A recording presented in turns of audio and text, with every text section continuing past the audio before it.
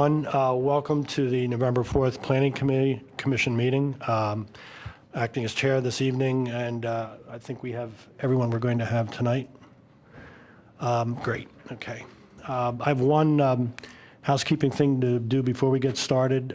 We have to nominate a successor chair and vice chair for next year. I'm looking for 3 volunteers for a nominating committee. John, Elizabeth, and Steve. Okay, great. Oh, you have enough? Well, we could have 4. Oh, 3 is fine. Okay. See what candidates you'd like to come up with. I can tell you that we're willing to continue to serve, and but in the alternative, whatever you come up with, please announce at the December meeting. Thanks. Okay. Now the agenda has changed a few times. We're going to make one additional change right now. We're going to address the 115 Strafford project, and I've asked our counsel who's out in the hall to make a statement. Peter? Trying to work out an extension. I think he is, yeah. Do you want to do minutes first? All right, let's do that. Why don't we do the meeting minutes? Has everyone reviewed the minutes of the meetings of October 7th and 8th? I'd like a motion to approve. I move that we approve the motion for the minutes. Second. All in favor? Aye. Minutes are approved. So we'll pause for a few seconds here while we wait for Peter to come back in.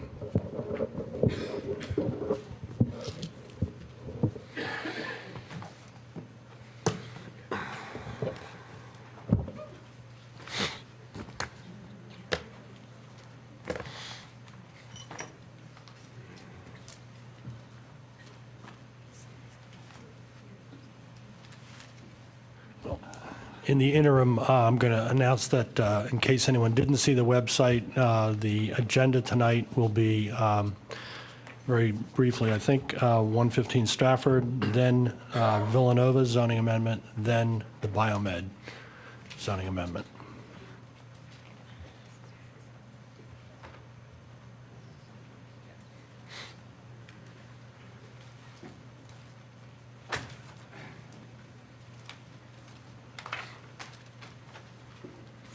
Evening, George. Hi. Hi. George Brosman, representing the applicant for 115 Strafford Avenue. We've just been discussing with Peter. I think we're going to ask that this matter be tabled.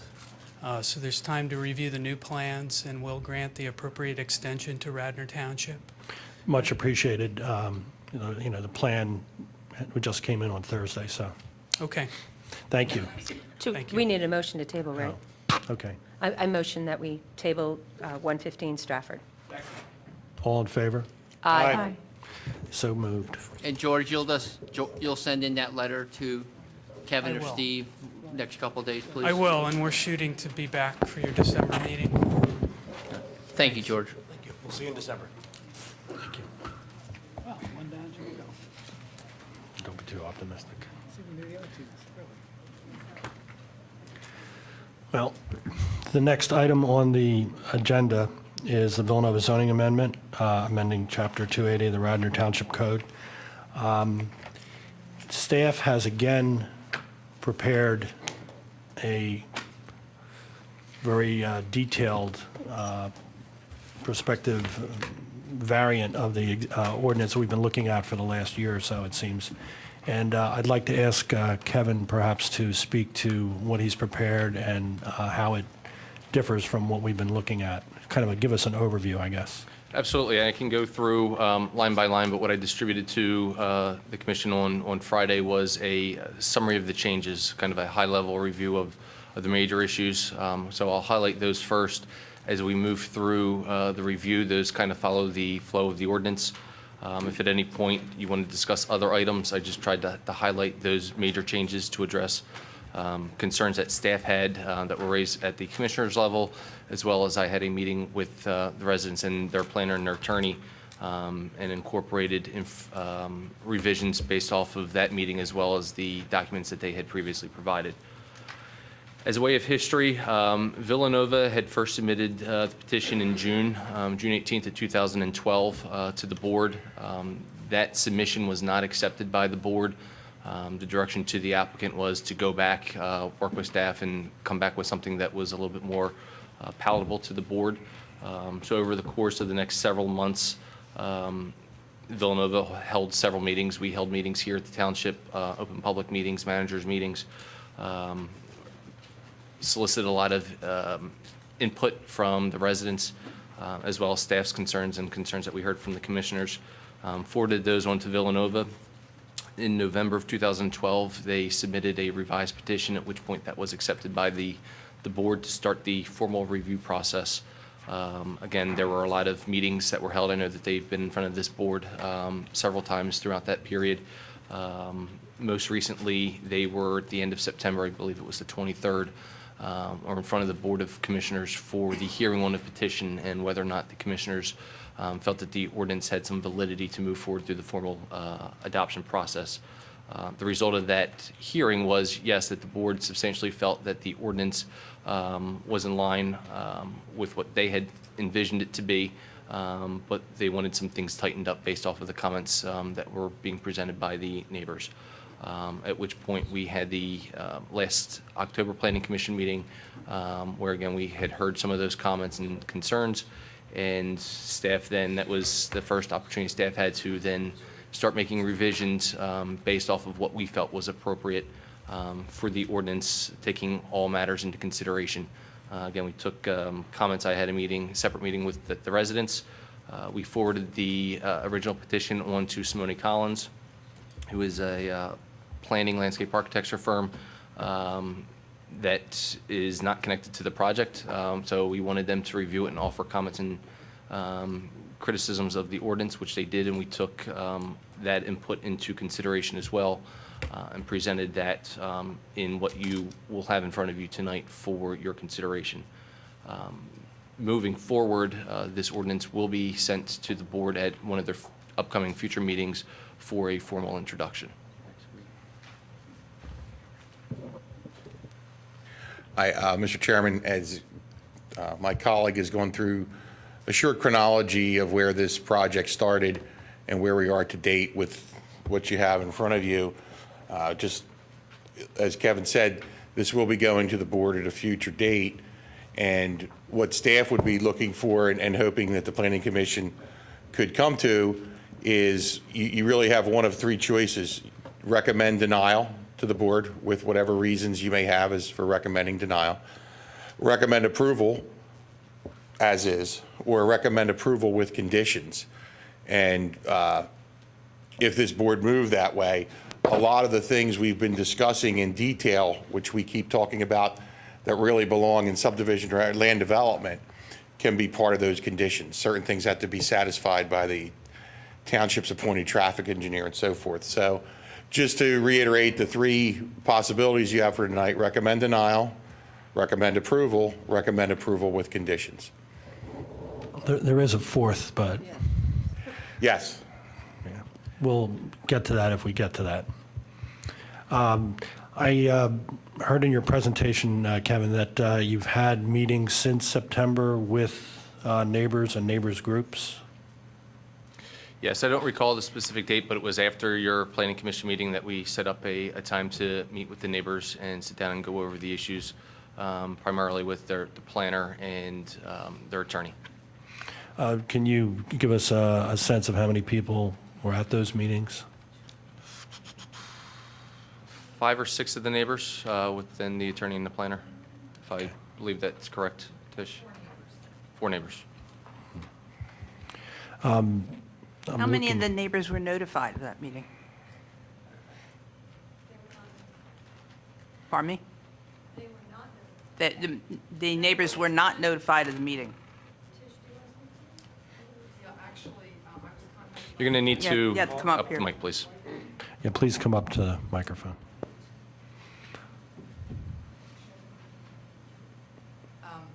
I received an invitation from Kevin to invite our attorney, David Honorato, and our land planner, Van Riker, to meet with staff. They had approached them after the first BOC meeting, so that's what we did.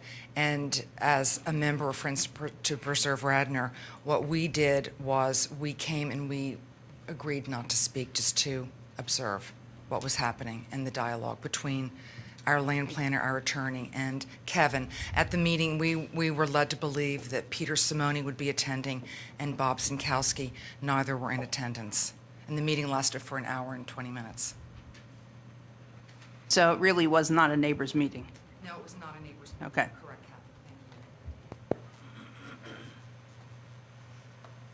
Kathy. I'm wondering how we should approach this particular project today. You could go, as you said, sort of a line-by-line approach and give us a flavor or give the public a flavor for how the changes have happened. I would like to hear from whoever is the official representative of the neighbors group, or Mr. Honorato. I don't see him out here, but you'll be speaking for the group? Okay, you have a statement? How does everyone feel about doing that first? May I just, Skip, could I ask you a question? Yeah. Can we just, when we're going, in whatever fashion we do this, which, I defer to you, could we just clarify which draft date version we're going to be discussing and which memo references which draft? It's been hard to keep track of them unless you have them all stapled together. It's just hard to track which comments are referencing which version because we've had a lot of iterations coming at us in the last few weeks, which have all had improvements, so I'm thrilled about that, don't get me wrong, but I just want to make sure that the correct comments are directed at the appropriate version. Kevin, I think it's October 28th. October 25th is the 25th. staff's revision. I believe we only put out one revision to this ordinance. We followed it up with a memo to highlight as an executive summary of those major issues. The only other version was the version that you had in front of you last month, which probably has an August revision date, which was the applicant's petition. Technically, that is still similar to the BioMed project, a valid ordinance out there. Staff's recommendation is that you don't adopt that. We don't need formal action on that. I mean, you can choose to make a recommendation on that one, but the one that staff would be putting forward as an introduction would be staff's version, which is Ordinance 2013-21. And the Delaware County Planning Commission comments are referencing the prior one, yes? Correct, yes. Okay, so that's what I was trying to clarify, Delaware County's comments, thanks. But it says draft in the center on the bottom, 25th. Right. Well, Kevin, why don't you or whoever make comments on the latest version of staff's? I wasn't planning on addressing the applicant's petition, similar to the comments that we had for the PLO ordinance amendment, that I think that the changes that were made are necessary changes to be done and that they're really not worthy of going back and looking at a draft that doesn't include those. So. Well, I guess what we're talking about is that this draft, or the one just before it, there's two, and the one on the 25th is minor changes. All I am suggesting is that for the public's benefit, we've read the material, but they may not have. So I don't know if you want to distinguish how we've gotten to this point or not. If not, then we can do it piecemeal. Skip, the only thing I ask, if we have comments on various things as we go along, can we interrupt and Yeah. talk about it at that point? Okay, and come to a decision? Or we can like on just that go right to paragraph? planning first, if that's what you Okay. want. I'm just giving you the opportunity if you want to do that. I'm not sure that I understand. I mean, obviously, there was the petition that was in front of the commissioners. There were comments that were expressed about tightening it up.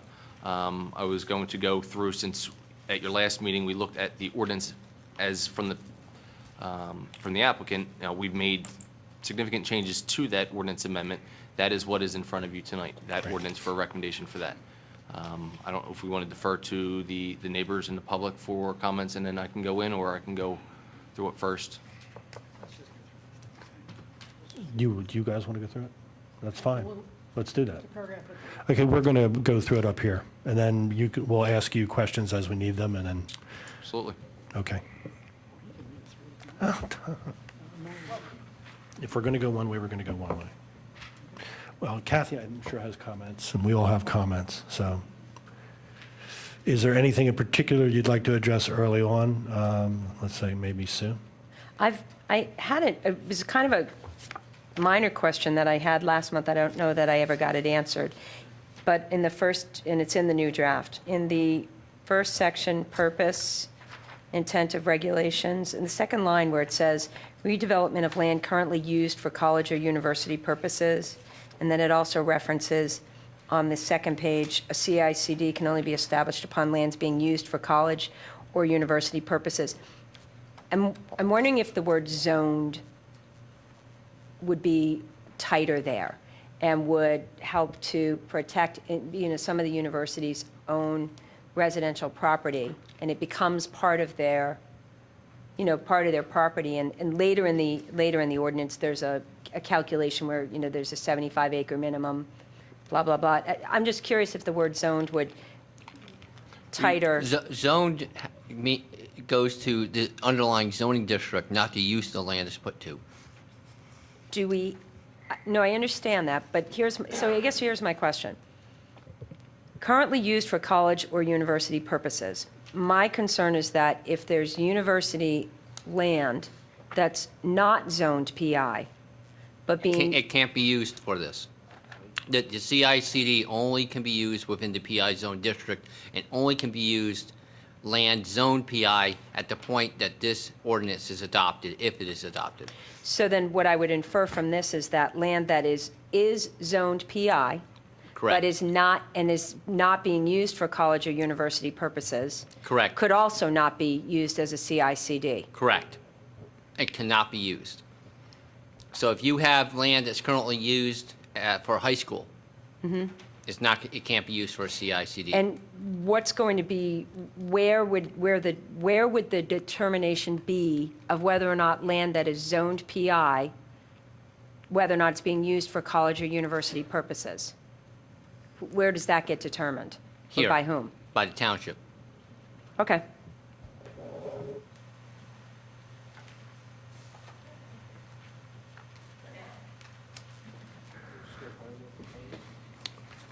One thing I wanted to point out. Okay. I'm using a red line version because it's easier Yeah. to see what's changed. I like that, too. If you're using that, to the bottom of page 1, bottom of paragraph A, and kind of giving the intent.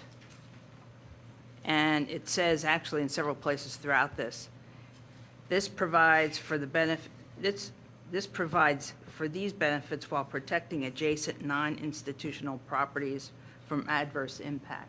That's mentioned several times. So I think we need to keep that in mind as we go through it, especially when it comes to setbacks, buffers, things like that. Furthermore, it goes on to say preserves the integrity of the neighborhoods to which they're Yes. situated. So Right. those two comments I had underlined as well. More comments on the first section? How far down on the first section are you going? Well, we're definitely on A, and we could start B. I can, as a follow-up to that, one of the things that we incorporated into this, as we discussed quite extensively with the must ordinance, is any conditional use. What's in the back of this is a development impact study. It's during that process, during conditional use, that you will be able to identify all of the adverse impacts that a potential development could have, and it's then during the conditional use process that you can look at how to mitigate that and impose conditions upon the process if conditions are necessary to mitigate it, or if they're so adverse to the surrounding area, that would be a reason to deny the application from that standpoint. So that is something that we have it in both ordinances, depending on which one gets adopted first. That'll come into play for all conditional uses, and are quite extensive regulations from that standpoint. And that study, or whatever we choose to call it, has to be completed before conditional use is granted. That has to be completed and submitted with the conditional use application. If that is not submitted with the application, then the application is not accepted. Okay. You know, right now, I mean, I could skip over, I didn't personally have any questions with B, but going to C, and Kathy, I like the red line as well, page 3. So this was where I was asking about the zoned before. In C2, where it says a CICD shall only be permitted when the total campus area of the applicant within the limits of Radnor Township is greater than 75 acres, as described in the deeds. Somewhere in that, pardon? Yeah, somewhere in there, perhaps we should clarify the 75 acres has to be zoned as planned institution, because again, if a university owns land that's not zoned university, but it's part of their campus, then does that count? Obviously, the CICD can't go there, but the way I read C2 is that you can't even have a CICD unless you have over 75 acres. So I don't think we want to create a situation where an institution would buy up residential property in order to get to the 75 acres and call that their campus, not use it as an institutional use, but then qualify for the CICD. So somewhere in that, perhaps in that C2, we would want to say the 75 acres must be zoned as institution, you know, at this time. But doesn't it have to be today? If they don't have it today, they don't have it today. No, That's just the CICD. That's just it can only be on land that's zoned as PI as of the date of enaction of this ordinance. This C2 is saying that you can't even apply for a CICD. The way I read it, it says you can't even apply for a CICD unless you have a total campus area of greater than 75 acres. So I just think we should think out, do we want to make sure that the 75 acres are all PI so that somebody doesn't buy up neighborhoods to then get to the 75? The 75 acre in the entire campus is of the date that the institution would own it from the date that this ordinance is adopted. That is the 75 acres. This would be limited to Villanova, Eastern, and Cabrini.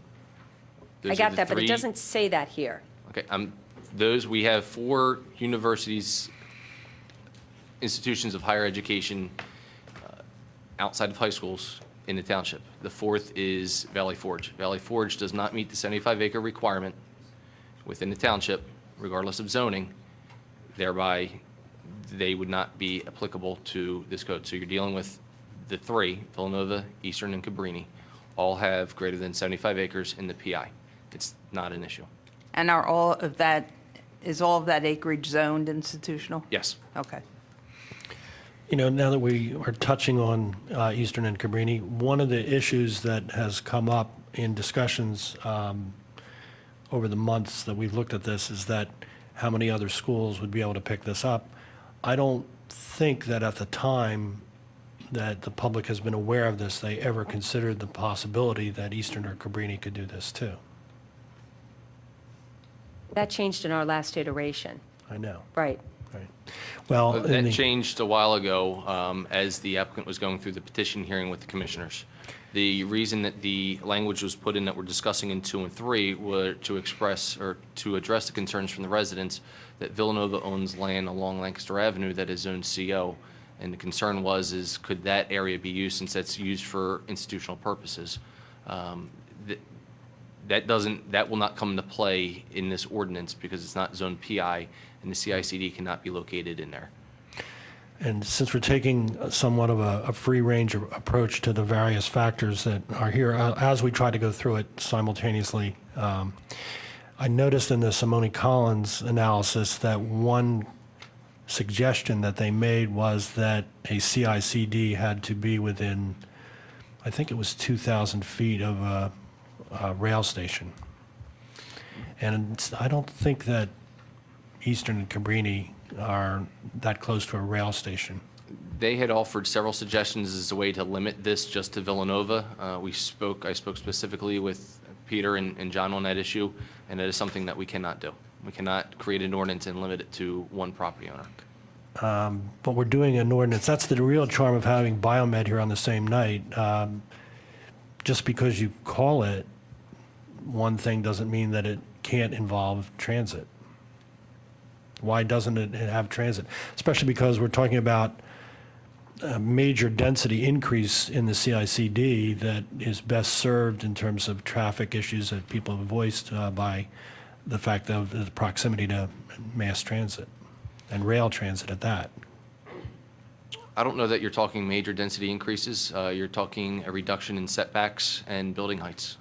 Building coverage is limited greater than what is currently limited under the PI, as well as impervious coverage. Except that the applicant about 5 months ago showed us an as-built that's about half of the size of what could be built in the CICD. In one particular area, but that doesn't mean that they couldn't develop more in other areas of the campus. That's certainly true. And in fact, that's what the Delaware County Planning Commission recommended, that they look at another location for some of the structures. So I'm just saying that if we want to have this happen at Eastern and Cabrini, that's one thing. If we don't necessarily, because of the roads are much smaller, wouldn't the rail thing be a perfectly logical plug-in? It's my understanding that we can't tailor this so that it would only apply to one property owner, that the other universities could have a grievance on that. You're suggesting something like that in the BioMed. No, it's Because completely it doesn't opposite. That the BioMed ordinance, the PLO must ordinance applies to every property within the PLO district, and every property can take advantage of those regulations in the PLO district. It's completely different. Except that your draft says 500 feet. No, that's for a density bonus, different, Oh.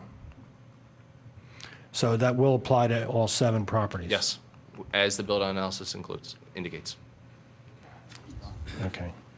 Well, does anyone else want to comment on that? I mean, because to me, I don't think that we, as a group, thought that we would have 3 campuses able to do this. I think that we were wondering if this was applicable to other campuses and whether this was spot zoning. So we were trying to decide, and one of our questions in one of the initial meetings when I first came in was, how does this apply to other schools, and can they fit into this requirement as well so that it is applicable to other, how can we prove that these other campuses have enough to meet the requirements? I'm willing to hear a comment. Okay, just on this, as already has been mentioned, there's 3 schools. I think from the very beginning, we knew there was other schools involved in this. But notice the ordinance says, 1, they changed it from arterial and major collector to just an arterial. The only arterials in the township are Lancaster Avenue and Spring Mill Road. Remember, if it was Villanova on an arterial, you only permitted 1 site, and basically, we know where that site's going to be. Secondly, it says if you're going to reduce setbacks, for reduction of setbacks, and if you're going to reduce setbacks on a major collector, you have to own both sides of the road of the major collector. No other school in Radnor Township owns both sides of the road of a major collector, except for Villanova. Then, so really, all you're looking at is the height. And the way this current ordinance reads, it is more restrictive for height, because if you're not on an arterial or a major collector, or own both sides of a major collector, you have to be 200 feet from the street, which is more than what currently is being proposed. And also, you have to remember on impervious and on building coverage, always it's been the whole campus. Now we're just limiting it to a small portion of campus. The whole campus still applies. They still have to comply with impervious and building coverage and everything for the whole campus. But now we have a smaller area of campus. And in fact, an institution could fully develop almost 100% a smaller area, provided they still meet the requirements for the main campus. So really the ordinance, when you're looking at it, the big effect has been mentioned is on setbacks and on height. And at least on setbacks, there's some stringent requirements for you to reduce the front yard setbacks, or of course a setback along a railroad, which has also been increased since the initial reiteration. So I just wanted to point that out to you, since those issues have come up right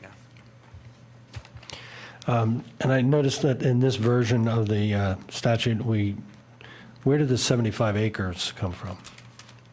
I mean, how did you develop that number, or that particular number? Well, that was a suggestion that through our conversations with our planner, that we came up with that number to look at providing, so that we were excluding the smaller campuses and focusing in on the major institutions, which are the big 3, as Valley Forge being not just a university. You know, there are other facets of that campus where, you know, if we're excluding that from high schools or elementary schools, then, you know, in essence, that facility serves as that as well. So that's kind of a mix of institutional uses on that campus, which is why we looked at setting just so that it applies to those three.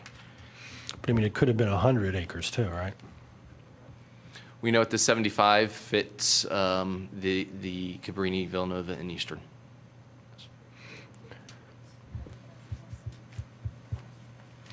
Okay, well, I guess we'll go back to going through the ordinance for a while.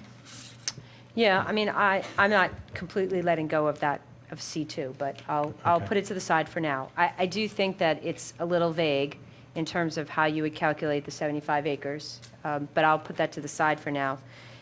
I have a question probably for Peter. C7, Peter, several iterations ago, you made notes for us. We had a version that was Peter Nelson's with notes to the side. And back on my papers, it said that you opposed basically the wording of C7 when the regulations, when there was conflict or inconsistency between this section and all, you know, the whole big wording the way it had been before. Now some of this has been struck, so I wonder if you have an opinion about C7 at this point. Yeah, I mean, one of the things that was struck that I had a problem with was it, not only was it basically superseding any other zoning, but it also superseded all saldo regulations. And I said that, you know, I felt that was very improper. That's kind of a different issue there. And furthermore, if they had problems, if any college or university had problems with saldo, they could ask for a waiver. And instead of giving them a blanket waiver, let's have them, you know, deal with it on a case-by-case basis. And do I love the language as it is right now? No, but this is, you know, this is what the township has come up with. This is the township's decision that they think it is proper.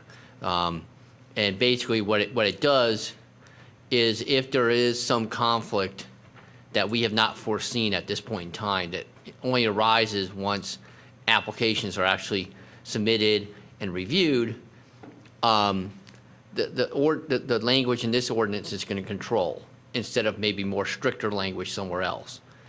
And the reason why that's added is so that we know that what we're getting out of this ordinance, and we don't want to throw that, you know, kind of destroy what's being made in this ordinance because we failed or forgot about something else somewhere else in the zoning ordinance that would conflict with it. Thanks. And then right below that in 8, C8, where it says, any change or use or the addition of a new use or the expansion of an approved CICD shall require a new conditional use approval. Maybe I misunderstood. I thought the whole point of the CICD and the conditional use process was going to be that they were going to get one shot at getting an identified CICD, one per campus, that's it. And the way I'm reading C8 is they could theoretically come back and ask to have it made bigger. And I don't, just through another conditional use application. So when does it end? You know, and I guess it ends 15 at acres. 15 acres. Yeah. But I guess the earlier iterations I read is that this was a one-shot, you get your CICD, and that's it kind of deal. And so one thought that I have here is that, and I don't know what you mean by expansion in this language, but that's concerning to me because that says that, you know, a neighborhood, a community could go through this once with a property, think they're done, but then they can come back and ask for more. And I just thought that the whole point of why we were doing it this way and why we're considering greater density and greater heights and all, is that it was a one-shot deal. So I'm wondering, Should we find out? yeah, let's. What did you have on your mind? Sure, with that? absolutely. As the ordinance says, it's 10 to 15 acres. So if an applicant comes in with 10 acres and goes through and decides that they're going to change their dorms to classrooms, I think that that is an important enough change that starts the process all over again through the conditional use and not just through land development, so that it goes through the entire process all over again, from the development impact study all the way through the conditional use hearings, and this board, the Board of Commissioners, gets multiple reviews of this, the public gets multiple reviews of this, to just allow something to change because it's permitted use within the CICD ordinance, but wasn't part of the applicant's initial plan, to allow it to be approved as a matter of fact was something that staff felt was highly inappropriate. That any change to what is approved under conditional use, and we've dealt with this with the other conditional uses, particularly our Drossen, that if there's a change to the plan and it doesn't conform, then this triggers it to start that process all over again. It's a catch-all to make sure that if the applicant changes their mind 5, 10, 15, or 20 years from now, that they're back in front of this body, in front of the public, detailing exactly what's going to change and how the areas are going to be impacted. So it's something that provides more stricter regulations and control over the process. It doesn't let a university just change a dorm building to classroom space and that dorm building someplace else without there being a thorough review of all of the potential adverse impacts that could have on the surrounding areas. And could you just address the expansion? Sure. If, they're coming in at, 10 acres and, whether they go to 10 and a half or they go up to the full 15, again, that's going to be an expansion of that. We want to make sure that we catch that as we would if it was a brand new development option. Okay, so they can't go above 15. I'm sorry? They can't go above 15, No, 15 right? is the limit. Okay. There are other thresholds in here, as the impervious coverage and the building coverage, that if they max out their building coverage or their impervious coverage within the 10 acres, then they don't have the option unless they make other changes. And again, I think it's important that any change to an approved CICD comes back in front of this board, in front of the Board of Commissioners, and is vetted through a transparent public process.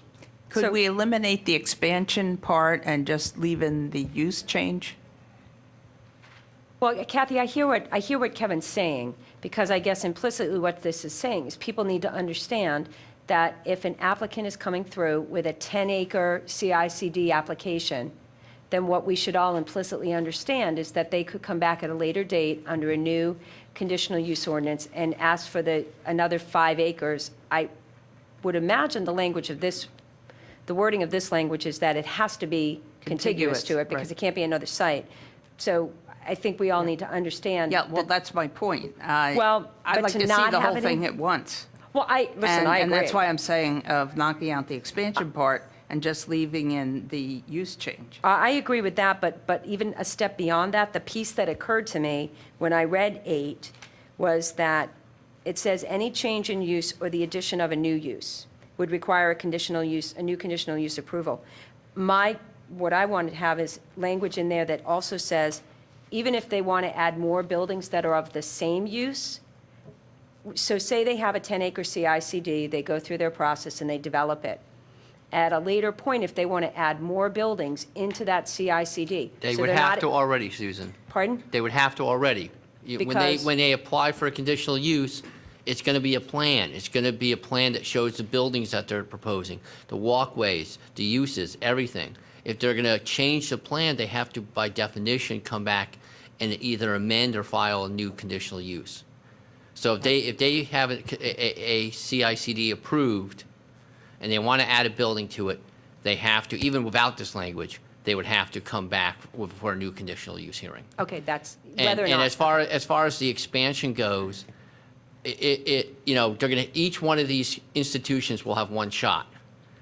And if we tell them, okay, you get one shot, you can't expand it, guess what they're going to do? Anyone with half a brain is going to come in and say, it's 15 acres. But and that's my point. I'd like to see the whole 15 but acres. what you're going to see is 15 acres of a large green space that they'll plan to add buildings at a later date if they decide they want to. Not if we use that green space as part of the meeting their impervious need. What, they're yes, pervious. that is. Yeah, but we've can't got the dictate. ordinance, we got the ordinance written for 10 to, I mean, if we like up to 15 acres, then let them have 15 acres. If we don't like 15 acres, then let's just forget, let's just cut it back to 10. But if they have the right to do 15 acres, and if they want to do it in 2 pieces, why do we care, really? I mean, we've given Well, them a right to because do 15 acres. There's still an impervious that they can't exceed. Yeah. So, I mean, all of But that that's is- all in the code, so they Right. can't exceed that. Right, All so right, they if might you not feel make it to okay with that. 15. If they can't make it, they can't make it. Right, but I don't want to limit their ability to, if all other conditions are fine, then I don't want to limit their ability to make it by changing this clause. I don't think that's I guess I don't feel it's appropriate. That's the feeling of the majority of the board, okay. I would like to see it in one shot. Even if they come in with a 15-acre site and they're not maxed on their building or impervious coverage, what is to prevent them from doing a small building addition? That would be covered under this language. It would be an expansion of a building and would trigger it. It's, we're basically, it's a belt and suspenders approach to make sure that any change an applicant or their attorney try to get crafty with submitting something that we're covered, and it's going to start the process all over again. It's not necessarily an expansion of the CICD area. They could have that at the 15 acres and do a small building addition for a retail shop that then has to come through. Well, how is the word use being, how's it being used here? Use seems to have a different connotation in this particular. It's the subordinate uses that are listed and permitted under a CICD.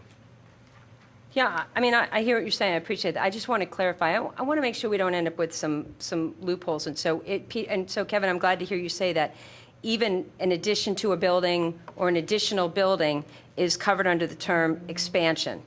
And so that also needs to come under new conditional use. So they're covered, kind of covered either way.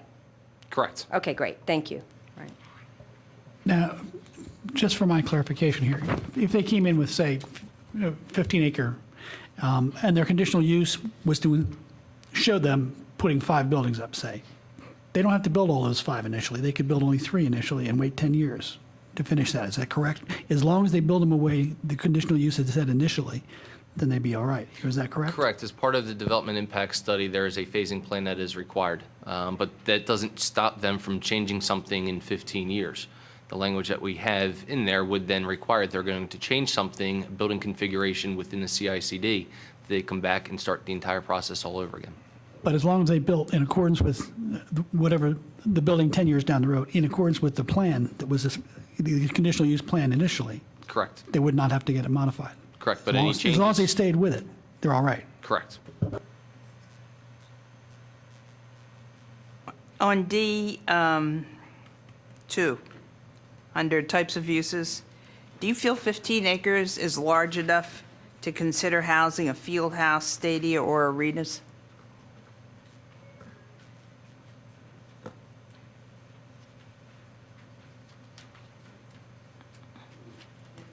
That's new.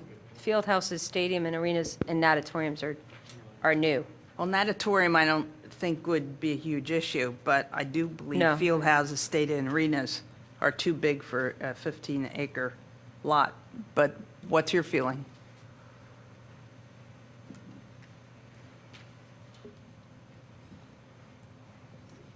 Kevin's asked me to engineer this. I would, looking at this, I mean, you look at a stadium, you can think of something like the Link, or you can think of something at your local high school. I think they all fall under that, that language. Obviously, the Link would need something larger than 15 acres. Well, looking at- But a small high school type of stadium probably would not. But if you're looking at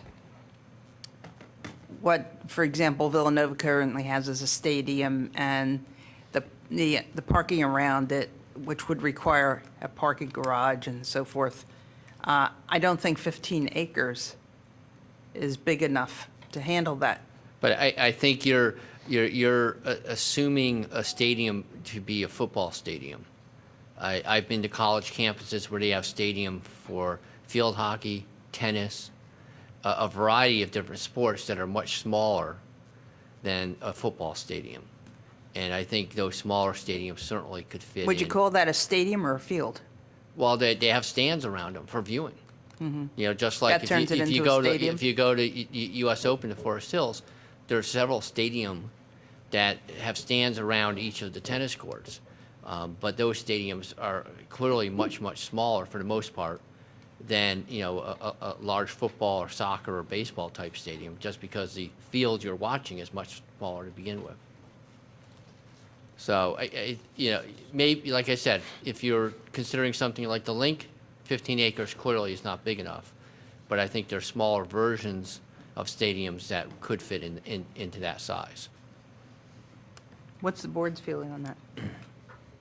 Unless we object to the use, I mean, they're going to have to abide by all the rules and regulations for development of it, so I don't particularly have a problem with the use. And I'm comfortable with the rules and regulations. I think the only, I agree with you, Steve. The only question I think I would have is that many pages down later when they talk about site lighting, I just would want to make sure that if we're going to have the possibility of a field house or stadium or arena,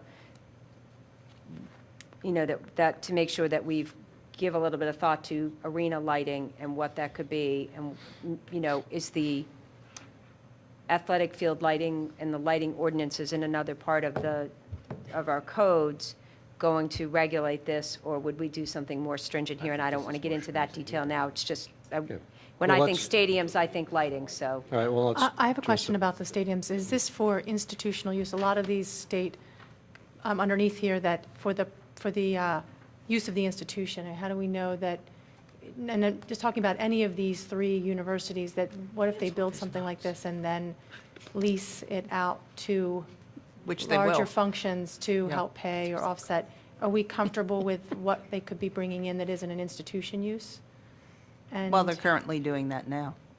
yes, yes, Yeah. true, but like for graduations and things like that, but Well, more than that. Well, They we rent could it out add during the, summer. we could add the wording that's just below it, social fraternities and student centers, you know, where the lines are saying it's limited to provide services primarily to the institution's students, faculty, and staff. I mean, if we're going to let them have a stadium, I think what I hear you saying is you don't want it to, the possibility of a stadium, Elizabeth, you wouldn't want it to become a stadium that gets rented out every, you know, all the time, all summer, tournaments, the whole bit. I Is think that what I you're saying? just, it's hard to pinpoint necessarily what works for each neighborhood and area within Radnor Township, but sometimes if the door's too wide open, then there might not be the opportunity for, and next thing you know, there's parking for these things in someone's neighborhood streets, and we've got signs that go up all the time, and just being able to review that type of thing before it's leased out like that. I don't know how you control that, but You control Just a that through the thought. conditional use with the development impact study. I mean, that's one of the first things that, you know, you're going to look at each application as it comes in and see,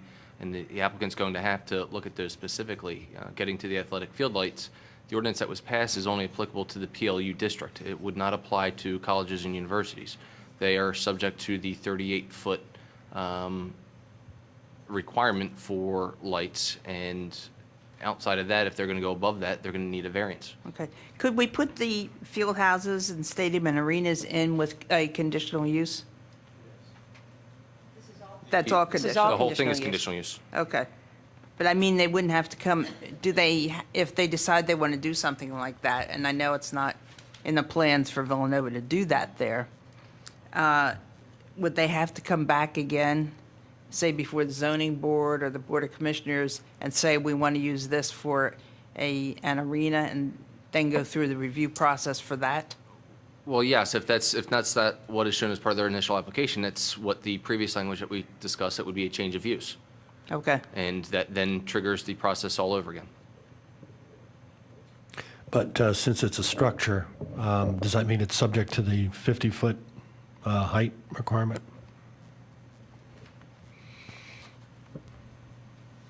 Oh, there you go. I mean, do we have to allow every use in a CICD? Well, you have to allow the uses that are listed, and those use, you know, performance facilities, which these things that you're discussing fall under, they're limited to 50 feet tall, yes. I meant, in the first version, field houses were not part of this. Was it just to clarify athletic facilities that was put in, or? Yes. And they were added because those things were listed either in our current ordinance for the PI zone or listed in the ordinance that's being considered to be adopted, the PI zone amendment. Peter, on an earlier version, I had notes that you said you had suggested only one parking structure. How do you still feel for that D, I guess it's D5 now? I don't remember suggesting that or why I would suggest that from a legal standpoint. Okay, so it wasn't anything you had a strong feeling about? No. Okay. And then on the bottom of that page, why have we deleted no, not to include drive-through facilities? That was added later on. It's in a different section where it's specifically? Yeah. Okay. For both restaurants and like banks. I didn't see it, so when we get to it, that'd be great if somebody points it out to me. Thank you. Before we leave this page, so in 4, why do we have single-family dwellings? Because I think for some colleges, they rent them out to faculty.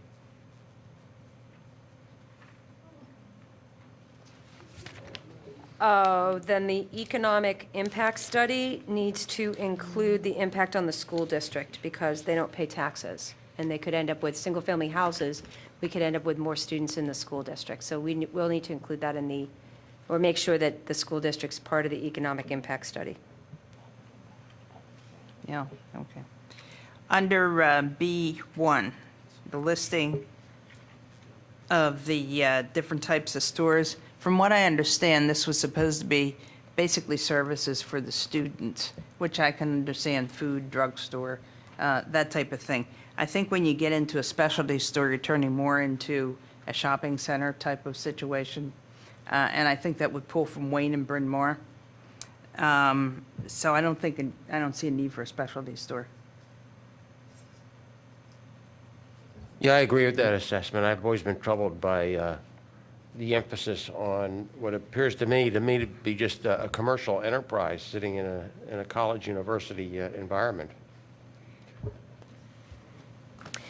Well, the clothing shop, I assume, would go along with like the clothes and sweatshirts and all of the school itself. Like a Wawa type of store, supplies. Now, that will all pull from the local Wawas, 7-Elevens, and so forth. But it is something that would be more convenient for them. I think you could probably knock out bakery and specialty shop there, because there are bakeries and plenty of specialty shops within walking distance. The other- The only comment is the Simone Collins analysis said that some of the charm of a diverse retail environment is that the students don't get in their cars to go to Wayne or Bryn Mawr. Yeah, but you're pulling business from those towns. Well, which is worse, the loss of business in downtown Wayne or the added traffic? I see a lot of people, kids walking, for example, in the Bryn Mawr. Okay. Susan, on page 11H, no Could subordinate we- use shall include Yeah. a drive-through or drive-in service is where it was added, so that Thank it you, I see includes it. all of that.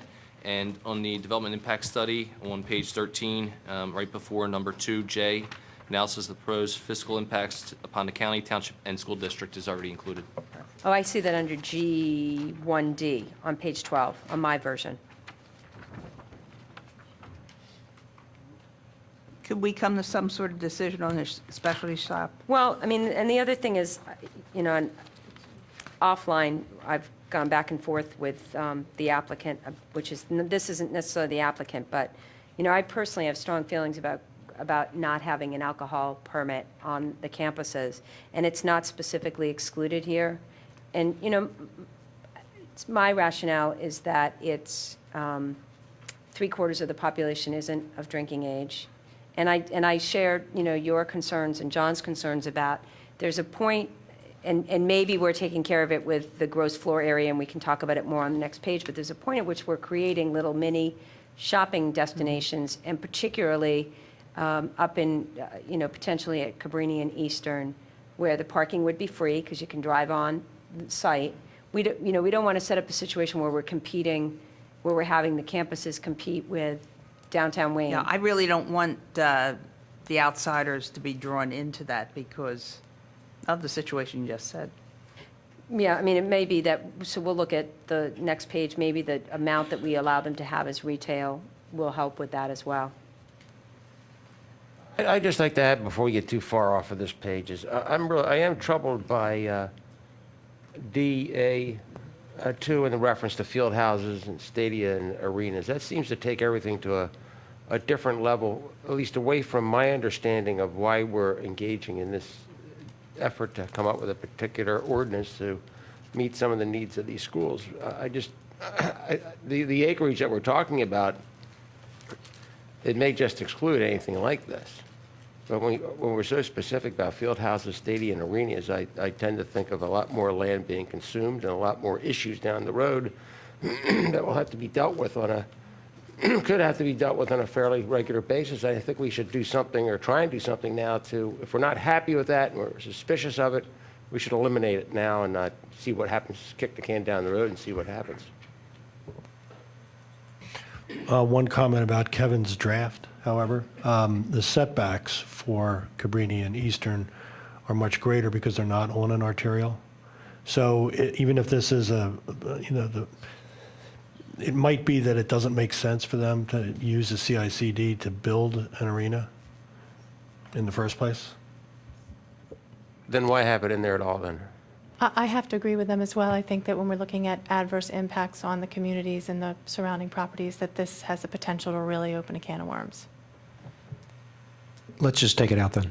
I mean, we got a big agenda tonight, so let's just, let's take it out. Let's, well, no, we'll come back. I think we could store these up and end up in the same motion. The only other quick comment I had is if you want to clarify athletic facilities, maybe you put just like you have a retail cap of square feet, maybe it's 10,000 square feet.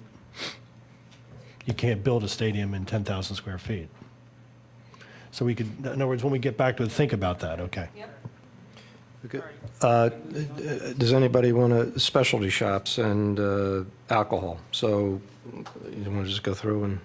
I would agree that that alcohol should be excluded. So alcohol, no? We're too close to these high schools, I think, for one thing, and how's everybody feel on alcohol and specialty? One thing I would say is that if there was an alcohol license for one of these universities and they were enforcing the regulations, I would be less concerned about them letting underage drinkers in on a college campus sponsored place serving alcohol than some of the places that are in existence now.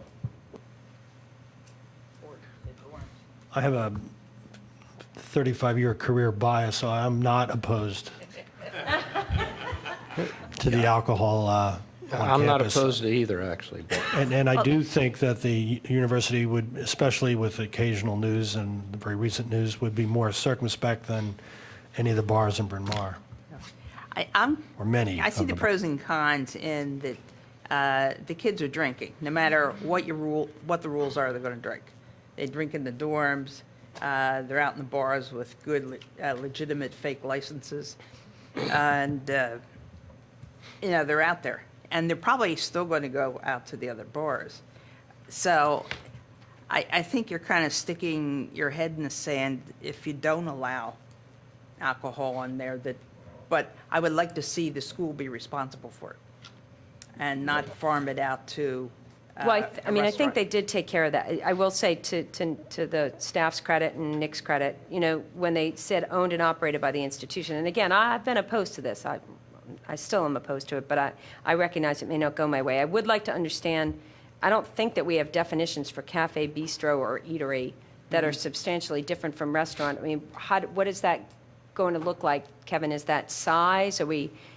What's the language there? Does that just make us feel good, but it doesn't really change what's going to happen? Well, when you use the term restaurant, you think of a chain type of establishment. We wanted to, and that was a concern that had been raised at this board, remove that from consideration, look at what typically is on a university or college campus, and their eateries and their bistros or cafes. The size is limited by the 10,000 square foot requirement. This is a subordinate retail subordinate use, so no individual use can be more than 10,000, and total 25,000, including any storage areas. So if they're going to have a bookstore as part of this, the area of the bookstore plus the storage of the bookstore all takes into consideration. You start whittling away. There's not going to be a whole lot of room left for what you're considering as a large restaurant facility or large eating facility. I mean, If this moves beyond what you would think is the traditional dining hall or cafeteria that you find in every college campus in the United States, and this takes on a more commercial atmosphere in which there's street advertising or can be viewed from drivers passing on the highway, would this be subject to any Radnor taxation, any of the money that's made or the profits that are made in these operations? How's that handled? That is an issue that our finance department is currently looking into for all the universities, the commercial operations on the individual campuses and where the tax exempt status stops. So that's something that's outside of a zoning, or particularly the zoning ordinance. As far as outdoor dining, that's not something that is permitted in this code. So that would be something that would not be. It doesn't prohibit advertisement and signs, but all of that is regulated through our design review board. Steve, I have a question for you because you're in commercial real estate. I think you are, right? How many shops is 25,000 square feet? I mean, I can't, North Wayne Avenue, how many shops is 25,000? How many restaurants up there is that? Well, you're familiar with the micro center up there? That's probably 10,000 feet, maybe 10 to 15,000 feet. Wow. So like the Giant is probably 55 to 70,000 feet. So it's about half the Giant. Well, yeah, it's about right, close. So 10,000 square feet for a restaurant is pretty big. 10,000-foot restaurant is like one of the big chain sizes, like a Fridays or something like that, along the order of that, as opposed to a small neighborhood place could be 3,000. Skip, can I make a quick suggestion? I mean, I know we're getting bogged down in some areas, although this is, actually, I think this is great that we're finally making our way through an ordinance, which is good. That's progress for this group. But maybe if we continue to kind of blow through and then listen to the Yeah, neighbors. let's come back to this. Yeah, exactly. I'd like to make one other comment. You talked about, I am opposed to prohibiting alcohol for the simple reason that you could very easily get, 4, 5, 6 graduate students who are 22, 23, 24. They can finish their class. They want to go out for a glass of wine or something like that. They should be able to do that there. I certainly understand the underage drinking bit, but, They should be able to yeah, ostensibly these are spend their money in adults. Radnor, too, as opposed to on the campus. Excuse me? What, John? The example you gave, while I respect what you're suggesting, nonetheless, that's an example, as Kathy's brought up, of money being taken away from the community. I mean, the school should, to the extent that it can, be permitted to put money back into the community. Let's come back to this. Let's come back. On to the next page. So what's great is that a lot of the dimensional setbacks got bigger, which is great. The local and minor collector street, that's, So you said a lot of them got bigger? I think it's really mainly just major collector. yeah, I guess that's the one I was looking at, is the major collector. But then, ironically, the local and minor collector street, particularly because the minor collector is South Ithan. So the street on which there are houses is going to have the lowest setbacks. And on top of that, remember, these buildings are going to be taller. Our philosophy in the past has been, as the building goes taller, it sets further back.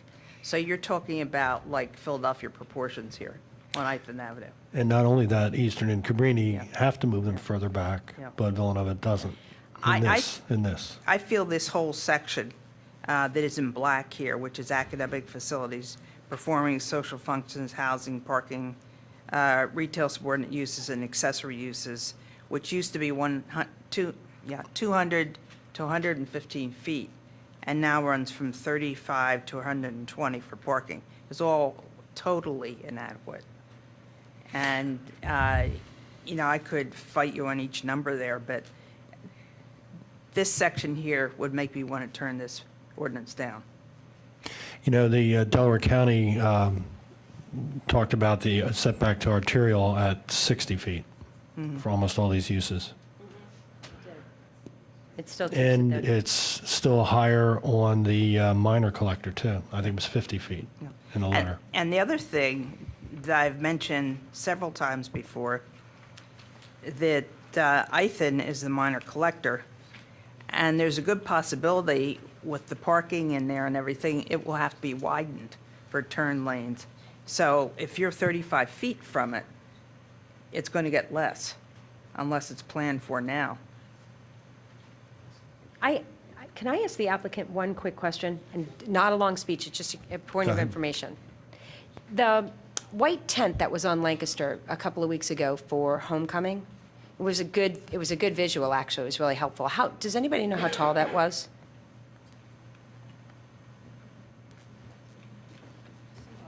Two more questions. One, do you have any idea how far that was from the street? How far it was from the right-of-way?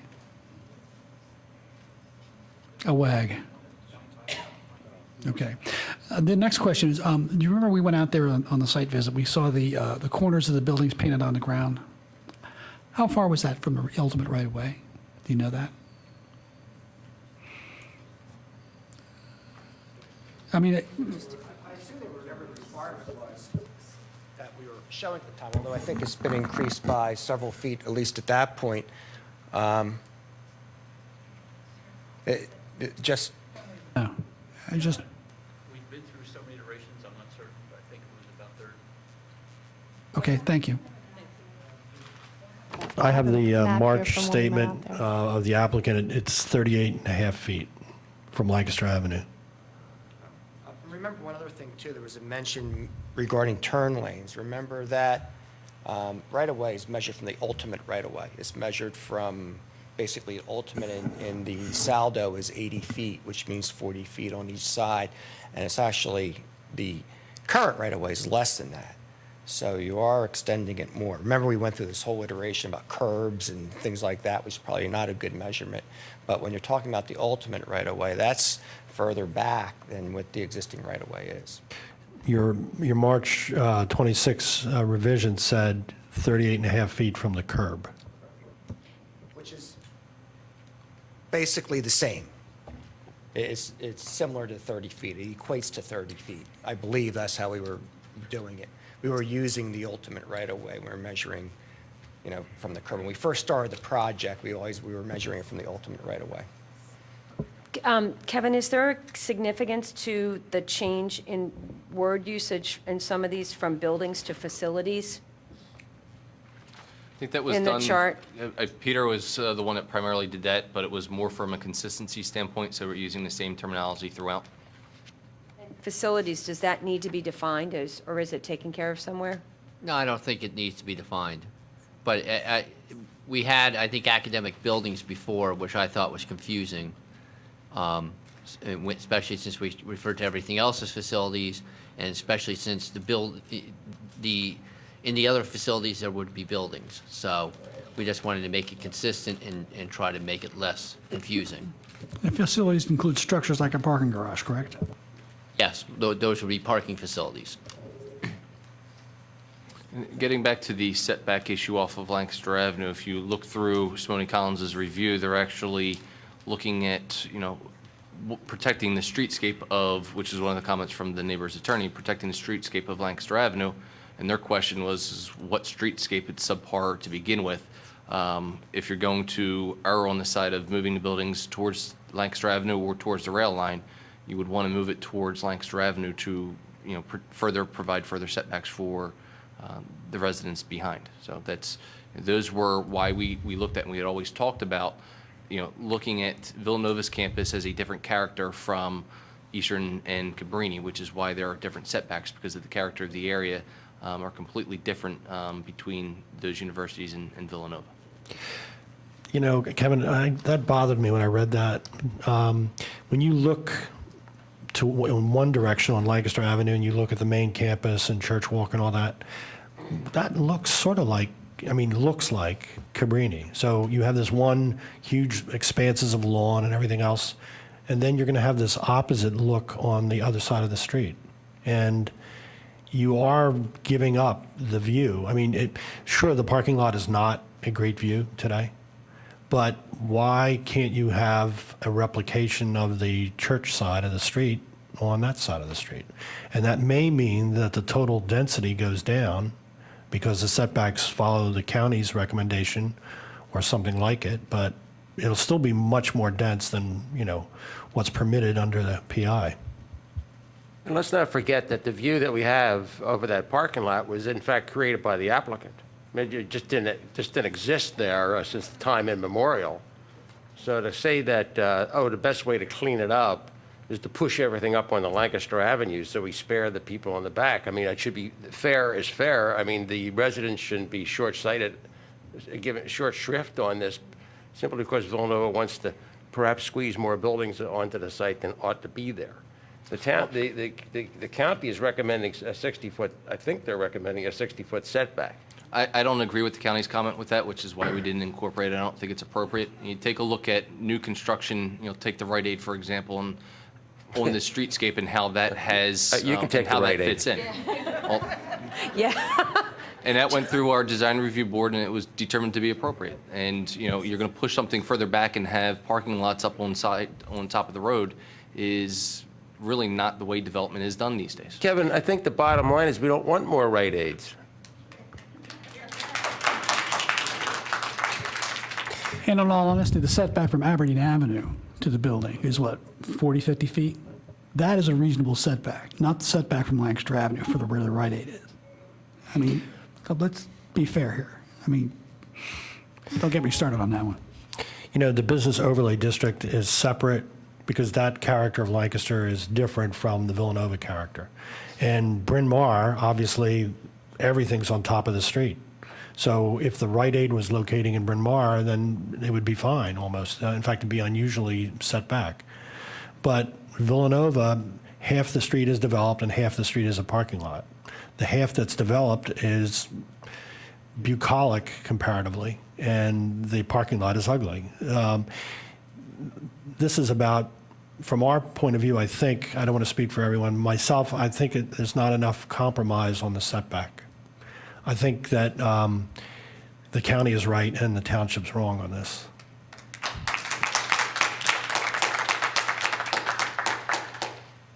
Well, the other thing about that, I'm finally going to say it.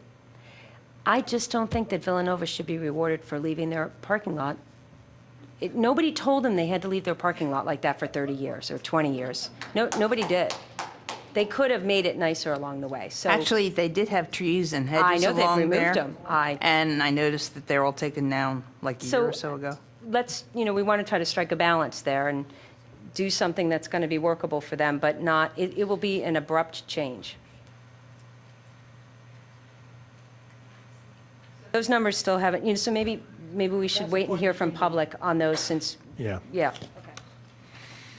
there's plenty more to It's only page 5. 14. On page 6, E2 and E3, I just have two comments. I would say that the 10-foot from a right-of-way of a local or minor collector for the elevator and stair tower for the parking structure, 10 feet's probably too close. And on 3, it says where there's no required setbacks to building structures or other improvements between the lots or parcels included in this. One of my concerns about is that without any building setback, there's no room for an emergency vehicle. Or buffers, but, even something, it doesn't really make sense to me that everywhere else we require, typically we require some kind of setback between buildings. But just by virtue of the fact that they have more than one lot or parcel, they don't have to have setbacks and could have buildings with, we should have some minimum setback regardless of going over multiple lots or parcels, if for no other reason than, fire safety. Is there, Kevin, is there a minimum distance between buildings? Yes, In instance, 30 or 45 feet. so even, What Susan's looking at is normally when you have a development that is spanning across numerous lots, usually part of the development plan is to consolidate those lots into one lot. What is being suggested here, instead of insisting on the lot consolidation, is that they provide easements or other types of covenants on the property that has the practical effect, the same effect as a lot consolidation, but not forcing them to do a lot consolidation. It has nothing to do with building separation. So that's addressed somewhere else. We're still going to have building separation. Yes, that's addressed in about a page and a half. I question the stair tower also because, and I think they referenced it as going to a parking facility.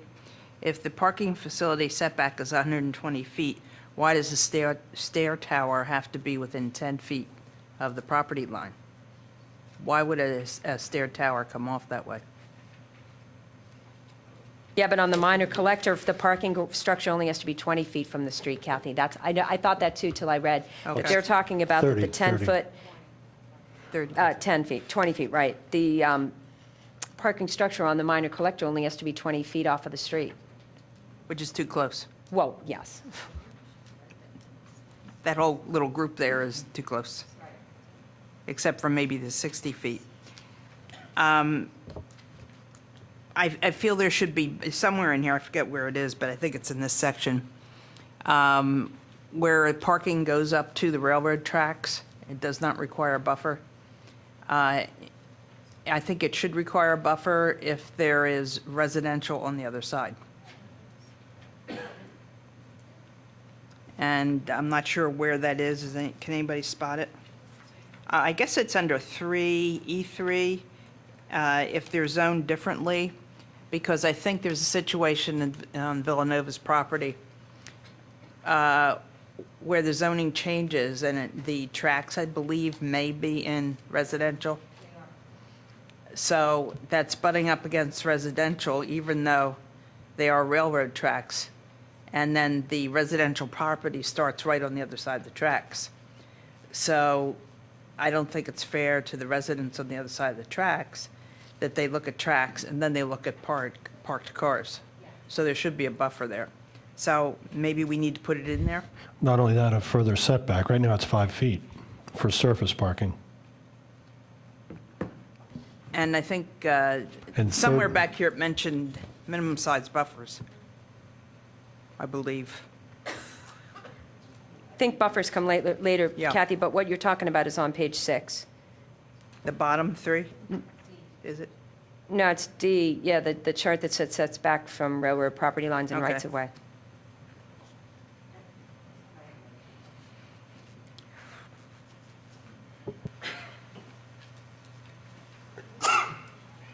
Thank you, Steve. But you warmed it up. Oh. I looked at my watch. Any more comments on page 6? Because we're going to move along if we can. Just that some of these Just, again, the items that are in black on the setbacks, I think the majority of them are too small. Those are the original Yeah. ordinance, and only the red, of course, is the new stuff. Mr. Chairman, if I may ask, so the current, just so we're on the same page, should we be noting each of these as these might be reasons for denial, these may be reasons for, they may be conditions. Should we be logging each of these items so that when you go back to it, you can pick an actual setback, or are we going to re-review these? I think that you should be doing that, yes. Tracking it as we go. We may have to go back over the beginning a little bit, but. Okay, all right. I think there's going to be a lot of summary stuff here.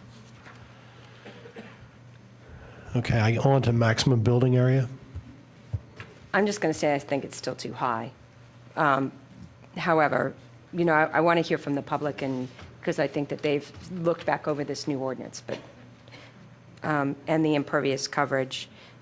The part about the impervious that troubles me is that the notion where the existing impervious ratio, and maybe it's I don't know what the right wording is, and I don't want to get bogged down in it right now. However, there's a point at which an existing nonconformity, that the new use you're proposing is so profoundly different that your existing nonconformity perhaps shouldn't carry over.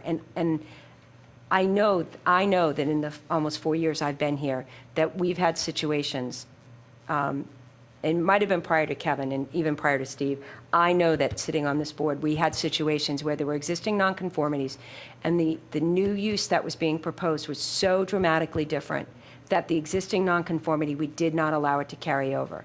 So, to say 10% than what the existing impervious surface, when there's an existing nonconformity, perhaps there could be some wording we could create in within the conditional use process that would give the Board of Commissioners more leeway or more enforcement to make a judgment call of whether or not the existing nonconformity and the proposed new use is would call for them to be able to set a lower impervious, for instance, impervious coverage. And I don't want to get bogged down in it now, but I do think that, I know we've had it, and here comes Nick.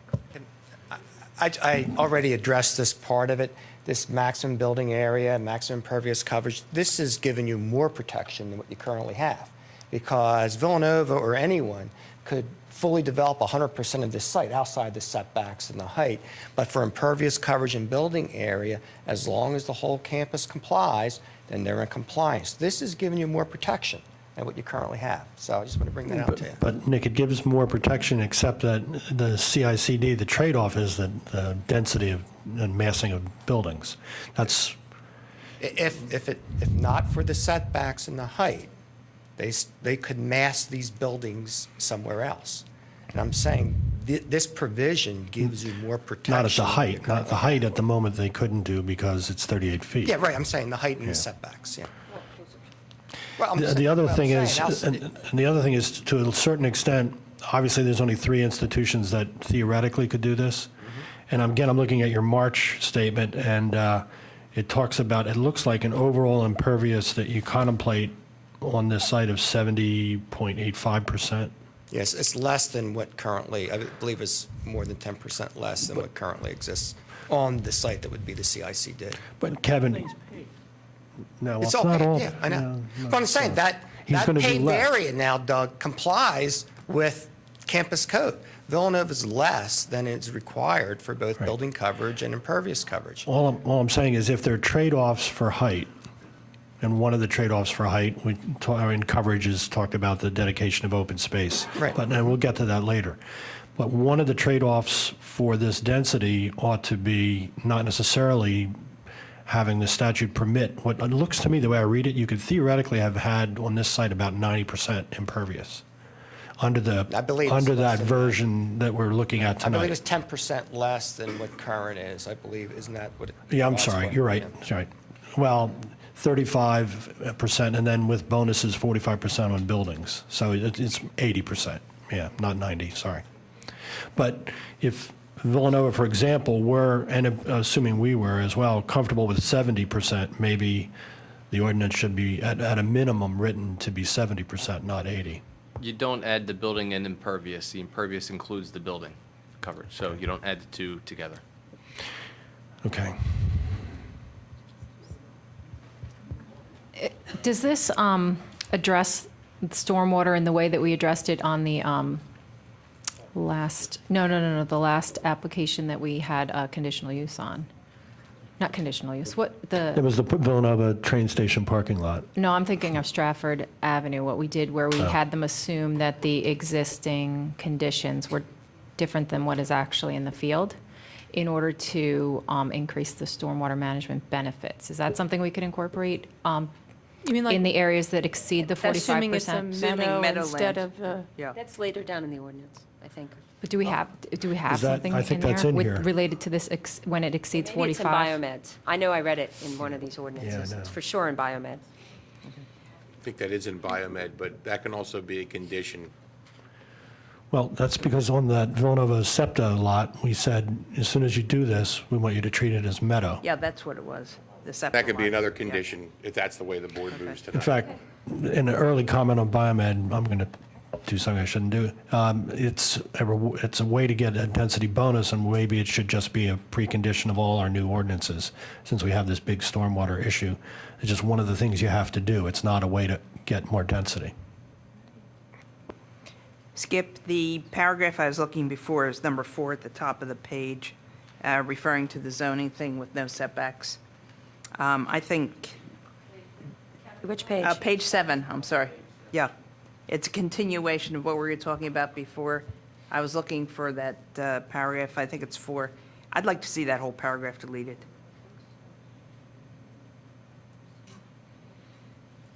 Where it says, "No setback shall be required regardless of zoning district." Well, Okay, why don't we take a note on that to do that? And, you know, everybody who's got a particular item, I hope you keep your agenda and we'll, I have my notes. okay, all right. All right, let's look at maximum building area a little bit more. Anybody like to comment?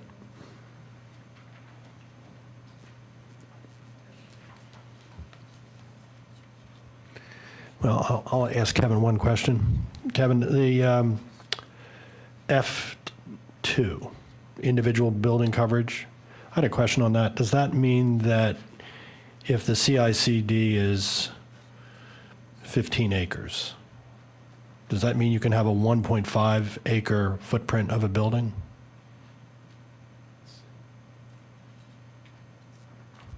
Let me take a look at that and get back to you.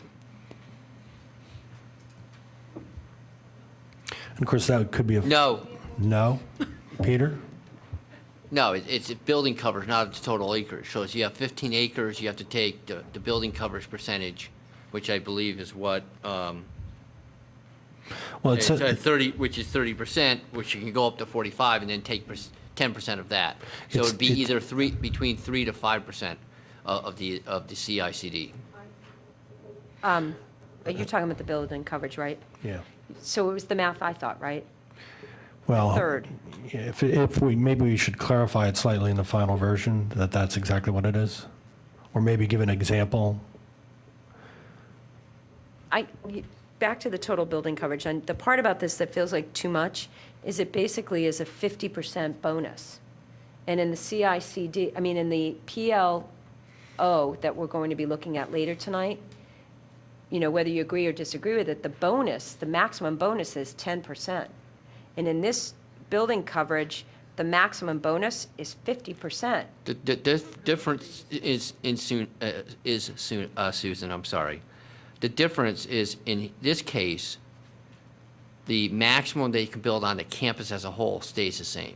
I understand that. Okay, but in the BioMed ordinance, in the PLO ordinance, the absolute maximum that can be built upon the site is actually increased. So you definitely have a clearer, you have a greater impact under the PLO. There is no greater impact here. It's just concentrated in a specific area of the campus. That does have an impact. I guess, I mean, I think this paragraph is the essence of what I feel like I've said a variety of times about why we struggled so much with the PI zoning that we worked on. At the end of the day, institutions want their green space in the middle, and they're trying to push their buildings out to the perimeter. And neighbors are trying to get them to build up, and we were trying to do it in our ordinance by giving them bonuses to go up higher if they would put their buildings on the center of the campus. And what this paragraph is effectively saying is that universities can have their green space in the middle, and the neighborhood has to bear the burden of the increased density on the perimeter. That's what a 50% bonus. This is the essence of that argument that I've been saying. That's why we've struggled for so long with PI, because neighbors and us, I don't know how staff feels, we want their buildings in the center, and we were willing to let them go higher. And institutions want green space, and they want higher, but they want higher on the perimeter. This is it, and this is a 50% bonus, and I understand the math of 30% overall, so nobody needs to get up and explain that to me, but the impact visually on the neighbors and anybody who drives by and any resident is felt. It's not non-existent just because the overall average stays the same. This is the paragraph.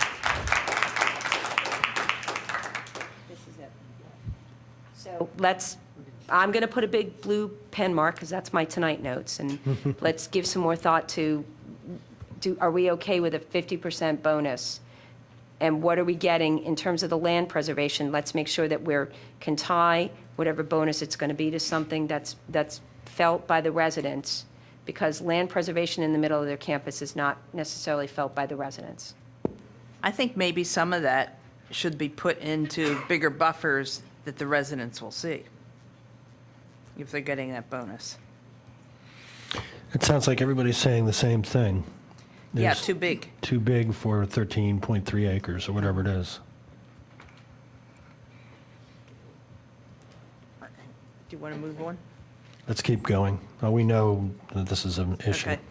I want to point out one thing under GH, it's H, height limits for average existing grade and so forth. The academic and performance facilities, 50 feet, which will have a fly loft sitting on it, which will bring that to 115 feet. No, I think That's that going to there's- look like a giant Kathy, I think it's the drive-in fly theater. loft can only go to 65, so an additional 15 feet. No, I don't think so. Yeah, Is it's that another it? 15 feet. Oh, I'm fine with that. I thought the fly loft, because it has to go, yeah. That's not exactly what it says, though. It says the height of the fly loft should not exceed 65 feet. I have a question on maximum impervious surfaces in the middle of Never page mind. 7.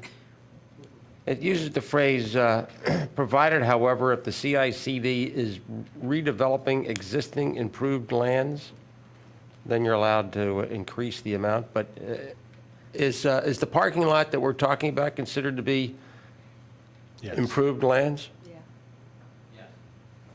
Yes.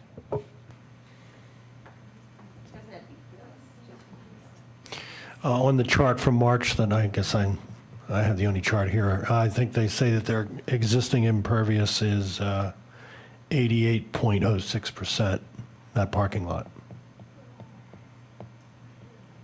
Well, somebody, other institution, we won't mention who it might be, could decide to pave some of their property and say it's improved, and then come back and get this, what appears to be a bonus of some sort? No, it's what's improved at the time the ordinance is adopted.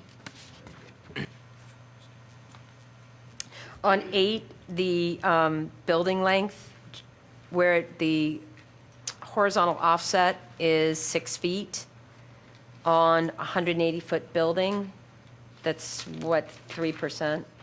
Visually, I don't know if that's enough of a change for it to feel like not one long continuous building.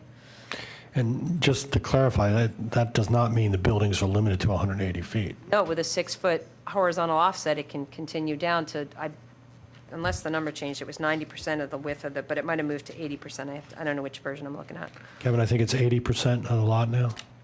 No, that, the total building width was eliminated, and in place of that, we put the individual building coverage requirement to address the building massing issues.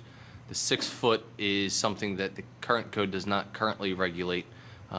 Somebody could jog it 6 inches, come back 6 inches, and run it. The 6-foot with the specific proportions of the 4:1 with the depth ratio will provide shadow lines and will break up the facade of a building. So by eliminating 2, that whole continuous thing got eliminated? Where it's the 6-foot offset, right below that, Kevin? I'm looking at the red line draft version. No, that was, I think that was one of the edits that we just brought it up as we started going through this. That was, the 6-foot offset was down below, and we figured it was more appropriate to put it up with the overall building length in there. So we took that 6-foot, brought it up to the definition of building length. We didn't think that it needed to be footnoted, and then also put in there the 4:1 proportions. So then that gets back to the F2 that's on page 7 that you referenced. And we'll take a look at that again a little bit later, that Skip mentioned clarifying. where the individual building coverage can't exceed the 10%? Is that what you're saying with the, Correct. okay, So all you right, have so an we'll indi- get back to that one. An Okay. individual building requirement, and also one of the things to note is that we made sure that the variation, that 6-foot offset, was from ground level to roof level. Previously, there were archways in there. An archway can be 10 to 12 feet tall and then continue along the facade. So this was something that we wanted to make sure was a physical break for the entire height of the building. And then Delaware County, if I remember correctly, they're on, I guess it's two. The numbers are two different. Between any two buildings, I think Delaware County recommended that they thought 30 feet was okay in terms of walkability for creating the pedestrian-friendly environment. But that was in the 45 feet. last iteration of the ordinance. Kevin, do you remember what I'm talking about? The distance between two buildings? I don't it's think that has 45. changed. It's 45 between two buildings, and between a parking structure and building, it's 30. Yeah, I'll look, okay, keep going, I'll look back at my pillow. Page 8. No, I know that, I was gonna look at my Delaware County notes.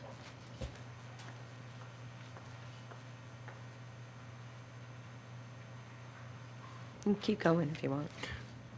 Any other comment? Go ahead. I had a question on, or what I would like, not a question, but what I'd like to see is under height limitations, that the height of the building not be measured from the midpoint, but to the peak of the roof. And I'm not sure I understand what the measurement means in continuing on in that sentence. It says, or to the highest roof beams of a flat roof. Is that the parapet, top of the parapet wall? What is the highest roof beams? That is the way our current code is, and to maintain consistency, we kept that language in there. We added language for the flat roofs because flat roofs previously weren't addressed in the applicant's petition. So we brought that language in, and that's the way sloped roofs are measured. They're measured to the midpoint of the roof. Well, why is that? That's the way the township has decided to measure building heights. What we changed slightly different was that we made it from existing grade.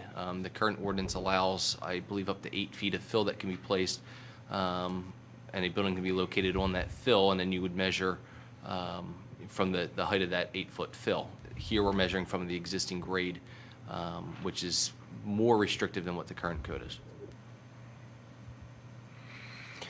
You know, while we're looking at coverages and things like that, I noticed in the BioMed ordinance, there's discussion for additional density, and this is all additional density from the get-go. The use of green roofs on 50% of the structures.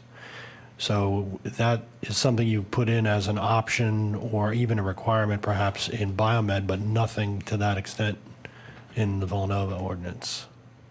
Well, when you look at the character of the institutions, Villanova, Cabrini, and Eastern, there's not a whole lot of flat roofs going on the campuses. There are some.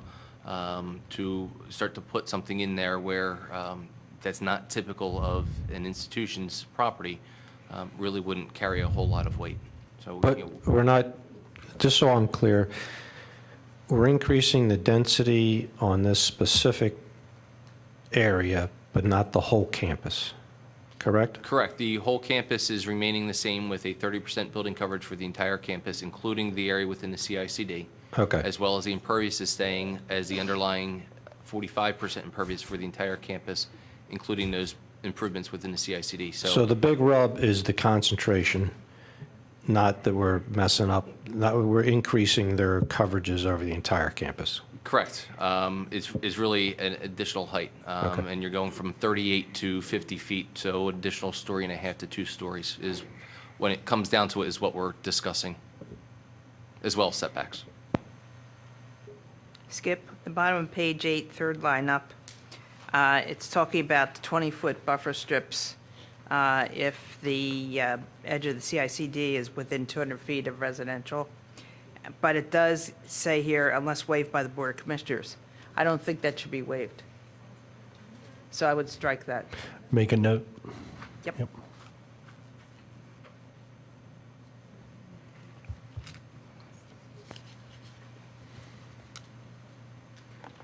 Steve, just to clarify that we're 38 feet to 50 feet isn't 2 stories. It's barely a story to a story and a half. We're talking a net of 12 feet in building height from how we currently measure. And then if you consider how a developer currently in PI could do 8 feet, on top of that, the net difference in reality could be less than 4 feet. Peter, I had an early note. I'm sorry, I'm working off, what I did was bring my old ordinance, and I had made notes from your notes from yet an earlier one.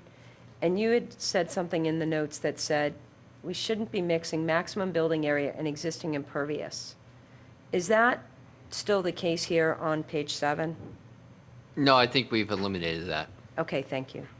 And that, yeah, okay, thank you.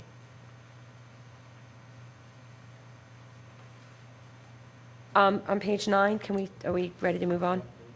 Requirement to preserve land, C. The last sentence, the applicant shall be required to preserve 2 square feet of open space on land owned by the applicant. Because we have a couple of properties that border a fellow in another township, I think that we should say that the land has to be owned, the open space has to be in Radnor Township. That we should add a sentence there, that the land that they're providing for open spaces is within Radnor Township. And then, Peter, I had, or Kevin, I had a different question, just further down, a couple of places where you're talking about parking. You use the terminology chapter versus section. Is there a reason? The BioMed, I know a lot of times we talked about in this section, in this section, in this section. And in Yeah, this one, you changed it There to is chapter. a specific difference. The chapter is the zoning ordinance as a whole, which is chapter 280, I believe. The section is this particular section. So that's where you're referencing the parking requirements in 280-103 and 280-104? Yeah, those are two specific sections. 280, when you say chapter, you mean the entire zoning ordinance. Okay, thanks. So chapter's the right word there, then? Great, thank you. I don't know where you're looking at. No, it is. And I had a question on the minimum lot size of 10,000 square feet. The Simone Collins analysis suggested a minimum lot size of 15,000 square feet. And I wondered how we ended up with the 10. You mean in C1 on page 9? Yes. The leases, from my standpoint, the 10 was chosen before I read the Simone Collins letter. So I think, I don't know if it preceded the Simone Collins or not, but when Kevin and I discussed that, it was before I had read that letter and their recommendation. But we could modify it. There's no reason that it's 10,000. No. Okay. And Susan, looking at C2, where the preserved land shall be within 500 feet, you're anticipating that with that addition that we would want in paragraph C, that it would be within 500 feet and within Radnor Township? Well, I think it was in somewhere else that it said the 500 feet, but only because I know a couple of our, B, was it B that said that the land had to be within 500 feet of the CICD? Oh, no, it's 2, it's C2. John, it was only because I know some of the universities border Right. adjoining property, adjoining townships. But the So just to- 500 feet still has to be 500 feet within Radnor Township. That's what you're thinking, isn't it? Within 500 feet of, well, I Within think that Radnor Township. it's saying two different things. I mean, the preserved land has to be within 500 feet of the CICD, that's fine. Up above, I'm just saying it has to be in Radnor Township. Peter, should it be in both places, or one or the other? Is there a better spot for it? Well, I think by definition, if you're saying the preserved land has to be in Radnor Township, then the preserved land, which is within 500 feet of the CICD, is going to be in Radnor Township. So you'd just be repeating yourself. So it's fine, just. So is it better to say it in C or in C2? If you want to make that change, I'd recommend it for C, not C2. Thank you. So as a point of clarification, the 500 feet, does that mean it could be across an arterial? Kevin? I'm sorry. Sorry, Kevin asked me. What was that again? I said if the preserved lands have to be within 500 feet of the CICD, does that mean hypothetically they could be across an arterial, on the other side of an arterial, on lands of the campus? No, Yeah. C3 takes care of that. I would have to, No, it says one contiguous area, which is not, no, but it could, it's not going to be Oh, on the divided. same, no, you're right, that's right, we talked about that last month, Right. that we wanted to make sure C2, it's 500 feet, not separated by a roadway. No, but I'm just saying that, does that mean that we really want the preserved land not to be part of the CICD? Because logically, the CICD is more valuable for development than other parts of the campus. And if the campus is on both sides of the arterial, or both sides of I-10, or both sides of South Gulf, then maybe the applicant would elect to put it on the other side of Lancaster Avenue. And is that the intent that we want? Well, I mean, here's the thing, I mean, we want it to be land that they're not gonna, we want it to be land that they would potentially develop. So we don't want them to designate land that they were never going to develop anyway. So does that mean that the dedicated property can't be in a setback? An existing setback? I think C4 addresses that type of an issue. Why do we want it to be land that they are going to develop? The notion of it is that they're getting a bonus. And so the notion of getting a bonus is that you shouldn't, to be able to go up, so that you shouldn't, to dedicate land that they were never going to develop anyway, is that much of a give? I mean, I guess we could talk about it for a minute or Yeah. 5 hours philosophically, I suppose, but, if the notion of a bonus is that you got to go up, so now you're not going to go out, but if the land you're dedicating is land you were never going to develop anyway, how much of a give is that? You just got your bonus, and that was that. And if you go up, does that impact your, does that take away developable land because of building coverage? That's another interesting question. Well, there was an early conversation where we had a thought, I think it was yours, Skip, or maybe Regina's, that if they were going above, what's the existing height, 38 feet, that floor area that's above 38 feet, they had to give that up in land somewhere. Wasn't that an early iteration for you? Well, I think that was when we were talking about PI in general and trying to work our way through that. I don't know it was Right. here, but that is the uncompensated bonus, the extra floor. I mean, the coverage bonus is tied into this. The extra floor is just a freebie in the CICD. Well, Unless you'd ask for it's larger density. setbacks. Hang on, so here's the The setbacks question. are smaller than PI. So the setbacks in this draft are much smaller than regular PI. The height is higher, and the coverage is already at a minimum by right the same coverage that's in PI now. Then there's a bonus to have a 50% increase in the coverage, and you just get the floor for free because it's in the CICD. There was I made a note on my Simone Collins letter that, do universities have an FAR? Because this is floor area. This isn't building coverage. This isn't impervious. This is just density when you go up higher. And so that maybe we did only talk about it in PI, but is there an FAR calculation for universities? No. Okay. Is there something comparable to talk that references density? That concept was first introduced as staff's revision to the PLO ordinance. It's newly introduced to Radnor Township. It's a common planning tool that's used throughout a lot of ordinances to regulate this sort of thing, but it is not currently regulated in the PI zoning district. It's not standards for institutions on that. Not under our current code, no. No. I didn't necessarily mean in Radnor. I meant there are not standards for that. Well, you can develop standards for that as you would with any other floor area ratio regulations, but that's not something that our ordinance really addresses at all, except for in the PLO must ordinance that staff put forward.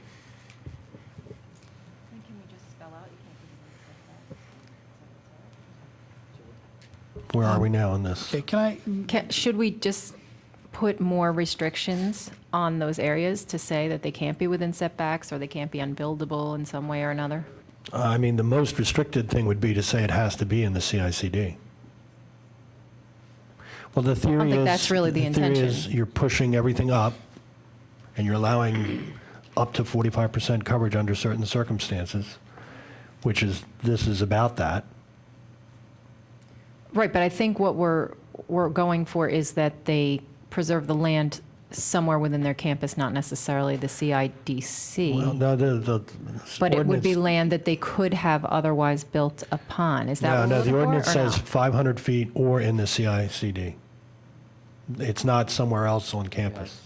It's within 500 Well, that's what I mean by feet. the 500 feet. The Yeah. 500 feet doesn't have to be within the CIDC. No, and that's why I asked the question, you know. But what that's does why everybody- what do you I'm thinking it could achieve the goal by saying that that land had to be buildable land in some way or another.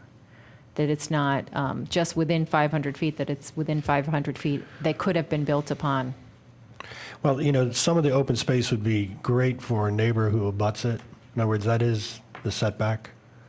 So maybe the setback isn't a terrible thing, that it's included, Well, the setback's never going to be built on anyway. if it's to a residential neighborhood. Peter?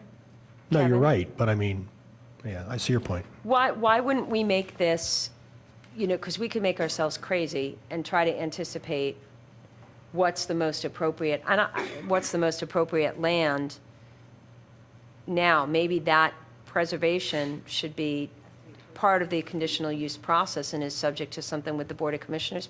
Kevin, Peter, what do you think about that?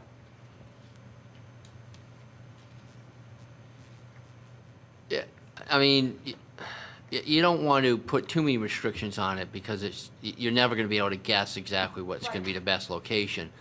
But then the other side or other end of that spectrum is giving the board unfettered discretion to say exactly where the land has to be, probably is not going to be legally supportable either.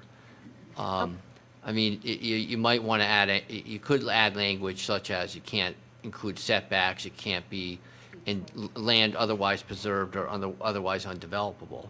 Okay, well, so, I mean, very rarely do I bring in an actual applicant, because I am trying to stay focused on the ordinance, and I'm trying to find the way to be fair about this, but, you know, for instance, with Villanova, it wouldn't feel appropriate to me, personally, that they might be able to use the land in front of the chapel to dedicate as their open space, when it's very clearly their intention to always keep that as open space.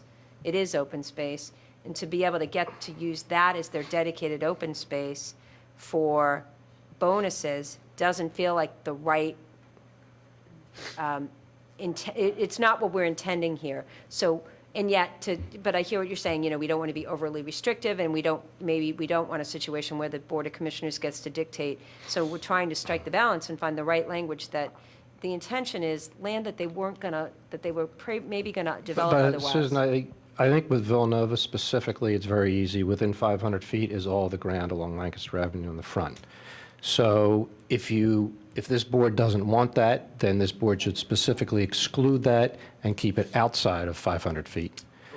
But, I mean, we can't say ground that you could develop in the future, because then we'd have to, you know, do a massing plan of the whole campus, which we're not going to do. Right. So I think there are two choices. We either leave it alone, or we exclude, we have to outside 500 feet, either in the I mean, but- CDC or 500 feet plus. Or has to be, you know, can't be separated from the CICD by an arterial or by a major collector or by. Well, but it has to be separated, because there is no ground that is not separated in Villanova's case. Sure, But sure it- there is. The Okay. triangle.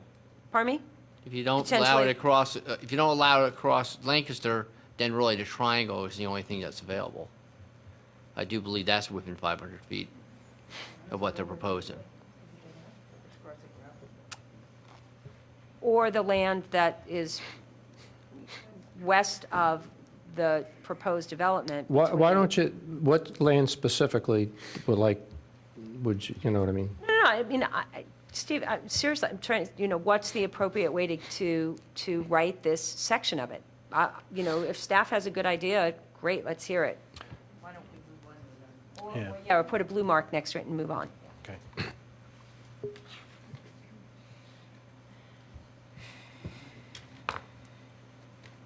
On page 10, the end of EB, where it's talking about using parking agreements between the applicant and the owners of other contiguous land to designate off-site parking, how do we not have ourselves in a situation where we have to, does that mean that we would then have to do an evaluation of some adjacent property owners' parking and what they have and what they have available? Because we don't want to be letting an institution use parking that another property owner is already counting as their own parking. So how do we make sure that's not the case here? We wouldn't be doing that. The applicant would be doing that as part of the conditional use application and development impact study to, if they're going to utilize that option, present the facts and figures with regard to parking. And if they're utilizing other areas, you can't take up the required parking for one use and dedicate it to another use, or then you're going to make that other use non-compliant. And you can't create a non-conformity. So that'll be part of the traffic impact with the The conditional development use? impact study. Okay.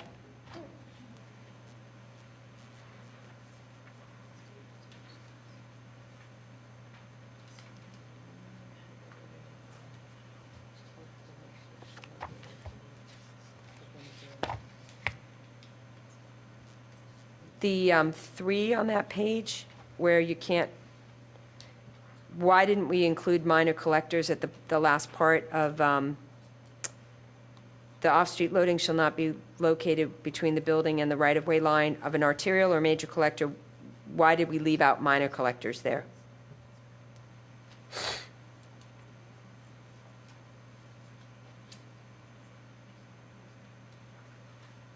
I don't think that minor collectors come into play here, but I want to verify that.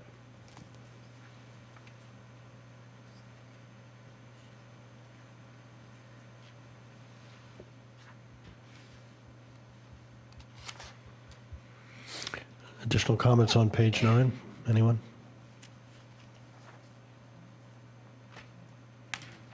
No? Okay. Mechanical, electrical, trash, any comments?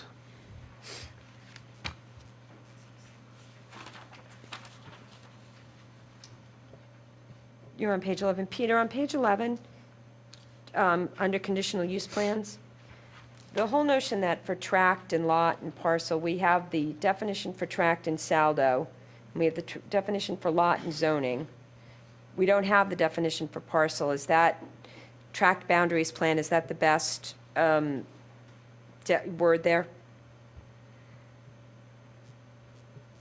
That's a saldo definition. Susan, you need it. I'm not sure exactly where or what you're Sorry, talking about. under I-1 on Right. page 11, it says The that we... definition of a parcel? No. Saying that they're saying they have to provide a tract boundary plan. And I always struggle with, because we have different definitions for tracts and lots and parcels, and tract is a saldo definition, not a zoning definition. Is that okay here? Well, yeah, but they're using the word tract here completely unrelated to the way it's defined in saldo. I mean, what it really is a campus boundary plan, because it's a plan delineating, the definition is right there, a plan delineating the boundaries of the applicant's entire campus. It's not relying on the definition of a tract. Okay.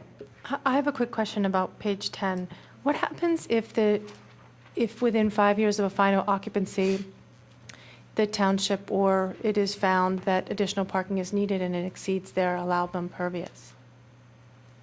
They actually have to do the design as if the parking lot was built as far as calculating impervious, so that they can put it in at a future date without running into that problem.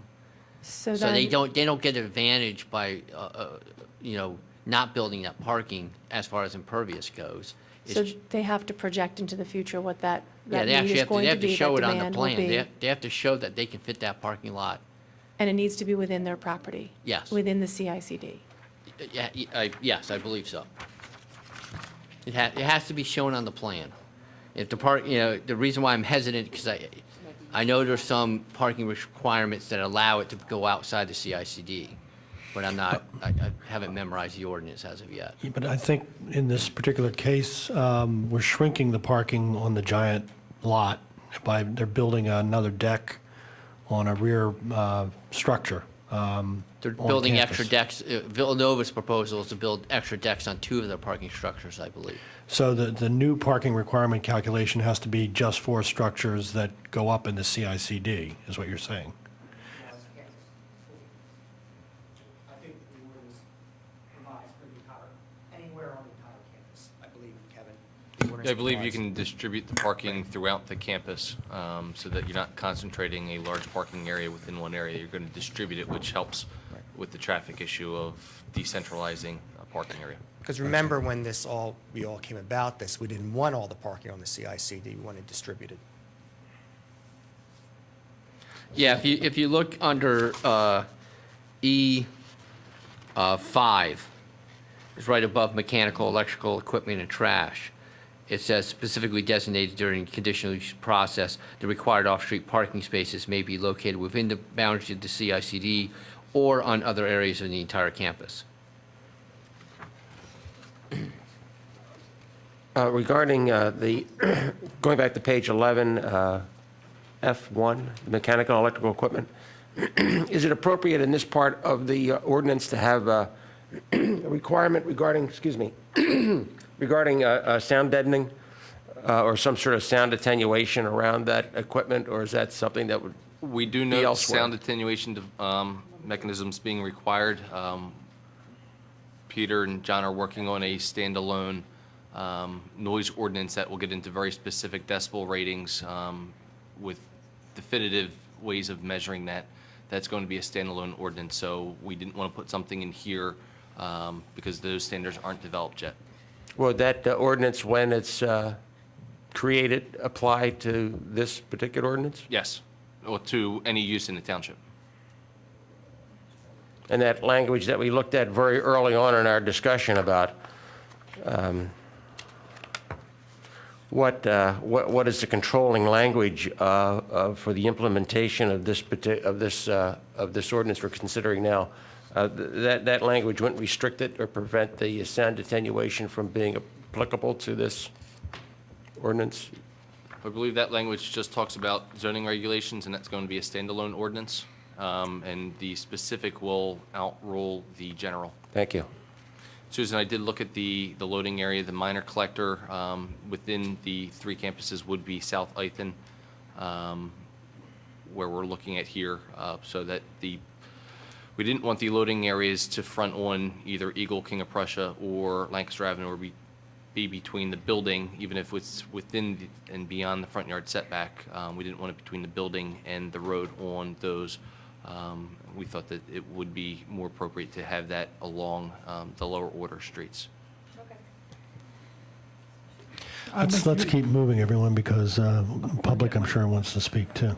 A note on F3, you say that the conditional use approval process can demonstrate mechanical, electrical equipment mounted above the ground level can be located and integrated in the overall design and architectural character of the building in such a manner as to be hidden or disguised from view any adjacent property, then it can be located above ground. Do you want to put something there about noise attenuation also?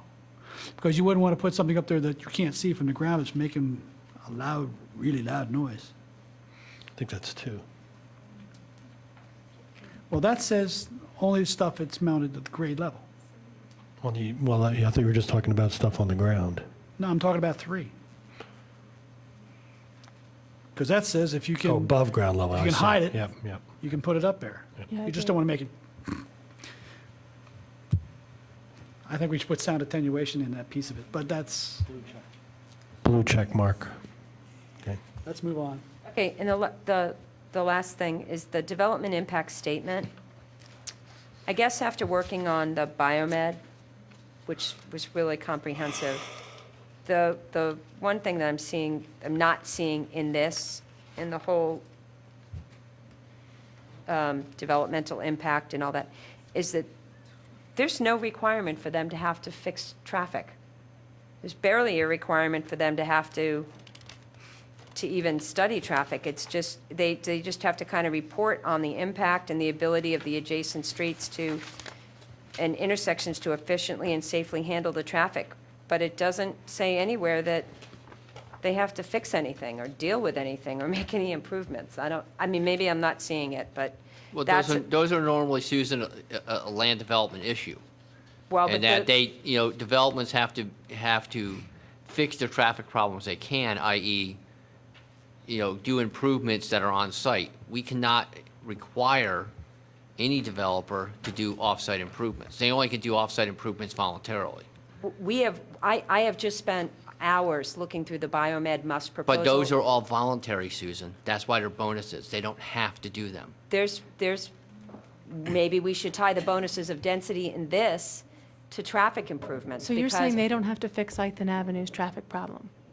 No, well, Villanova came in, Villanova fronts 8th Avenue, so that's an on-site improvement.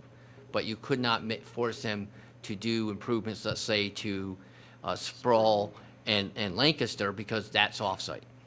So all I'm going to say is that the kind of really good ordinance language that I see in the must ordinance that Kevin crafted about, and there was all sorts of specifics about determining the level of service, whether it was A, B, and C, and you had to do certain things, and D, E, and F, and you had to do certain things. There's a lot of really good language in the mixed-use ordinance, and I guess we'll get to that later tonight, that is tied to increased density. I mean, maybe it should even be tighter, but there's none of that in here. And Maybe we should put it. well, I would really, Yeah. yes, that would be a really, since we've gone to this, since the staff went to all the trouble to do this whole development impact statement, yes, I think we need to go the next step and tie the density, as important as it is to tie the density to open space, we got to tie the density to fixing some traffic, because that's what's going to impact people who live there. And that's going to impact me, it's going to impact all of us.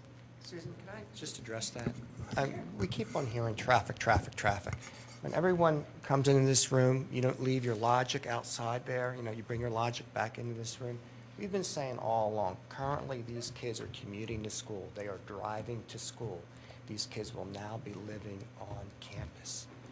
During the peak hours, it has to be a reduction in trips. Don't leave your logic outside. We know that. I mean, Nick, there's no if you were not question proposing about a that. performing arts center, and Oh, if I how had frequently not is a read, performing arts if I center had being not read used? the 5-year, I read the 5-year long-range plan, where Villanova is trying to be a regional destination arts center. And I sat in the traffic last week with homecoming, and I didn't sit in the traffic with Parents Weekend, but I heard about it. So what we want to avoid, well, I'll speak for myself, what I want to avoid is the kind of traffic that occurs on Parents Weekend and homecoming, which are exceptions, granted, very granted. What we don't want is to create a situation that happens more weekends than not. And the regional, if you weren't proposing the Performing Arts Center, That's a 400-seat auditorium. Is it 400, 425? That's a 425-seat auditorium that you're probably using on weekends, maybe 1 or 2 nights on Friday and Saturday nights. And hopefully, everyone in the community will be using it. We hope that's the case. It'll make it more attractive. But the problem is. I said my piece on Okay. it, as I said. The traffic, you know what I Yeah, mean. but this is also going to be used on other campuses. well, So- here's the beauty. If there's no traffic impact, Then that's fine. then you won't have to do any improvements. Yeah. Well, There's the beauty of traffic it. is looked at during the conditional use process, and the applicant needs to identify that and mitigate it as part of the conditional use. They'll be presenting studies during the conditional use process, during land development, actually before you get through land development. And those discussions are ongoing now with traffic mitigation and how to address that, how to decentralize the parking so that we're reducing the congestion along Lancaster Avenue. I had, when we were looking at revisions, had seriously considered looking at ways to implement density bonuses into here, and then really looking at it, the biggest thing that we're doing is reducing the setbacks. The building height, we're talking maximum 12 feet higher than what the code currently permits, which, when you look at what could be filled, is really a net increase of 4 feet from the outside looking into the site. That's the 8 feet that a developer currently has the ability to fill versus the 38 to 50, which is the 12 feet difference. So we did not think it was necessary to get into density bonuses, unlike we did with Must, because Must we're dealing with much greater densities above the base than what we're talking here. We're talking maximum of 12 feet, and we're talking some reductions in setbacks along Lancaster Avenue and South Ithan. Staff did not feel that it was necessary to get through an entire density bonus for those two provisions. Kevin, I want to rely on one of our in-house experts. Looking at this development, Steve, can you imagine them backfilling the lot 8 feet high to build this project?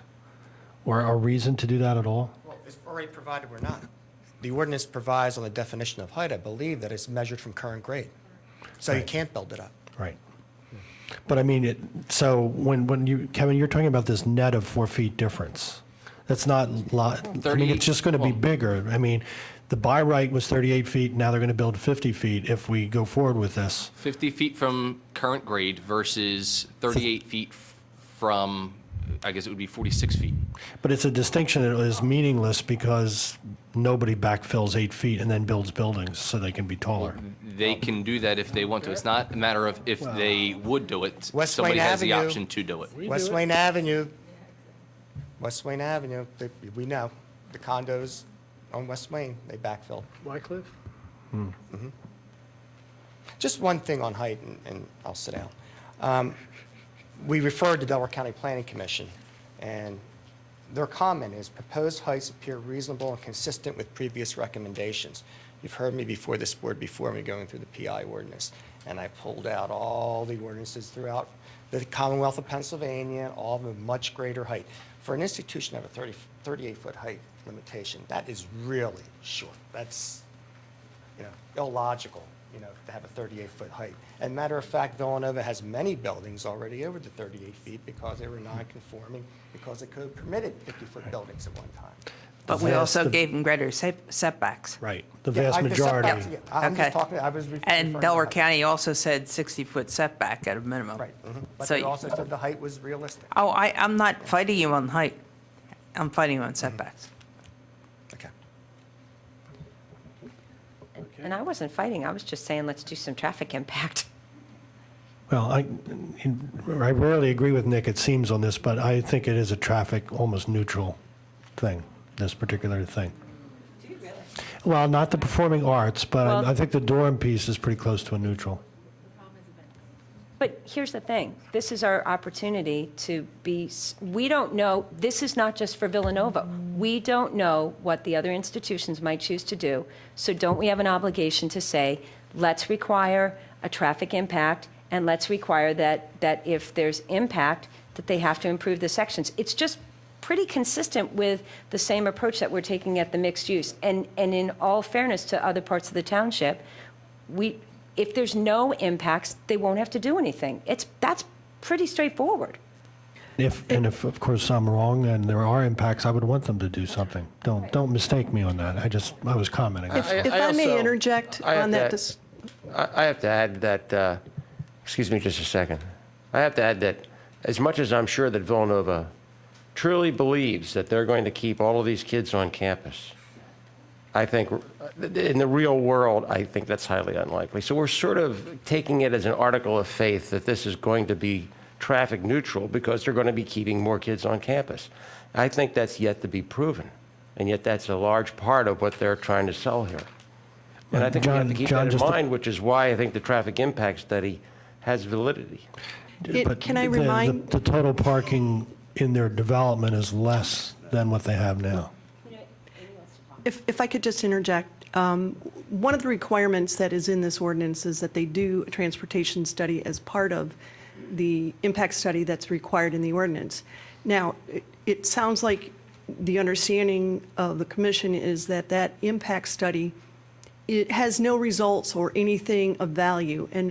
But I would like to just point out that what happens is when you come in for the conditional use, if once we look at the impact study and we've had a chance to vet out the special events and the different improvements that are going on in the site, that would be your time to make conditions on that ordinance, if I'm correct. And I'm looking for some concurrence from council. You are correct. Okay. So this is not our last stab. We have several stabs at this. We have it during the conditional use. We have it during land development. And we also have PennDOT that has not been approached with the entire traffic impact study. And we haven't seen their comments. So I just want to reassure you that we are having discussions and we are moving forward, and there have been no decisions on what is going to be constructed or not constructed. It's all dependent on that transportation study and to the satisfaction of the county. So in both your professional opinions, this is not the place to address this? I would say, yes, I agree with that statement, that I would not feel that this should be addressed at this point. Okay. That it is being addressed by the fact that they are being required to do an impact study. The results of that come during the conditional use hearing.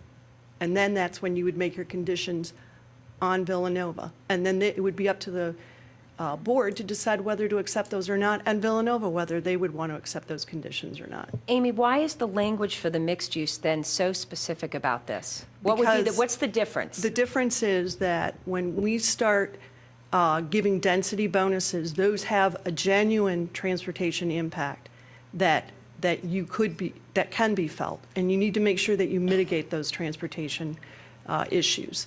That's why. This CICD does have density bonuses. But we have not seen any transportation impact. We haven't seen the development. We don't know. I know you've seen sketch plans, you've seen ideas of what they're doing, but we have not analyzed the traffic impact study for this site yet. So we set up those density bonuses because when you're in close proximity to a transit location like that, you need to make sure that you don't have the higher vehicular traffics, then you're not being able to accommodate it. But we also are making only density bonuses to this subset, not within the whole campus. Is that correct? Whereas with BioMed, we're making a density bonus over their whole campus.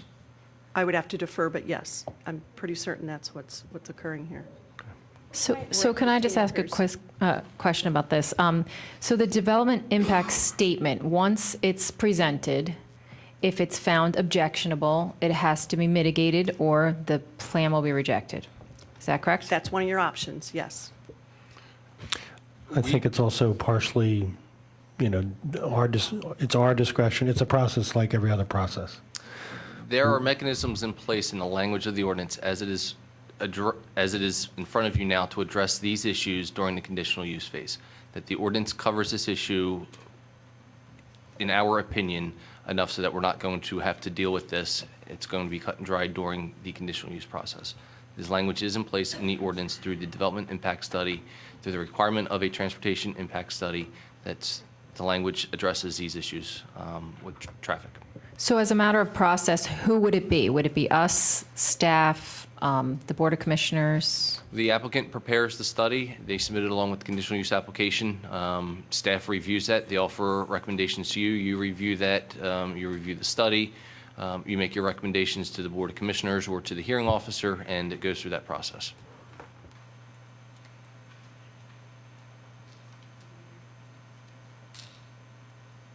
I think at this point, we should hear from the public.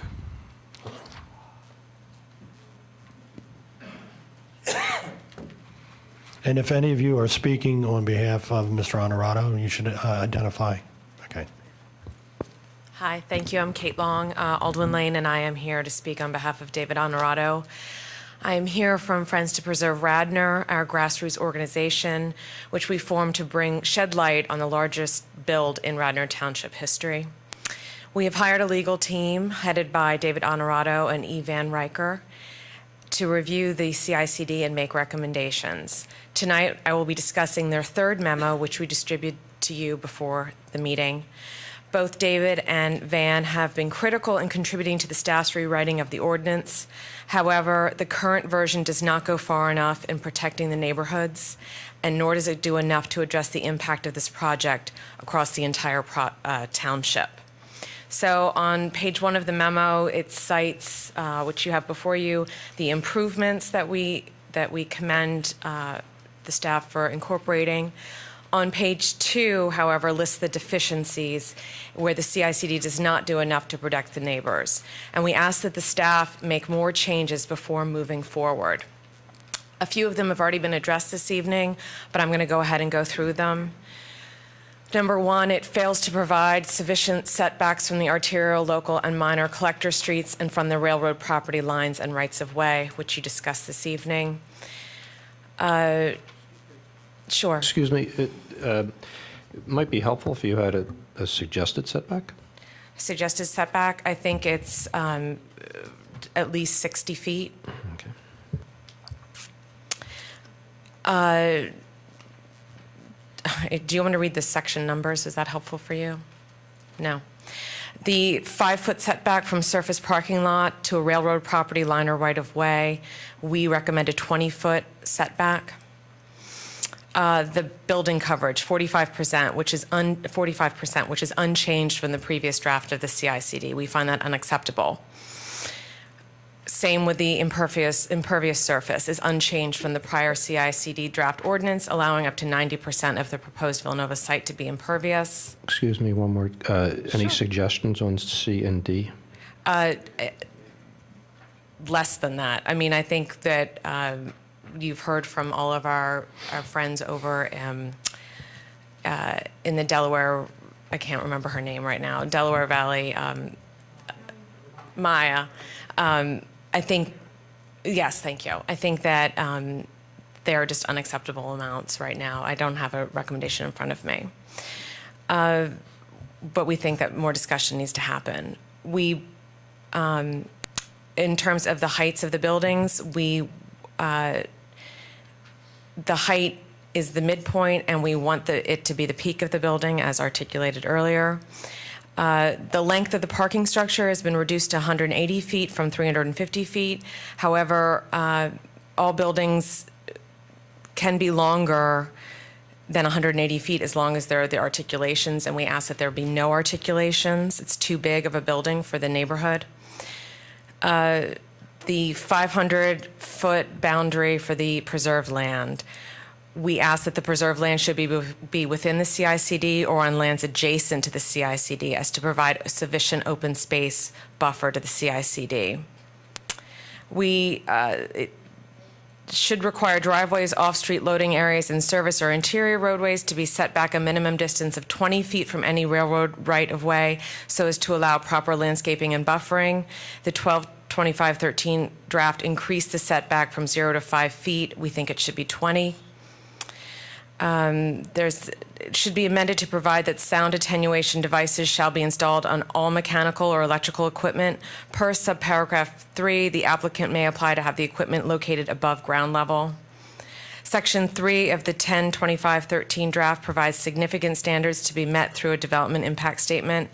These standards are significant and move in the right direction. However, they fail to provide any requirement for view shed analysis.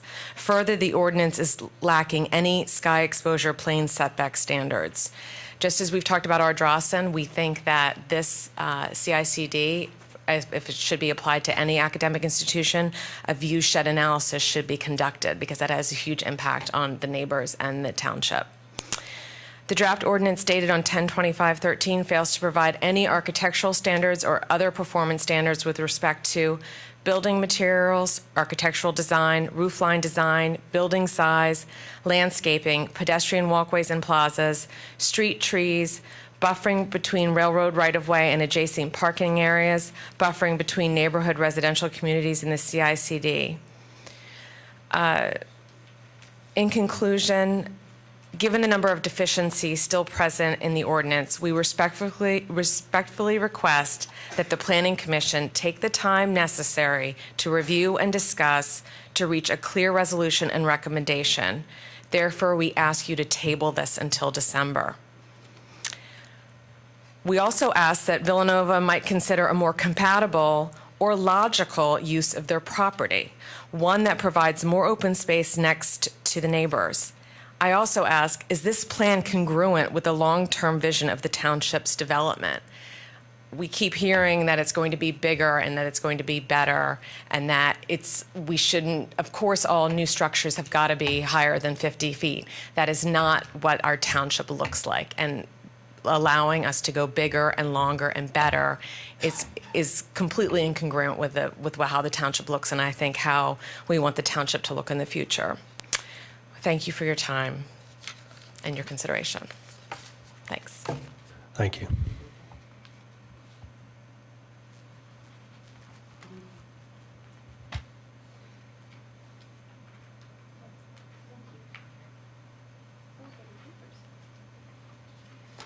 Good evening.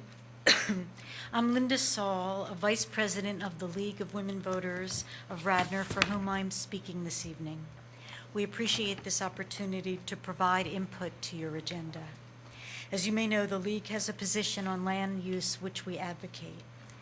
First, this evening's agenda includes 3 significant issues. There is the BioMed Realty zoning amendment that would establish regulations for a new mixed-use special transportation development use within the planned laboratory office district. Second, we see a preliminary land use plan for the development of 11 townhouses on 115 Strafford Avenue. Finally, we see the Villanova zoning amendment to establish regulations for a new comprehensive integrated college development use within the existing planned institution district. We appreciate the time and effort already extended by you in reviewing the evolving matters before you. We also realize that any one of these issues is clearly worthy of considerable input and the vast implications of the zoning amendments. In the interest of citizens of Radnor and your limitations as members of this commission, we respectfully request to the Planning Commission to consider limiting the agenda to fewer items or perhaps holding additional meetings to address these members more fully. Decision-making should not be rushed. Secondly, the League values your civic engagement and the important role you have not only in making recommendations to the commissioners, but also in guiding the implementation of the comprehensive plan. Such a document represents the work of dedicated stakeholders and provides a shared vision embraced by Radnor residents. It speaks to the unique nature of our township, the importance of both the Wayne Business District and our diverse residential neighborhoods. Even years ago, the value of preserving Radnor in the face of development pressure was underscored.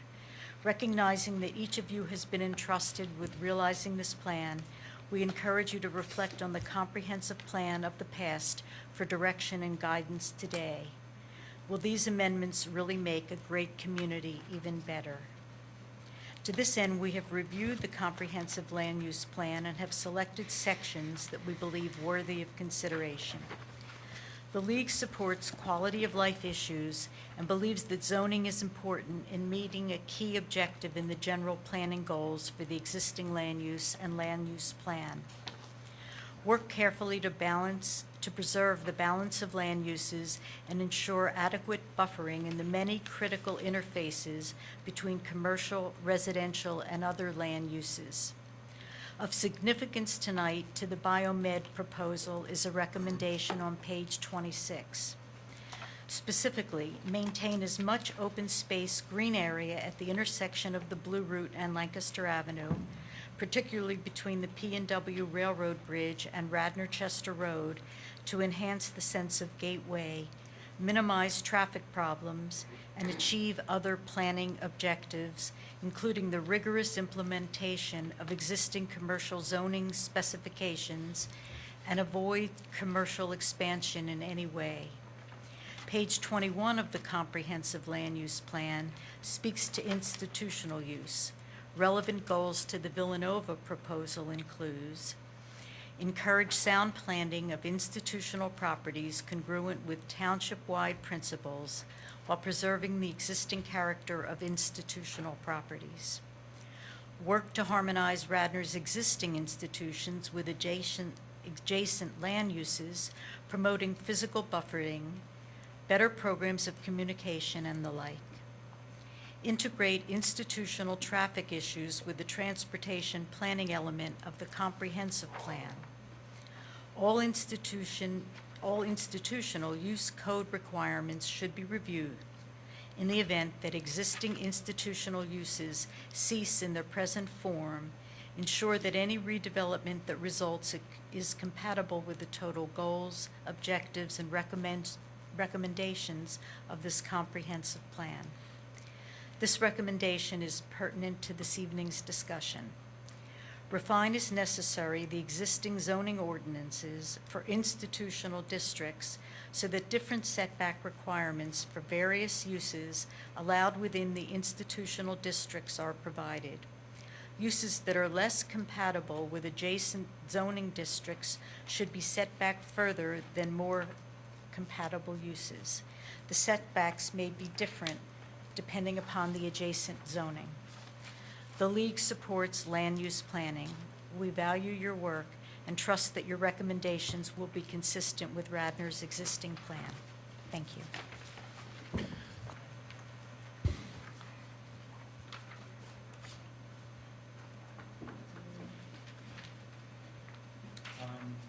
Rick Leonardi, 30 Aldwin Lane. Most of my comments have been pretty much covered by the Planning Commission itself, which is a very happy development. I have just one observation to make on page 5, the dimensional regulations.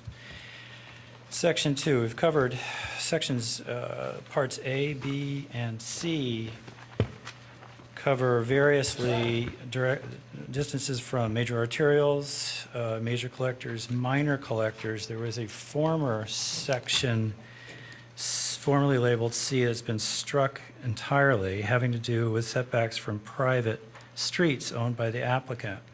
My question, or my observation, is that there is no language here that I can see that covers now the roadway that Villanova intends to construct connecting Chapel Drive with South Ith and running in back of the dorms. Regardless of how you may think of this street, it is going to be a cut-through. It's already been identified by people at Garrett Hill as the cut-through of choice to get around the light at Ithan and Lancaster. It's explicitly mentioned in the FTA traffic analysis as being essential to filling and emptying the deck on Pike Lot. It can't be considered just a minor driveway and a complete throwaway as far as the language of this ordinance is concerned. The only language here that has any contact with it that may have something to do with it is in section D, where we have surface parking lots, 5-foot setback from the railroad right of way. Insofar as that street is to be lined by parking spots, 90-degree head-in, I suppose this is supposed to cover that, but unless there's language in the ordinance governing setbacks from the street itself, Villanova could easily turn around and waive their, not build the 5-foot, not build the parking spots either side of the roadway, in which case you'd have the roadway right on the SEPTA right away, which I'm not sure you want. So respectfully, I think there should be some language in there as, having to do with that roadway, treating it as a serious issue. I have a suggestion to make about the CICD, the 500-foot preserved open space. Why not give us some directionality? Should be the open space to be preserved could be within the CICD, or if not within the CICD, then 500 feet in the direction of the nearest neighbors. Maybe that's way to finesse that argument. And lastly, the mechanical, electrical equipment and trash. All such elements should be screened from view. What does that screening consist of? Is it just a fence? Is it a vegetated buffer? I mean, I'd like some specificity about that. going forward. And that's really all I have. Thanks for all your hard work and for meticulously going over this very dense, chewy ordinance. Thank you very much. Thank you.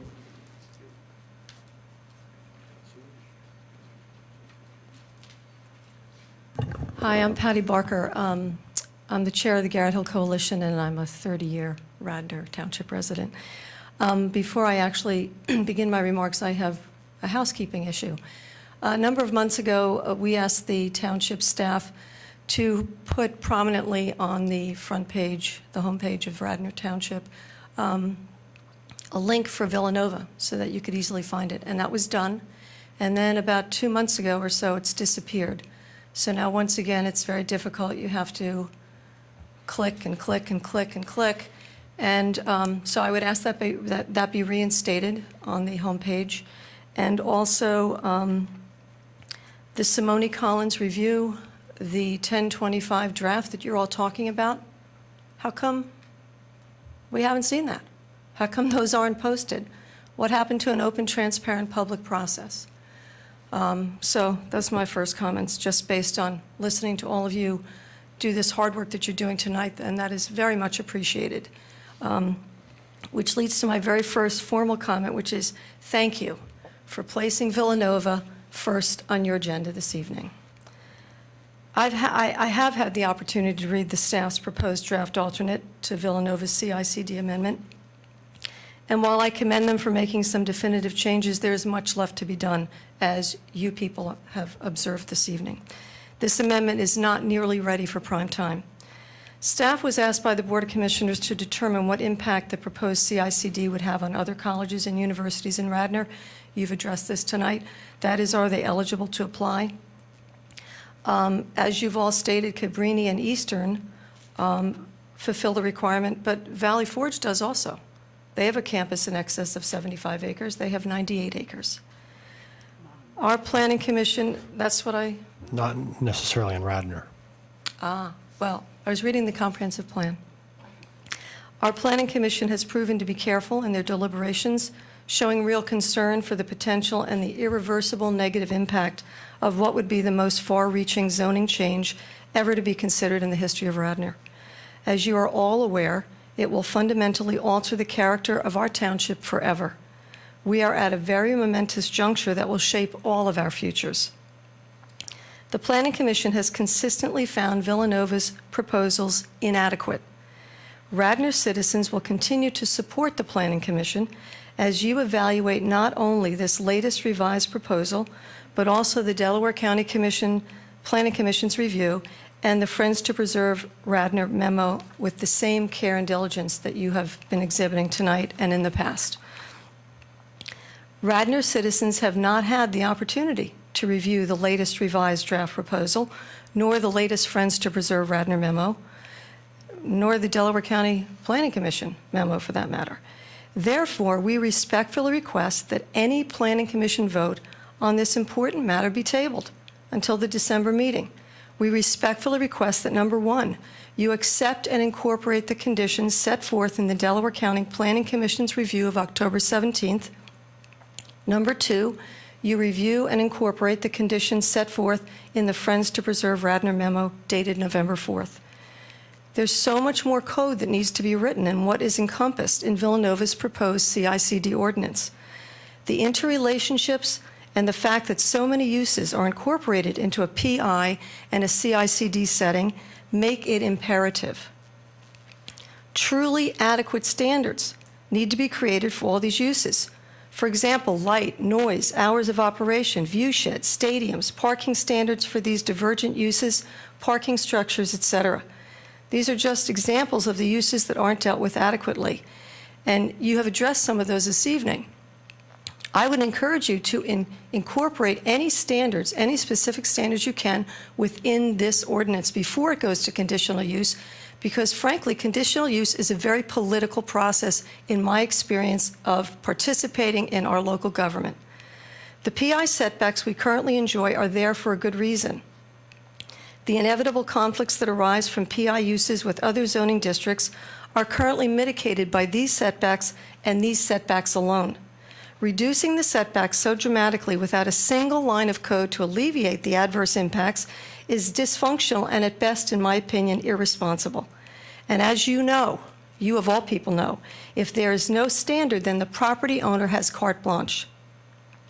For example, the Delaware County Planning Commission states on page 5 of their review, the previous review recommended the township increase the required setback from arterial and major collector rights-of-way to at least 60 feet. The recommendation still stands. The Friends to Preserve Radnor memo states in part that the CICD draft of October 25th is deficient in the following respects: fails to provide sufficient setbacks from the arterial, local, and minor collector streets and from the railroad property lines and rights-of-way, and B, now provides for a 5-foot setback from first surface parking lots to a railroad property line or right-of-way, whereas a setback in excess of 20 feet is recommended. Delaware County states on page 6, increasing building coverage while preserving open view sheds is a challenge, which is due to the CICD location on the periphery of the PI district, in the area most community members will view in their daily travels. Much mention has been made locally about Ardrossan and the view sheds and how this will affect Radnor. Delaware County Planning specifically addresses the Villanova view shed and how it will affect the neighbors. The Villanova neighbors live much closer to the CICD proposed development than any resident that lives near Ardrossan. These are just a few examples of the issues that have not been addressed. There are many other examples where the code is deficient. It's not too late. In fact, it's time now to step back and take a comprehensive approach, which is what you people, you commission members have been doing this evening, and I can't thank you enough. Take a comprehensive approach to invest in good government instead of taking the easy route of allowing Villanova to generate its own self-interested plan at the expense of the residents. Your task as the Planning Commission is to represent the electorate on behalf of our commissioners. Radnor residents respectfully request again that the Planning Commission table this important matter, or table the vote, until the December meeting.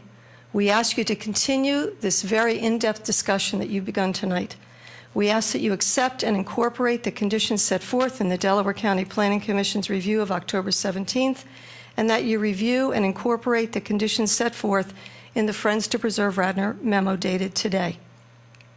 Additionally, we respectfully request that the Planning Commission ask the commissioners to hire a planner in order to work with the board, the Planning Commission, the public, and Villanova in an open, transparent manner to resolve the myriad outstanding issues.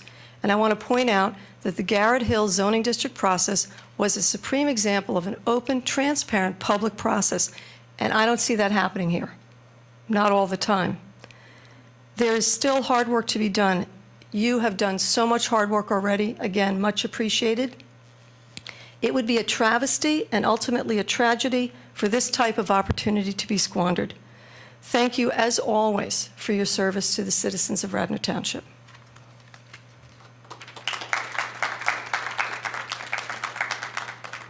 Thank you very much. Any additional comments? Yes. Okay.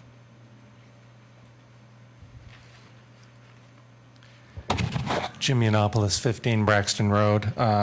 And as I've told you before, I am president of a homeowners association. We currently have 51 members.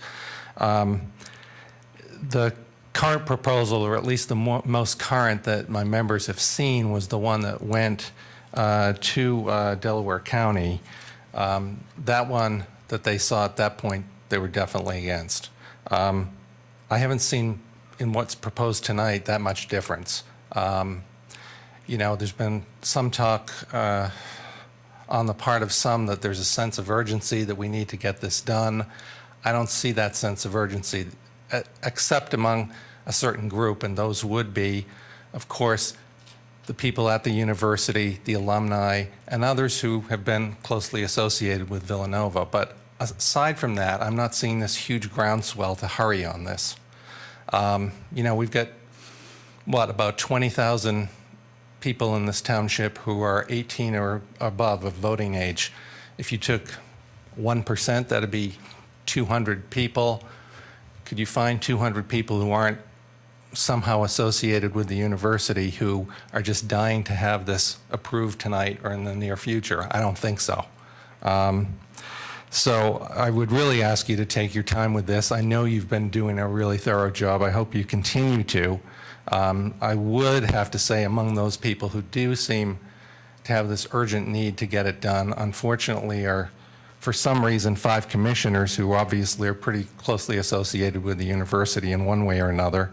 I would ask that before it gets back to them that this really be nailed down, because my sense is that if it's at all ambiguous, it's kind of like asking your 9-year-old to prepare dinner without a clear recipe. So I would hope that you continue to do your hard work that you have been doing to make sure that there's a very clear recipe. Thank you.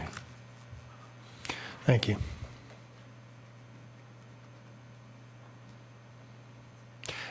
Just respectfully, I appreciate that people are making comments. If you believe that you're going to be repeating someone, I'd appreciate you streamlining your comments slightly. I will try not to repeat. I know we've been here a long time. We've been to many meetings, and I definitely don't want to repeat. I do want to hit on 4 or 5 issues. I apologize. Bob Escrow, 46 Aldwin Lane, right on the corner of Aldwin and Ithan. And I won't read from the Delaware County because that was part of it. But it does state at the end, clearly they're at 60 feet setback, and I think that that's pretty reasonable. The 5 comments that I will make is, one, with the drugstore statement that's in the code. That's something I've commented about in the past, and I think you have collateral consequences. And those consequences are, if they accept insurance, then they're going to advertise through the insurance, and anyone can come in and use that pharmacy. Second of all, I believe it's a board regulation that there's a sign outside of the building, and that's not in the plan, as far as I know, to have a sign. Second of all, I would assume it would be run by a chain, and any chain would love to be in that space. Again, that would market itself more to the outside public coming in, and what that would do for traffic flow and parking. Insurance, I would assume that they would accept insurance as well. Again, another means of marketing and bringing patients into the pharmacy itself. I heard the comment earlier about Rite Aid and the new Rite Aid that was built. It's a beautiful building. It looks great. But if that's going to be the standard for setback, I think that's pretty scary. And I heard that earlier tonight, and I think maybe, maybe I misheard, but that was a representative marker, and I think it's important not to use that as a marker. Aldwin Triangle, I think that's an excellent place where they can reserve that land, so I have to put in a word for that specific area to segregate that as a place where that they wouldn't build. And I think that works for them as well, Villanova, because that's where the students are going to be walking through the Aldwin Triangle up across Lancaster Avenue through the overpass.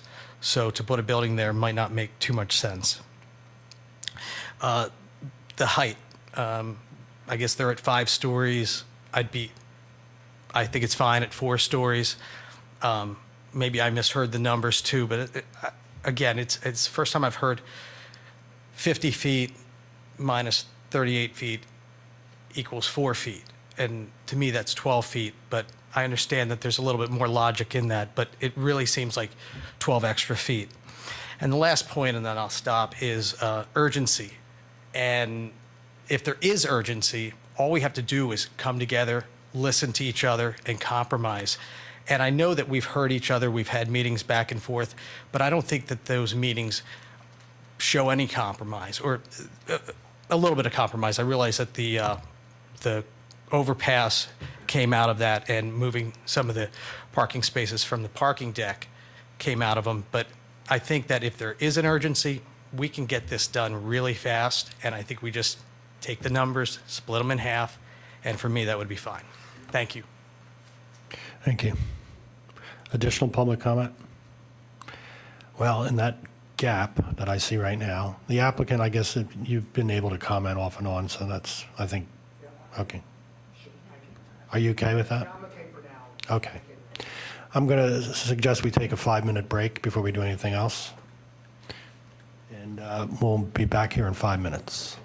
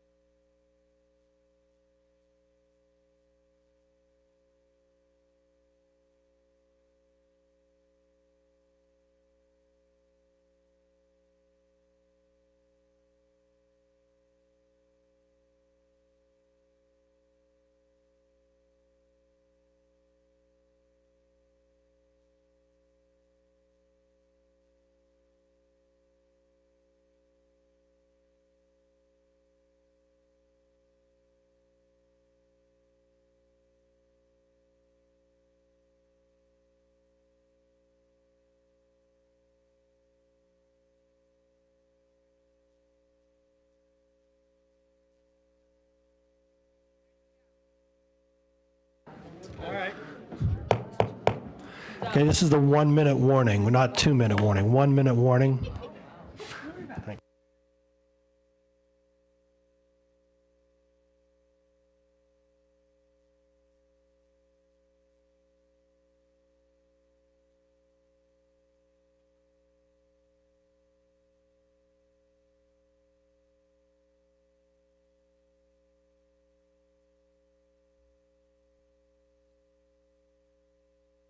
Okay, I lied. It really was a 2-minute warning, but now it's 1 minute.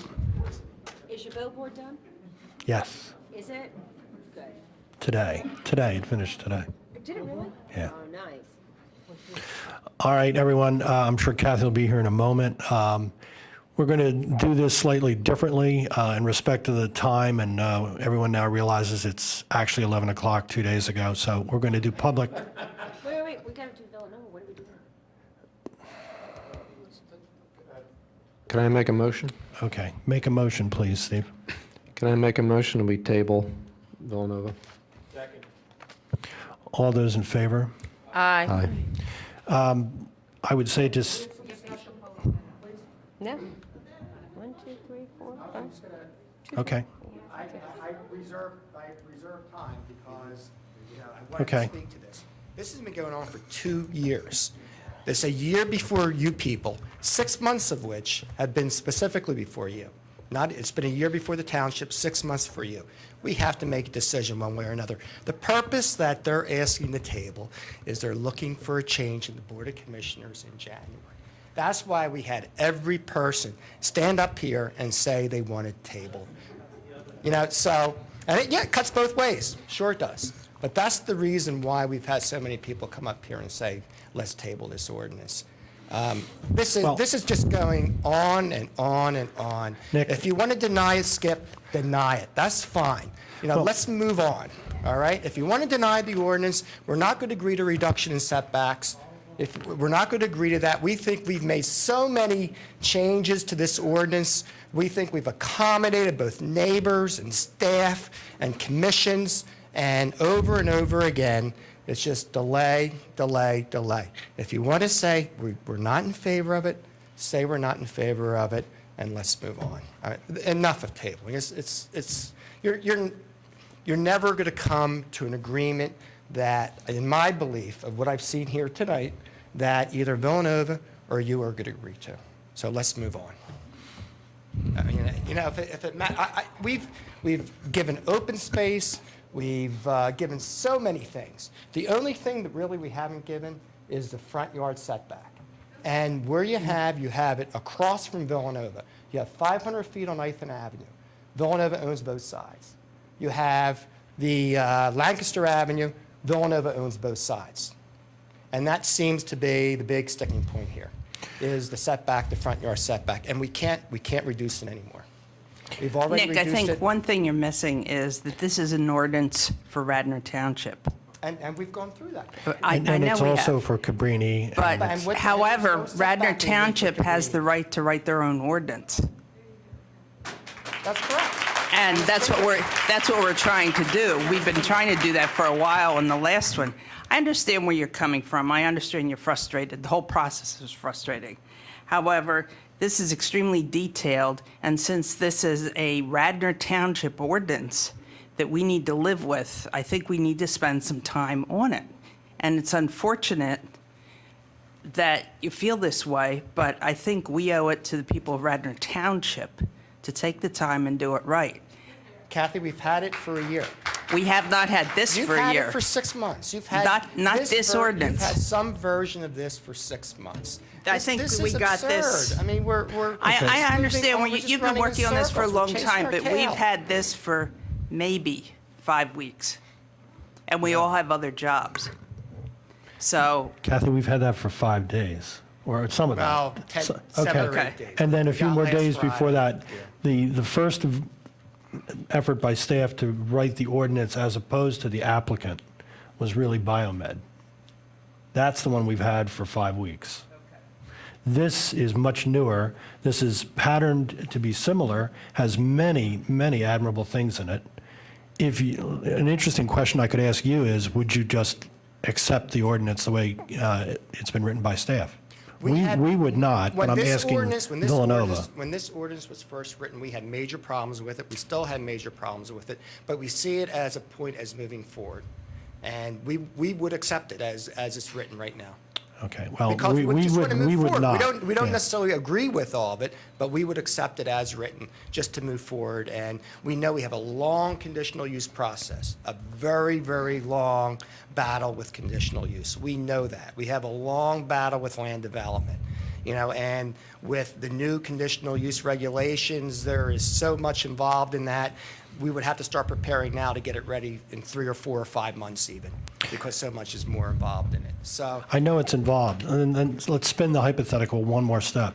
You heard all the comments from us. The most salient ones are, we don't have a major problem with the height, but we have major problems with setbacks. And the setback, and that's the issue, really the setback. We already increased the setback actually on the railroad. And what you have to remember here, everyone's talking about preservation. One at a time. I don't interrupt people when they're talking. I understand. We, from the very beginning, we have said that this development, at least I'm going to specifically say Villanova because we're talking about major collectors and owning both sides of the street, and that's where the setbacks are. On the other campuses, they would get some height relief, but it would have to be 200 feet from the setback. So it's even increased if they got that height relief. But as to the specific Villanova project, we are several hundred feet from residences. If the purposes are to consider residents, this development where Villanova is proposing it does that. On the west, you have what, 500-600 feet? The closest residences are away. From Aldwin, from the parking structure, you have 500 feet. From the other area, you have at least several hundred feet. Nick, I appreciate that your viewpoint is different from the folks that just came up. And there is a middle area someday, somewhere, and we're not there. That's okay. We're not, as I said, and they did not. I would say that the public, while they were consistent in asking for a continuation, I can't speak for everyone here, but I bet if we did a quick straw poll of the commission, everybody wanted a continuation before they spoke. Now, you know my position. I do. You know my position for a And- long time and- here, and I don't skip. The thing is, I really don't think with this commission we're going to reach an agreement. That's why I'm suggesting that we just move on. See, I think you're wrong about that. I think that the fact that we took the time to dig into so many comparatively smaller details shows you where we're headed, shows you that we have certain lines, I don't want to use the expression red line, but we have certain lines that are tough for us. Those setbacks on Lancaster are really tough. It might be the worst thing. And I understand that, and that's what we're saying. And if that's a deal breaker for That's a you, deal breaker for well, us. then So maybe it That's is. why I'm Then saying maybe it is. that is a deal breaker, those setbacks along Lancaster. And I think we're giving a lot on that. It's not like we're talking about residents across the street. You're talking about Villanova across the street on both of these. Well, And that's look, the- and we're- we have a legal issue right now. We have a motion that's kind of been seconded and been voted on, and I Thank you wanted. for honoring my rant. Okay. Now, if any, It's all right. 7-0. we had a majority, so, okay. I'd like to suggest, after we take public comment on Must, that perhaps we direct a few comments to staff about Villanova. Or we can do that right now while it's all fresh. What preference?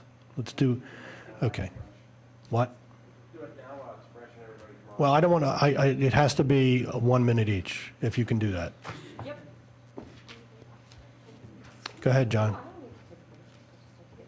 Excuse me, I wasn't in the room when you took the vote, but did you vote to table this matter? Yes. Then you really, if it's tabled, you've moved on. Okay.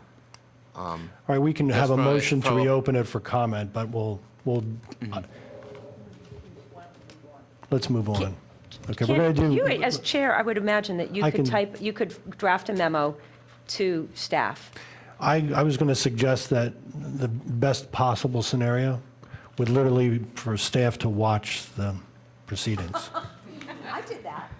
At no point, though, did you reach a consensus on any item to give us specific directions, which has been where we've been at last month, which was listen to the input, adjust the input, bring it back to you, and we're left with not any clear direction as to All right. the specifics that you're looking for revisions. I'm gonna make a motion that we reopen this for 10 minutes for purposes of making comments to staff in terms of guidance on possible changes to the Villanova CICD. I'll second that. All in favor? Aye. Okay, well, try to restrict your comments to 1 or 2 minutes each if you can. And if somebody covers your point, then you don't have to bring it up. Okay. Go ahead, John, you. But just to back up what Kevin says, in some ways, we need to know what the planning commission as a whole feels. Just because one of you feels that way and the other 8 of you don't, then we're going off in the wrong direction. Okay, at the end of each person's comments, I'll ask for a show of hands to give you guidance. How's that? Thank you. Okay. I'll confine my remarks then to looking at the red line version of the ordinance to page 5 and the dimensional regulations under 2A. All of the items that are listed there, with the exception of parking structures, which is 120 feet, I would suggest 60 feet for all of those, with the exception of the parking structures, which remain 120 feet. And under C, those 2 items, academic facilities and performance and social facilities, would be 60 feet. Moving over to page 6. Okay, all those in favor, that's off the arterial? Yes, that would be off the All those in favor arterial, of 60 as a minimum setback? yes. Raise your hands. That's interesting, that's just barely. That's 4 to 3. I don't know that, I'm not quite processed it yet. He's trying to say setbacks on the two. This is just for guidance. This isn't entirely a formal vote. This is just to give you the temperature of the commission. Okay? All right. Okay. And then on page 5, it's also for the local and minor collectors, of which we want Ethan identified, I think, as a minor collector. And also that, I don't know if we voted on this or not, but C would be the academic facilities and performance, and social facilities, which would have a 60-foot minimum. That also goes over to the top of page 6 with housing facilities, parking structures, surface parking lots, retail, subordinate uses, accessory uses, and structures. That would be 60 feet. And subparagraph D, setbacks from railroad property lines and rights-of-way. Then there's a listing of the facilities such as housing, parking, surface parking lots, et cetera. They would all be 60 feet. Oh, I didn't know that one. On the surface parking lot, not the except 20 from. Yeah. 20 is I'll what be the honest, residents John, the were only one I asking really for. have a problem with is the one that people mentioned, which is the surface parking lot that at 5 feet. And the planning committee, I think Delaware County recommended 20 feet, and I believe that several neighbors referenced it, and it's mostly to be able to make sure that there's sufficient room for buffering. Exactly. Well, then I would suggest 60 feet for all of those various properties listed under subparagraph D on page 6, with the exception of the surface parking lots, that would be 20 feet. I have a different way to approach this for just one idea. Why don't we say that, let's take a straw vote quickly on the Delaware County recommendation as a whole. Well, they recommended it looking at another site, so that's. Okay, as to setbacks. I'll limit the straw vote as to setbacks as generally described in the Delaware County letter. Who favors that particular approach? Okay, all right. Mr. Chairman, could we go back to page 5? I think there's some question on staff as to where we started, at what table, and is everything 60? Yeah, I started on page 5, number 2 in parens, dimensional regulations. Subparagraph A, which deals with arterial streets. I do believe that Delaware County recommended 60 feet with the exception of the parking structures, which remain 120 feet. Regardless of what Delaware County recommended, this is what we talked about. And then in B, B would remain the same. C, I have a note that Ithan is a minor collector, and that the box that appears at the bottom of page 5 with academic facilities and performance and social facilities, the setbacks would be 60 feet, not 30 feet. okay, and I think we all have the second page. Everything is 60, but the surface parking lots are 20. Correct. Thank you. I think that's probably close to a consensus, unless somebody wants to comment. Now, I promised Elizabeth the next opportunity to speak. My comment was just that they had a remarks continued on the last page about the minor ones, the minor setbacks as well, and the importance of just making sure that some of those minor streets, which often are clogged, still have the proper setbacks. And so they recommended 50, and that's more what I was just trying to push for, something a little bit more there. I personally am a little more looking towards some of these minor streets which affect our everyday flow and view, and less about the Lancaster Avenue, but more about what the view is from these small arterial residential streets. That was it. Okay, other summaries or hot spots? All right, and Kathy, you had probably a whole list. Why don't you go next?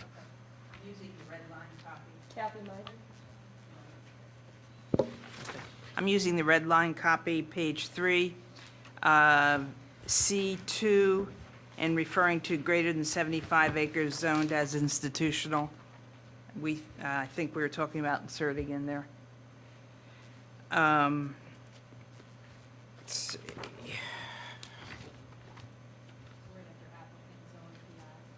Okay. Page 4, under usages. Excuse me, I'm sorry, did we do something to C2? You got it? What was your, which? He's got it. Okay, all right. Page 4.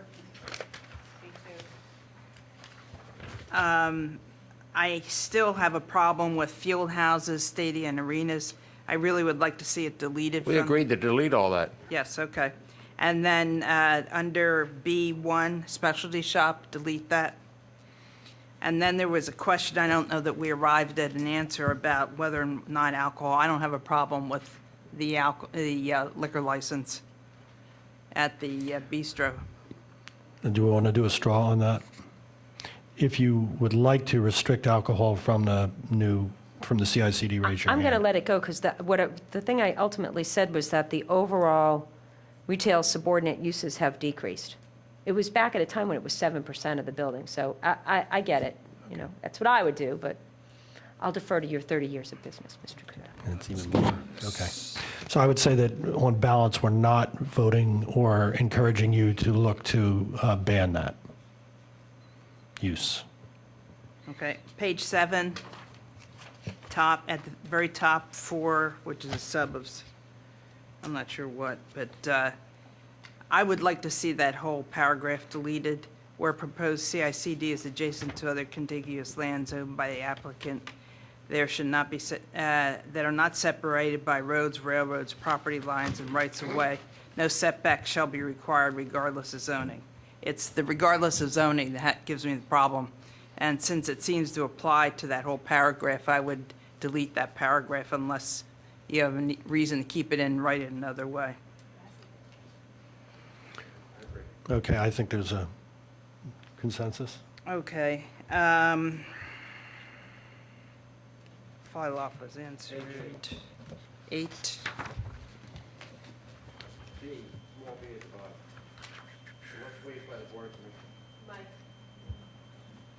Somebody's humming. Yeah. Kathy, I think you were looking at the page 8 at the bottom. Oh, yes, unless waived by Board of Commissioners. I didn't want that in there. I think it just should be done. The buffer. I think we can't give perfect guidance on every topic, but for example, the building size, I think we didn't dig into it at length, but we all have concerns that the buildings are massive. Can I just get a a straw vote on all of Kathy's, what she suggested. Are you all in support of those? Yes. Thank you. Okay. Also on page 9 at the top on Radnor Township inserted. C, it has to be lands owned by the applicant in Radnor Township. Yep. I didn't bring up anything specifically, but I have a concern about reducing parking, but we really didn't go into that enough to discuss anything, unless somebody else has something specific there. That was the bottom area of page 9. I don't think we can provide guidance now. Yeah, we can't, yeah. Let's see. Page 11, sound attenuation? Pardon me? If we're still on page 9, the preserved lands, I thought we wanted to add something about them not being within setbacks. Did we get that? Are you doing us one at a time? We can do that. We want to do person by person or page by page? Why don't we go to you? That's my main issue is that one there, not, Other issues in that clump are, should it be in the CICD or adjacent, which is what one of the public comments was. I happen to like that particular within or scenario. adjacent is what you're saying, Yeah. either or. Not 500 feet away. Which one, Doug? I don't have a problem with it the way it is. Okay. If we say adjacent, though, wouldn't those all be setbacks? Yes. So I'd rather it not be the setbacks. I would say that we'll tell staff we're undecided, but you can tell that see if you can come up with a solution to our concern. Our concern is that the preserved lands are lands that we're preventing from being developed, not lands that would never have been developed. Am I right? Yeah. So that's the idea, and we don't have the solution. It's just that the CICD is so dense that having the land adjacent to or part of the CICD is like an enhanced setback. Ideally, I'd want it as close as possible to the CIDC without tying the hands to make it impossible. So again, in the interest of time, we're not formally voting or even straw polling on that. You can see we're looking for more guidance than what's in there now, that's all. But do notice that under 4, it's going to be 200 feet in each direction as a minimum size. So you're going to have, okay. I think It's already that's my there. specific things, yeah.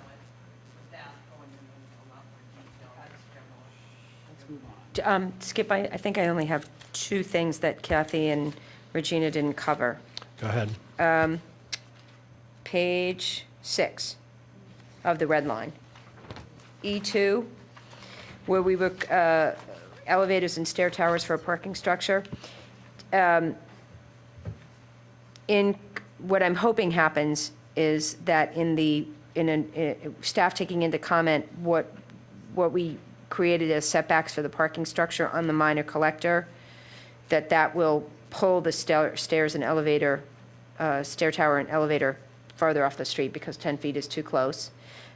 So whatever the wording is that keeps it, obviously with the parking structure, that would be one. And then obviously still have concerns about maximum building area in terms of the bonus, the amount of bonus. We'll see what they do with that. But the one below that, you wanted clarification on we wanted a little bit of rewording on the F2 individual building coverage. We wanted to clean up the wording there about the 10%. And all of my other major concerns were addressed by Kathy or Regina. Just double checking real quick. Yes. Nope, done. Okay. I think 3 things that were brought up by the neighbors that are in the write-up by Honorado, G, H, and J are very valid. G talks about the required preserved land be within the CICD or within 500 feet, and the preserved land should be within the CICD or lands adjacent to the CICD as provided sufficient open space buffer to it. H is the driveway thought that somebody brought up about that road would be right along the railroad, and that needs some buffering, and that addresses that. And J is the view shed analysis. View shed analysis, right, yes. So if you could somehow work in at least those three things. Do we generally agree with that? Yes.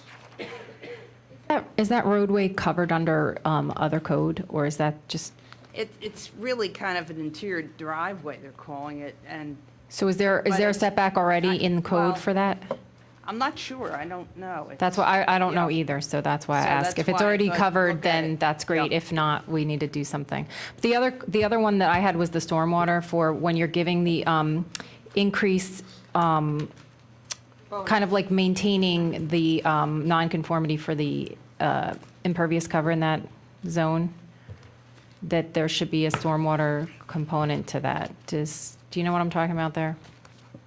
When you're exceeding 45% impervious cover because of the pre-existing conditions, that the stormwater requirements not just be to reduce from existing conditions, but we have to make That's the the existing meadow, conditions the something meadow. different.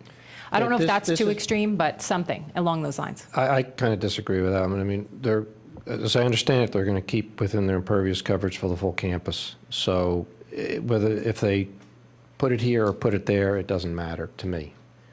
I don't see why that's I guess what I'm necessary. thinking is that if it's causing a localized flooding problem currently, and we're going to redevelop it, that we should mitigate that flooding appropriately. And by saying we're going to reduce it from existing conditions really isn't reducing it a whole lot if it's already all paved. I guess that's my concern. Does anyone else have that concern? Well, I think that would be Steve addressed addressed in that. the plan. They need to do stormwater 'Cause I think people runoff are analysis. in right. the I think development. people are under the misconception that our current stormwater code, if you were to take a parking lot and redevelop it, that all of a sudden that the stormwater is going to get fixed, but it's not. It'll be reduced, but it won't be fixed because it's just basing the existing condition versus the proposed.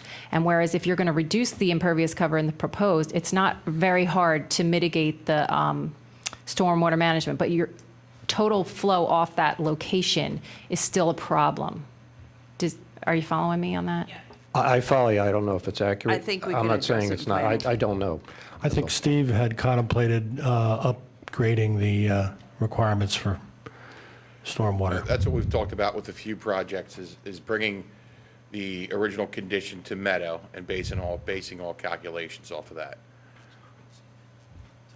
Because what you explained is correct. You're taking it off an existing condition that's all impervious now. So although there will be benefit, it's not as great a benefit as what you're suggesting. That's not in there, though, about taking it back to Meadow, correct? No, but I think that's the The request. BioMed one. It's in BioMed as an It's in BioMed too. incentive I for read it. dentists. Right.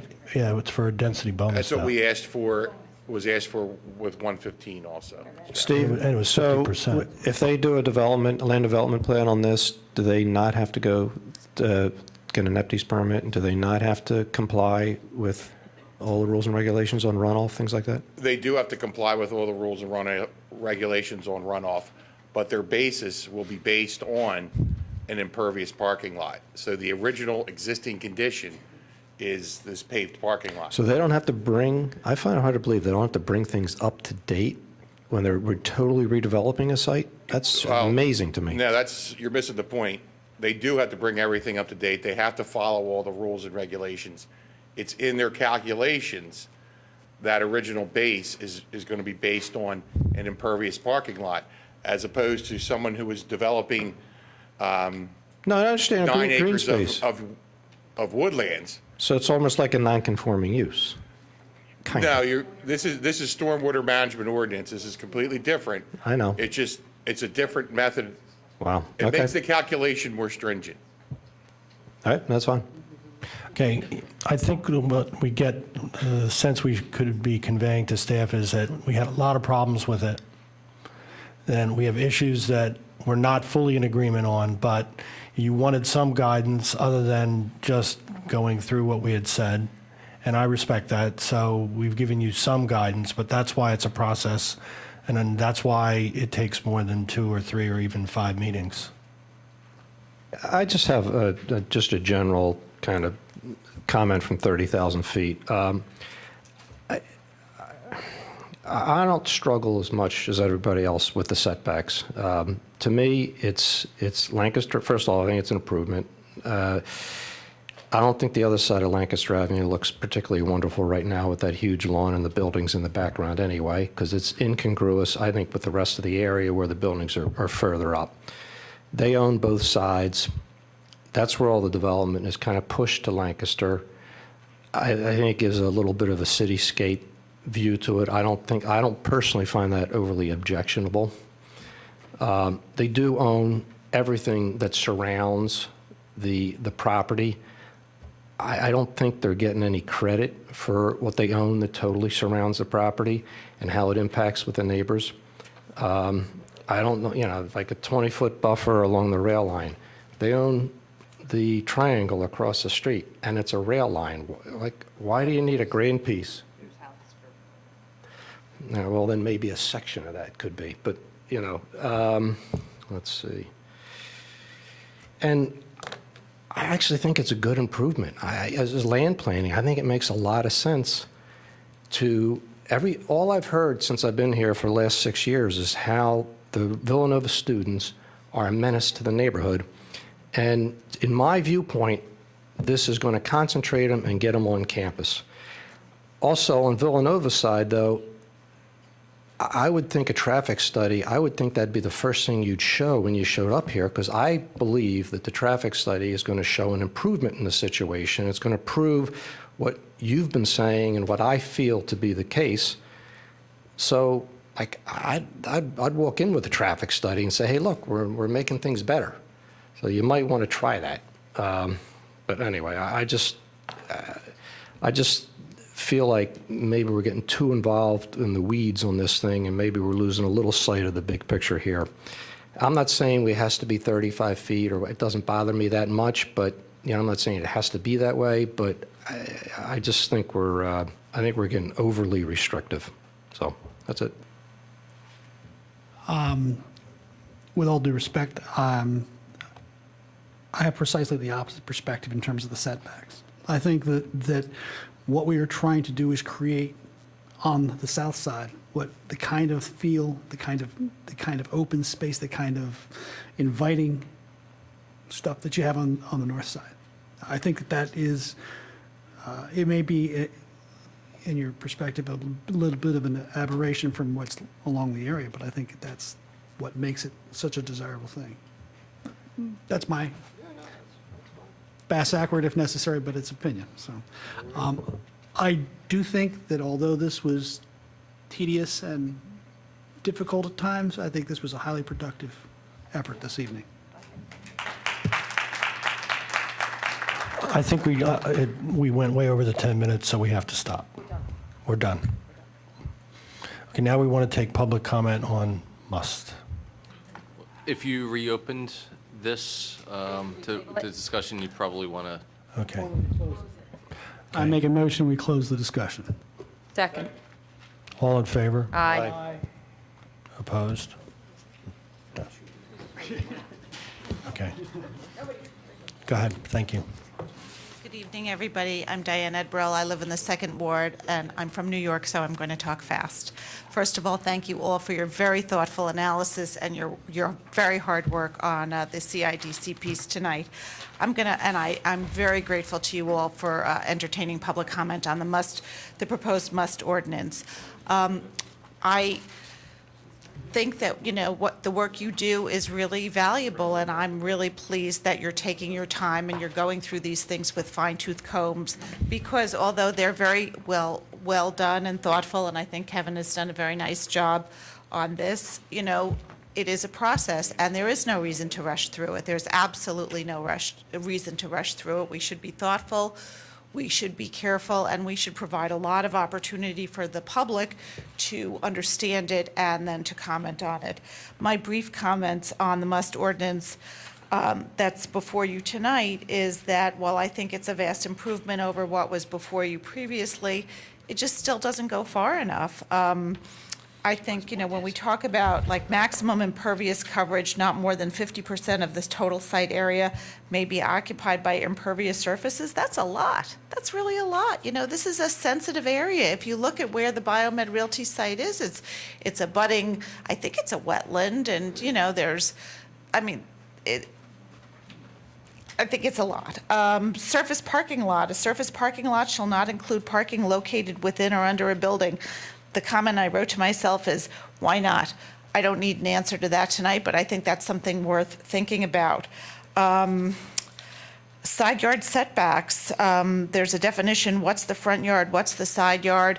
This is a corner property, so how are we going to determine which is the front and which is the side? Is there any guidance there? I think we just have to think about that. Township recreation and sports facility, this is in section E1. What if there is no township interest in a recreation and sports facility? What if it's 100% private? That's not addressed. I think in E17, this 10,000 square foot retail service or custom shop is too big. It was very instructive to hear Mr. Cooper sort of give us some real world examples of what's 10,000 square feet, and that seems like an awful lot. So thanks for that guidance. Riparian buffer setback, I think we should go with 100 feet. Why not 50 feet? Let's be careful. Let's be good caretakers of our environment, because they're not making any more open space. Building spacing, there is no required minimum distance between a building and a parking structure. Let's be consistent. If we're making it 30 feet in the CIDC, why not make it 30 feet here? I didn't go through everything. Okay, so here we are in this very interesting density bonus program section, which I think, I give Mr. Kichanski a great deal of credit, I think, for his creativity here. But I think this is something that we really have to be very careful with. We can't rush through. Off-site road improvements within the township, said improvements having been identified by the township. I think that, that's a creative way to give a density bonus, but I think that we really have to be careful of the community that we're potentially putting this hugely dense development into, and this potential for redevelopment of already existing properties in that same community. We have to make the off-site improvements benefit that immediate community, and I don't really see that here. I see that, it's going to be somewhere in the township, but I think it should relate more to the immediate area around the development.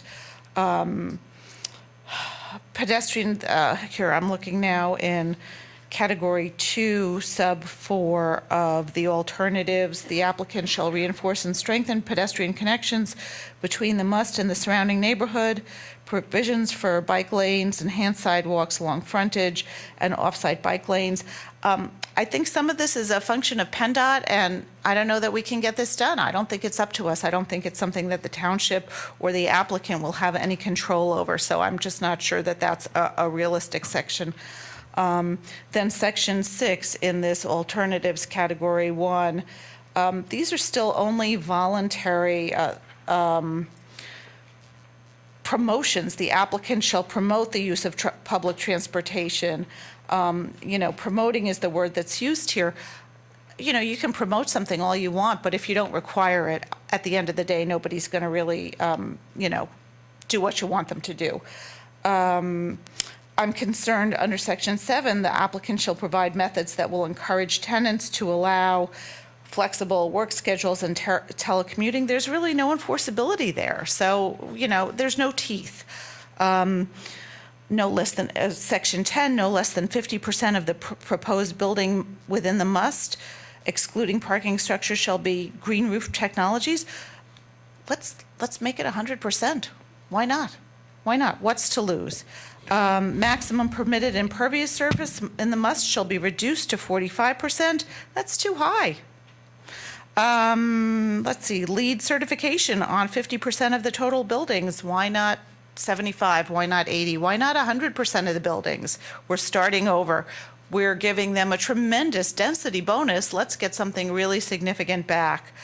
The electric charging stations, I think that's a great idea, but, you know, one charging station for every 1,000 parking spaces isn't really encouraging a lot of green technology. I mean, they're only going to get, what is it, like 2,000 parking spaces? So, you know, let's be bolder about that. And then finally, available bonuses in section 5 and 6. I just think this whole section is lacking any sort of a stick. You know, we've got a lot of carrots, but we've got no sticks. How are we going to enforce all of these? At the end of the day, if somebody doesn't play by these rules, how is the township going to be restored? Or how is it going to get back something that it has given up really in this density bonus? And I'm really concerned about that because, you know, I think that's the whole point of this, is that we're going to get something really valuable in exchange. But if there is no enforcement, then there is no, you know, then we're really giving something away and we're not getting anything back. That being said, I think this is a decent starting point, and I really value the time and the thoughtfulness that you folks have been putting in to this, to the CIDC, and to the many other proposals that have come before you. And I'm confident that you will continue to do so. And I look forward to many opportunities to appear before you with more of the community. And I'm hoping maybe you guys will consider doing some of these on the weekends, because I think that there are a lot of people who just find this time frame very difficult for a lot of personal reasons. And, you know, it might be really helpful to do one or two of these on a Saturday or a Sunday in the future. That's it. Good night and good luck. Thank you. I want to give the largest property owner also affected an opportunity to speak tonight. So I guess that's you, Mr. Kaplan.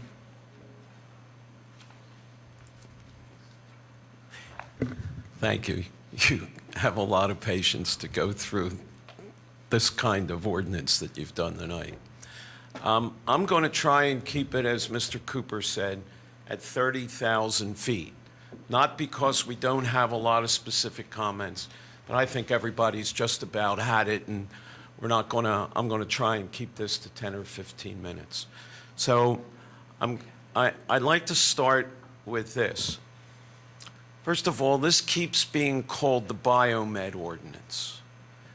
And you have rejected BioMed's 2 drafts of ordinances.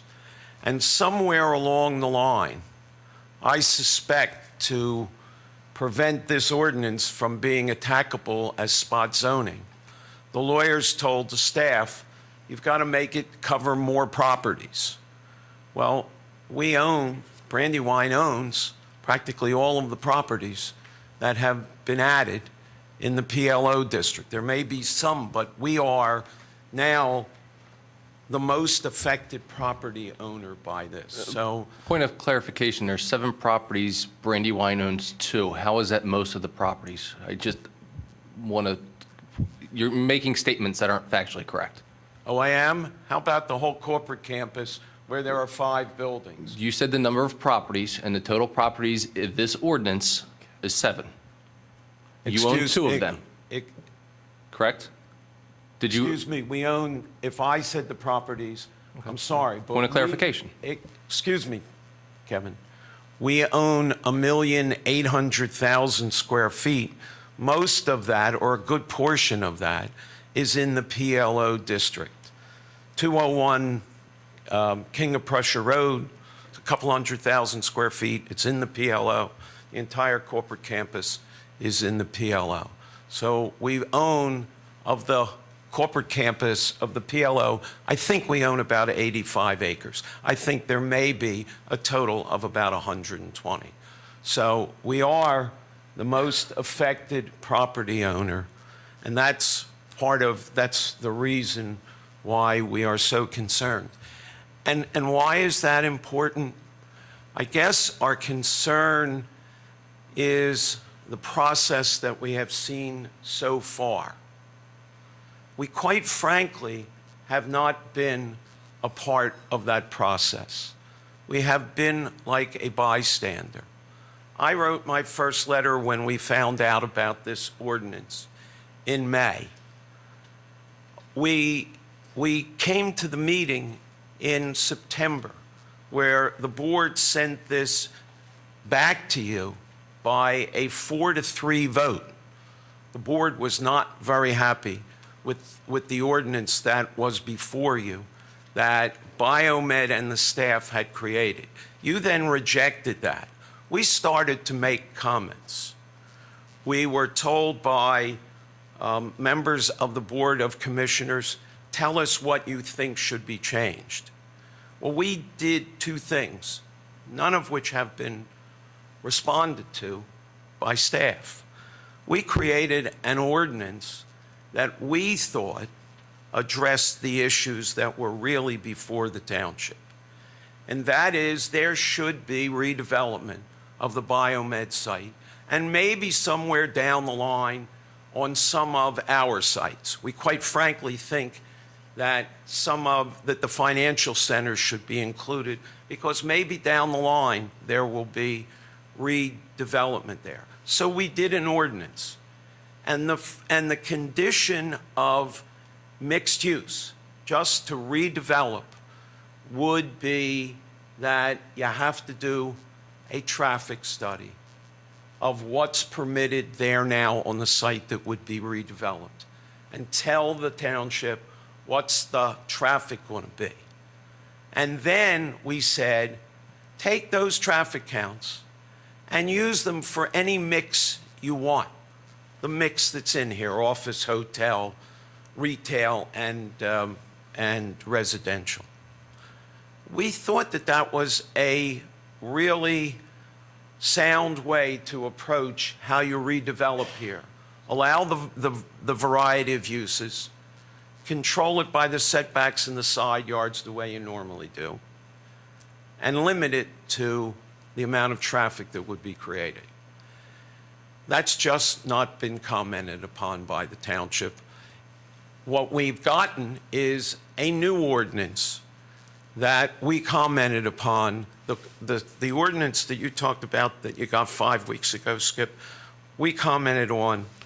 My letter of October the 2nd, we also took the ordinance that Kevin had done at that time, and we said, okay, well, if the Planning Commission is going to use Kevin's ordinance, then here are some of the changes that we think should be made.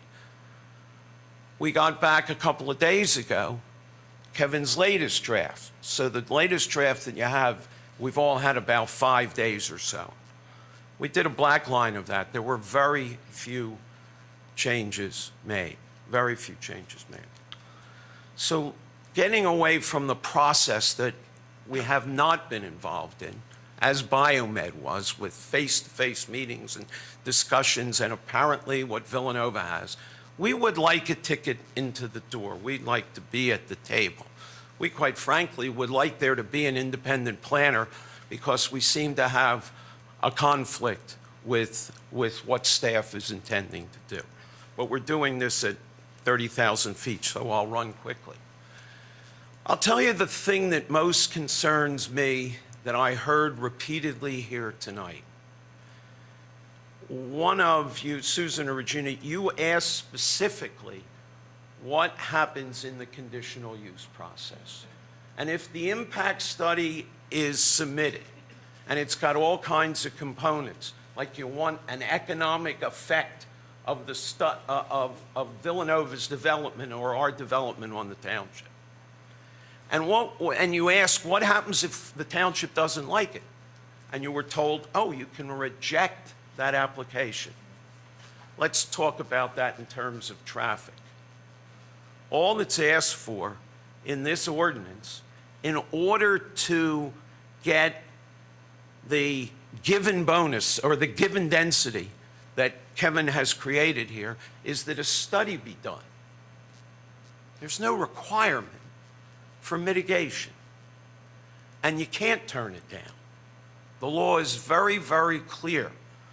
There's 10 cases that I've cited repeatedly that say that in a conditional use, unless the traffic is more than what would have been normal under those circumstances where you're redeveloping a building and it's horrible, you can't turn it down. And you can't turn it down where the problem is existing congested traffic. Once you make, or the board makes the decision to change the ordinance to allow this kind of redevelopment, traffic is a minor factor. And that's partly what's bothering us, because we're scared, as we've said in my letters, that the road network that's there can't take a lot more. It's unusual for a developer to say that. But we have a huge investment, and the road network is near capacity.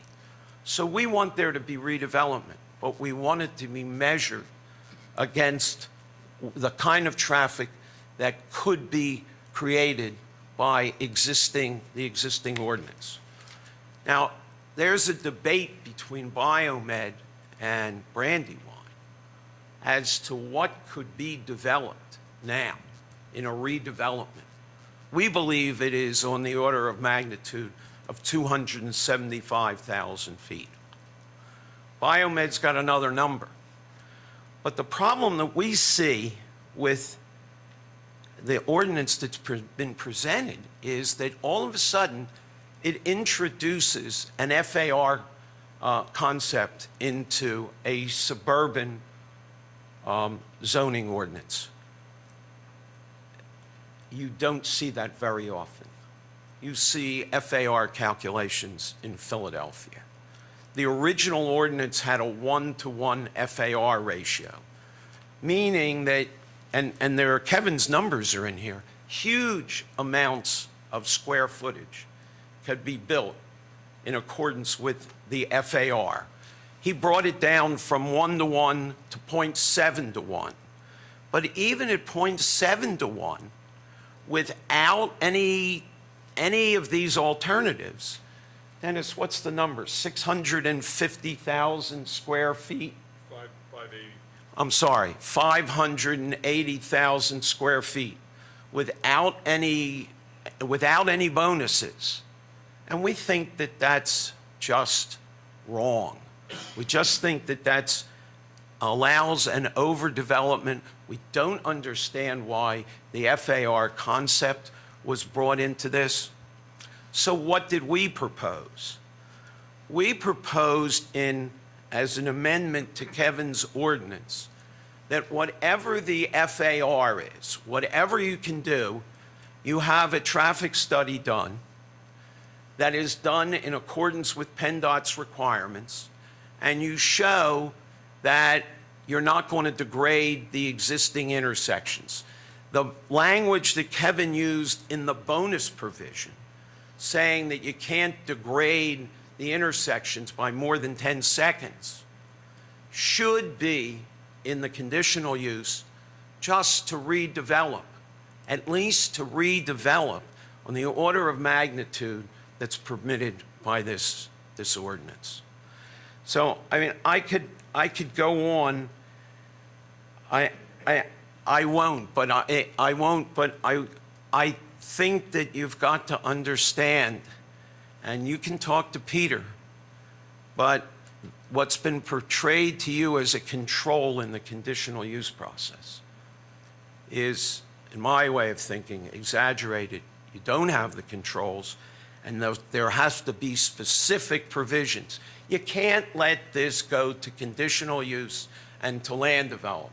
I think that Peter said, I walked out of the room for a minute, but George told me that Peter agreed that in a conditional use process, you cannot impose the obligation to make off-site improvements. Well, if you're not going to make off-site improvements with regard to the BioMed site, how are you going to mitigate an increase of a couple of 100,000 square feet as permitted by this ordinance? And we also don't understand the township recreational facility to be included in this ordinance.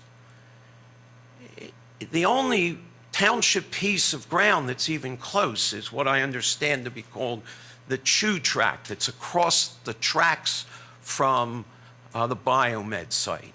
And we were there. The Planning Commission was there. Mr. McDevitt went back by the railroad and somebody asked him, well, how are you going to give access to the sports facility under the tracks? And he said, we're not. So please tell us why a township facility that could have an ice skating rink and an awful lot of traffic is being included in this ordinance. We just don't understand it. But the overall is the ordinance that's proposed on its face, Dennis Glacken cannot estimate how many square feet will be permitted by right. If we take Kevin's chart, it's going to be a much, much more than is there now, and that makes no sense to us. And then to go from a 0.7 FAR to a 0.8 FAR, it's just too much. So I thank you for your time. We have a lot more specific questions. We would like the time to get these questions answered. We'd like a give and take. Unfortunately, we haven't gotten it yet. Thank you. Thank you. Additional public comment? Hi. My name is Lloyd Goodman. I'm the owner of the Radnor Racket Club, which sits between BioMed and Brandywine on King of Prussia Road. I'm also a resident of Harrison Road in Villanova. And I just have a couple minutes, a few general comments and then a few specific ones. And then I just will pass my comments out to you if you like. I strongly support the township staff's proposed must ordinance. I developed and have operated Radnor Racket Club for 35 years, and I grew up nearby and raised a family in the Villanova section of Radnor. I really love this area and I want to see it prosper. The proposed ordinance will help advance this objective. The must will add vitality to the PLO district by permitting a healthy mix of additional uses, most all of which will generate less traffic than office use and at off-peak hours. I also believe that the relatively small percentage of retail use that will be allowed could be a nice amenity, particularly for nearby office and residential users. The proposed ordinance would permit appropriate residential uses, such as multifamily and assisted living, thereby taking full advantage of the existing rail and bus transit facilities. And that's really just excellent land planning. I applaud the Board of Commissioners and the Planning Commission and the township staff and their advisory bodies for the approach that has been taken to the creation of this ordinance. The process has been thorough, careful, and deliberate, and maybe it's going to be a little more so, it sounds like. This has resulted in what I think is a very balanced and well-drafted ordinance. As now drafted, the ordinance incentivizes appropriate new development while taking great care to avoid what might be considered unacceptable increases in traffic, but everybody has their traffic experts. I haven't hired one, so hopefully that gets resolved. Then I have a few specific comments kind of related to the Brandywine revisions to the staff's ordinance. I suggest the following 5 things. Regarding maximum building area, right now the PLO is at 30%, which BioMed and Brandywine both have supported, and the staff is proposing 20%. My property right now is at 19%, and I feel like there is a plenty of open area, and then that would not be appreciably compromised. Maybe if there was a compromise in going between the 20 and 30, say like 25%. Regarding the maximum impervious coverage, the existing PLO is 55%, but I agree with staff's proposed 50% because increasing the height and the floor area ratio compensate for the 5% lesser amount. And, that'll be good for the environment to have 5% less coverage, although Someone might say, why, if you want to develop your site, mine probably won't be developed way down the road, but I'm environmentally sensitive, so I think, it couldn't hurt to have 5% less. As I think Brandywine's proposing more impervious coverage. The height requirements. I support the staff's 75-foot limit. Brandywine's suggested 60-foot height is unnecessarily restrictive since the floor area ratio and the large street setbacks should adequately limit the new developments. Just a couple more. The staff's gross floor area of 70% seems reasonable and appropriate and would work well on my site. I trust that the staff's determination it also works well for the other sites. Brandywine's proposed 60% to me seems unduly restrictive. Also, the staff's 35% maximum gross floor area for hotels is much better than Brandywine's 20% because it further encourages uses other than offices, of course, which Brandywine has only at this point. There would appear to be no reason to discourage a hotel use or make it difficult for a hotel to have amenities that require some additional floor area in order to serve the public well. And also there's other things that I was thinking about, but I'm trying to keep it short and sweet here. So in conclusion, I feel very strongly that development using the township staff's well-conceived proposed must ordinance would result in a great upgrade of the PLO district and also result in a positive fiscal impact benefiting Radnor Township and all its residents. I hope you'll take my comments and suggestions into consideration when making your final recommendation of this ordinance to the Board of Commissioners. I think it'll be really great for the township, and thank you. I'll just hand these to you. Thank you. Further public comment? Do you want an opportunity to speak? Just wondering, is Kevin going to present his ordinance, or I guess the question is, how are you Proceeding. Mr. Chairman, if I can go over a few things I'd like to clarify and then go through the changes that have been made to the ordinance since you've last seen this. Okay. I did distribute those to you, but I would like to get a point of clarification from Mr. Kaplan. I believe he said that the first time they heard about this or were provided the opportunity to comment on it was in the spring. Was that correct? May, did I hear? I said the first time that we commented. Could you, on the mic, please? I just need a point of clarification. Okay. What is your question? It indicated that in May of this year was the first time you were provided the opportunity to comment. No, that's not what I said. I said the first time that we commented on it was in May. Okay. Jim, can you pull up the overhead, please? Just wait for this to come up. Here is a letter to Brandywine from their planner at the time. Apparently, it's planner by committee, dated October 1st, 2012. This is an analysis where they provided comments specifically on the must ordinance.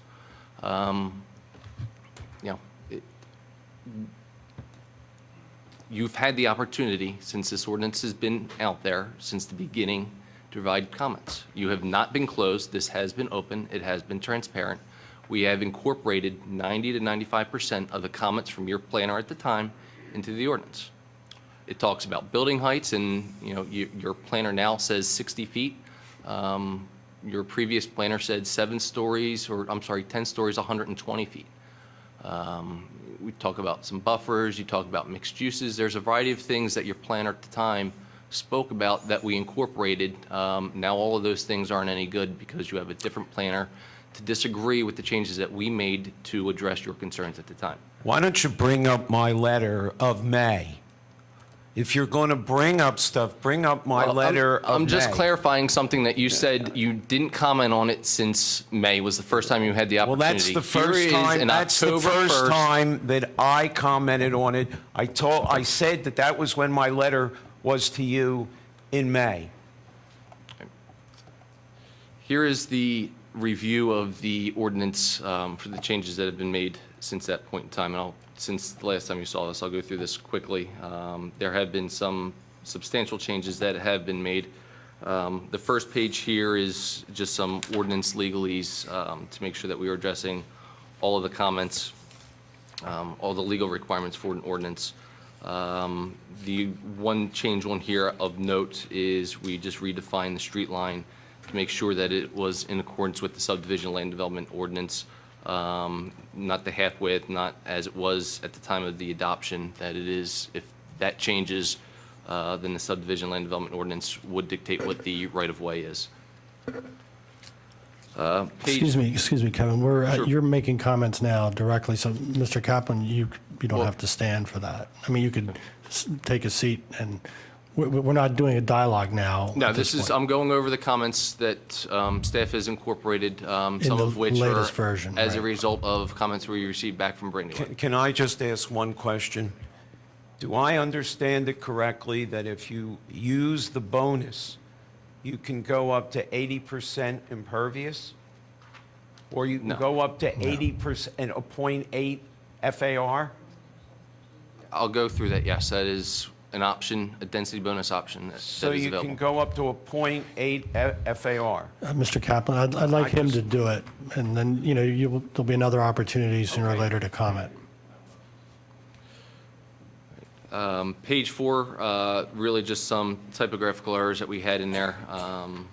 Explained that when I sent the memo out. We made some changes to the height. We removed the stories. We felt that there were some conflicting regulations in there, stories. That was some of the feedback we got from some of the surrounding property owners. 5. I'm sorry? It was an internal question. that's all. Whether or not you could, what was more controlling the 5 stories or the height? Could you get 6 stories and 75 feet, or what they do? So we felt that there were other regulations in there that were more restrictive, and that was just further confusing. But we still have the 120-foot cap that is in there. We added some language as we were going through the ordinance from Villanova. There was the addition of the sound attenuation, so we added that in there. We thought that that was appropriate language.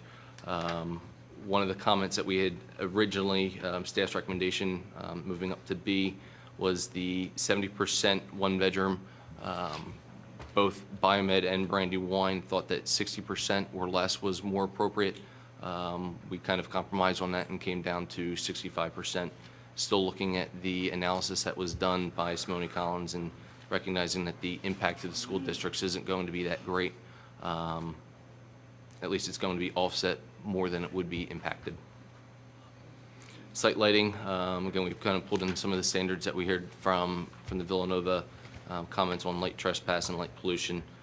So we added that language into this ordinance as well. Typographical error 1, there was just a space in that page. Same thing with page 11.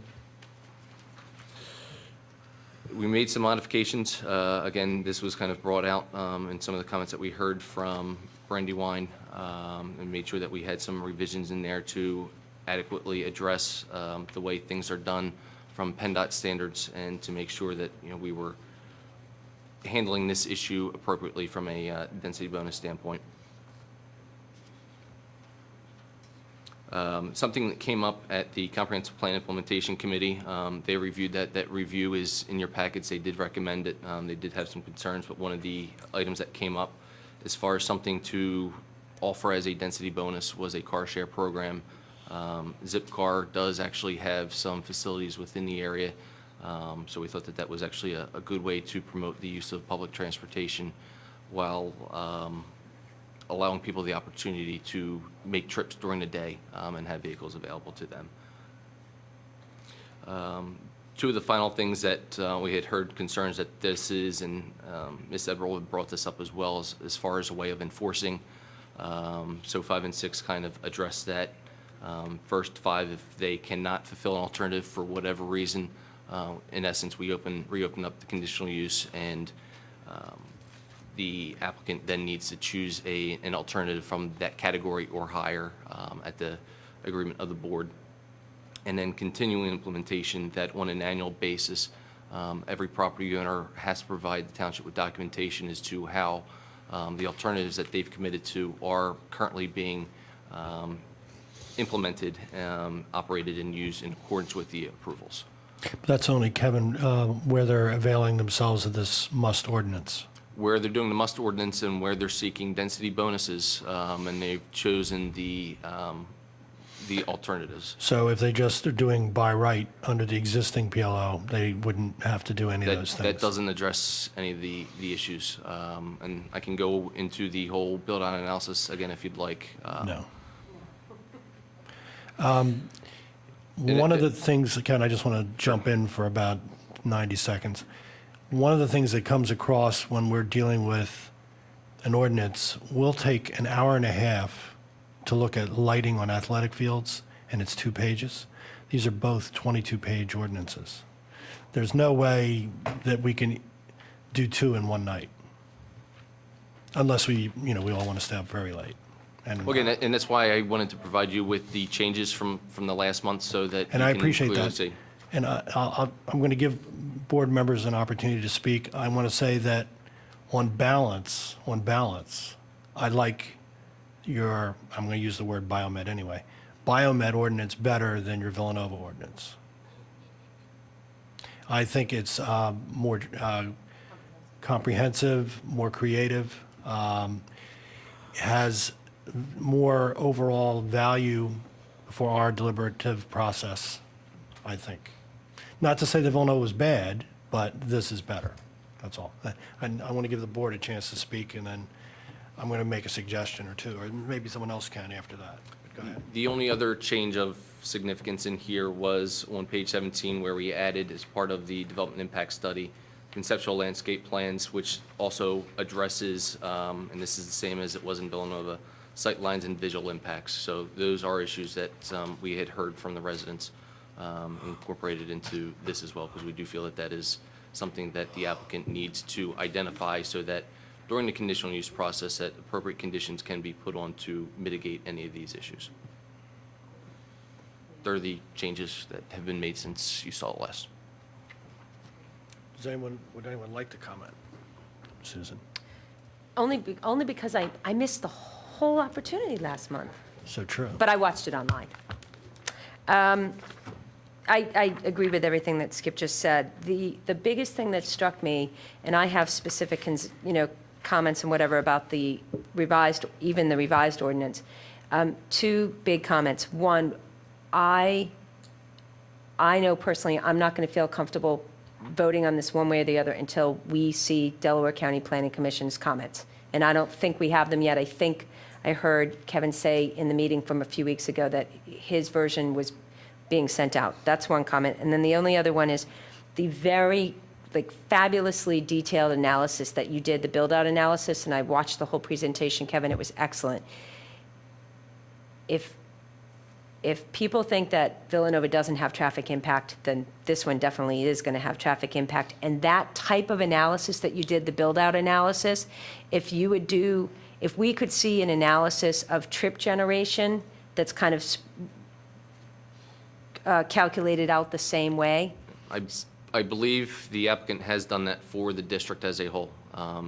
We can get into that. I don't think it's going to take that long. Yeah, I didn't know if they did it off of your revision and taking a look at kind of what is existing, what's existing by right, what your proposal is. And now, since I know that the commission recommended denial of the BioMed version of this ordinance, we almost can skip that one, I would assume. So it's basically just what's actual existing, what's by right under the existing zoning, and then what's proposed under Kevin's current proposal, the staff's recommended version, what a trip generation chart would look like to understand the traffic impacts, because that is singularly the most concerning aspect of allowing an increase in density here, for me. I don't know if anybody else feels the same way. I believe that has been done based off of not the current revisions, but the previous, what was in front of the Planning Commission last month, but none of the changes that I've implemented would have any impact on that analysis, I believe. I'd have to defer. It wouldn't have any impact on the analysis or on the... On trip generation. So you feel that The tweaks that I've made since last month Mhm. would not affect the trip generation analysis. Susan, we have done an analysis on that we can present. I just, the format in which he did it, where it's broken out by each property. That's how we did it. We based it on that. Did we get that report? Because I don't. No, I think it was I'm on the screen, but I don't think it's, Oh, we okay, didn't yeah. get an actual paper report, Okay, I don't believe. we didn't. You haven't gotten a traffic, we have prepared one. This would be the first time to be presented Okay, this evening, based on the township's ordinance, trip generation. okay. So those are, there's delving into the ordinance itself, but I'm not going to do that now. Thank you. Other members of the board? Yeah, I'll just weigh in. My concern is trip generation, and not only just for BioMed, but for all the land that we're rezoning. That's number one. Number two, I'm not so sure why. I know we've got all the land, but we also have a piece that's not contiguous. So Radnor Corporate Center, I don't know why that couldn't be just excluded, and we could just do this one area right by the Blue Route and whatever. We could, and then Brandywine would say we're exclusionary zoning, that we're zoning without them, which is why we included it in the No, the separate parcel. Correct. 100 Madison Ford Road is PLO, and if we were to write an ordinance that excluded one parcel, they would have a claim for exclusionary zoning. Oh, so we have to rezone all of this land as must. It's It's a a use. use, it's not a rezoning, it's a use that a property owner has the option to participate in or not. They don't have to develop under this, no property. Well, owner- can we limit it to so many feet within transit? We did that with the density bonuses. Yeah, based can we off- limit the whole thing then? We can, right? I mean, and wouldn't that be legal? I mean, my point is, if we're increasing the density and we're increasing the traffic, well, maybe we're not increasing the traffic, but it sure feels like we're going to increase the traffic. That's a big concern to me. I think if you see, because we had an opportunity last week to review, to make sure that the assumptions and the analysis that was being done was something, not in my opinion, but in Amy's opinion, were reasonable conclusions and assumptions that the applicant was making, that you'll see what the impact is for the district as a whole, assuming worst-case scenario that every site is built out 100% under this ordinance. In reality, I don't think you'll see that. I'll see the BioMed site at 100%, possibly Mr. Goodman's site at 100%, and then as you get further into those sites that are already developed with existing tenants and office uses, that you'll see only a portion of this ordinance taking hold, because they're not going to scrape a site. And if they do, I think that the ordinance and the regulations in place will mitigate that impact. I would encourage them to, but I don't think realistically you're going to get all 7 parcels developing out to 100% of this ordinance's capabilities. No, I know. We have to view it that way. So, Which is why we assumed worst-case scenario with our build-out analysis and looking at the numbers, with basically the 2 highest generators of traffic being office and retail. Can I get a point of clarification on that? Just 1 minute if possible. I just want to ask a question.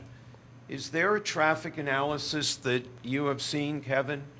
Because we have asked for whatever traffic analysis BioMed did, and we haven't seen an analysis that shows the trip generation from all of the sites. Did I hear you right, that last week you and Amy looked at that kind of analysis? We looked at a draft analysis of that. My understanding is that that is something that is going to be shared tonight. I have not seen a final version of that. In the PowerPoint presentation that we did months ago, we did an analysis of trip generations on the BioMed site under a number of different scenarios. Thank you. Okay. Thank you. Kevin, the issue, of course, is that we probably, with hindsight, should have had Villanova night and BioMed night. And we're not going to have BioMed night tonight, I don't believe, unless the board overrules me.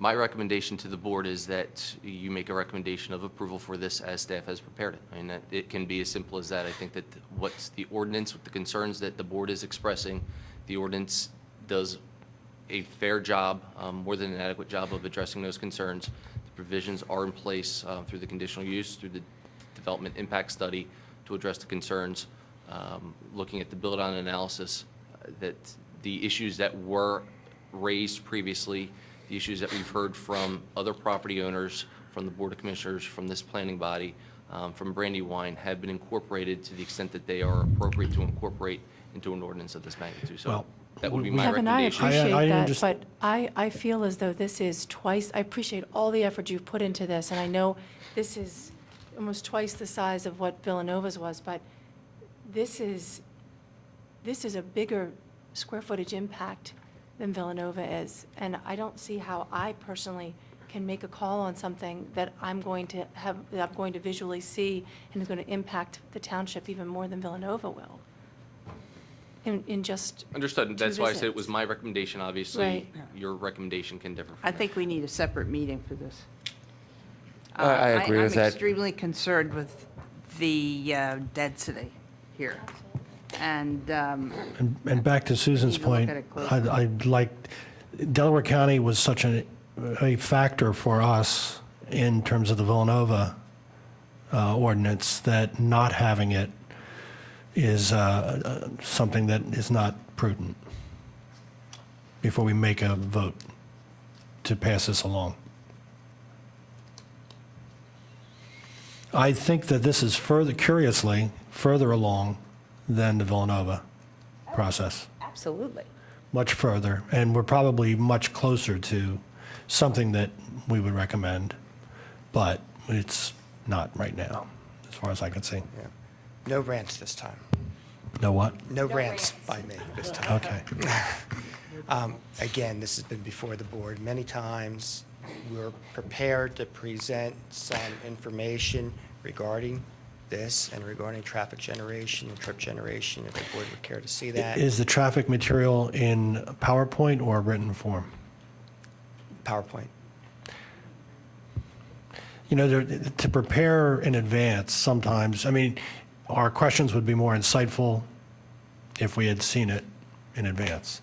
And it's nothing that couldn't be done, I'm sure. Yeah, and it was done quick. Obviously, we've only had the ordinance as long as you've had it, so it takes time to prepare it. In all candor, yes, BioMed, or just using the name again, was before us, and we voted the first version down. That's correct. Now, you've had this So- version for a month, though. You've had an opportunity to review this. This is a version that talks about the potential of building 2 million more square feet if it's even close to fully built out. I don't think, speaking only for myself, and the board will, speak in a few moments, I think it's really hard to do it in a month or two. Well, again, it's been about a year. So. Well, I was uncomfortable the first day I heard it was 850,000 square feet as opposed to 372. And the traffic generation, you're partially cursed, your applicant is partially cursed by the fact that a lot of the complex is vacant. And suddenly we're going to go to a new use that will generate, a lot of traffic just because it's new. And it's clear that traffic is the biggest issue for us too. And we're trying to understand it. And I know your study is actually going to be helpful, but it is 11:28. As I said, it's... No, and, we're not trying to to, move stuff along. this will move faster than Villanova so far. I mean, that's my gut sense of the consensus. I think there Nick, has with all due respect also, you've been before this board a million times. What is the one thing we're most upset about? Traffic. And now after a year and a half, you're now presenting a traffic study? No, we presented a traffic study before. You've seen the same thing from us that you saw from Brandywine. The trip generations? You've seen trip generations from us.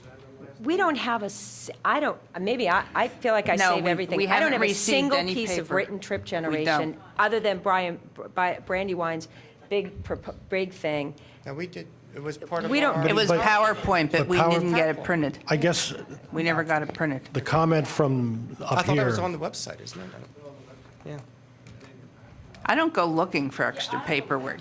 We get enough sent to us. You see, when we come in, we're not carrying laptops or iPads. We're carrying, But we have done trip generation, that's all. Yeah, it's- In all fairness to you, if they want to make a presentation and then we commented on it next time, is that something that we are entertaining here? Because, I mean, I want would the ra- information, I would like it printed in advance so we can go over it. but we and can then- always comment on it next time. If, I mean, they've sat here and waited to present to us. I have no problem with them presenting to us. I can't make a decision tonight on it. all right, let's ask, traffic is the hot button. What is involved in your presentation on traffic I that can you have ask for John tonight? to briefly come up and propose it. Maybe it's better to give you a written analysis and then. I I'd think, rather have it in writing, especially at too. this time of night. I just wanted to, I have seen, 11:30 at night, everyone's kind of glazing over. So, You noticed. yeah. Me too. So it's- I think it's going to make more sense We'd if it's. like, whenever this analysis is before... I'm sorry, what? It'll be public information. What should be, right? Yeah. Well, the township has gotten it, and we haven't, and No, I would- said we reviewed it. I did not say we received it.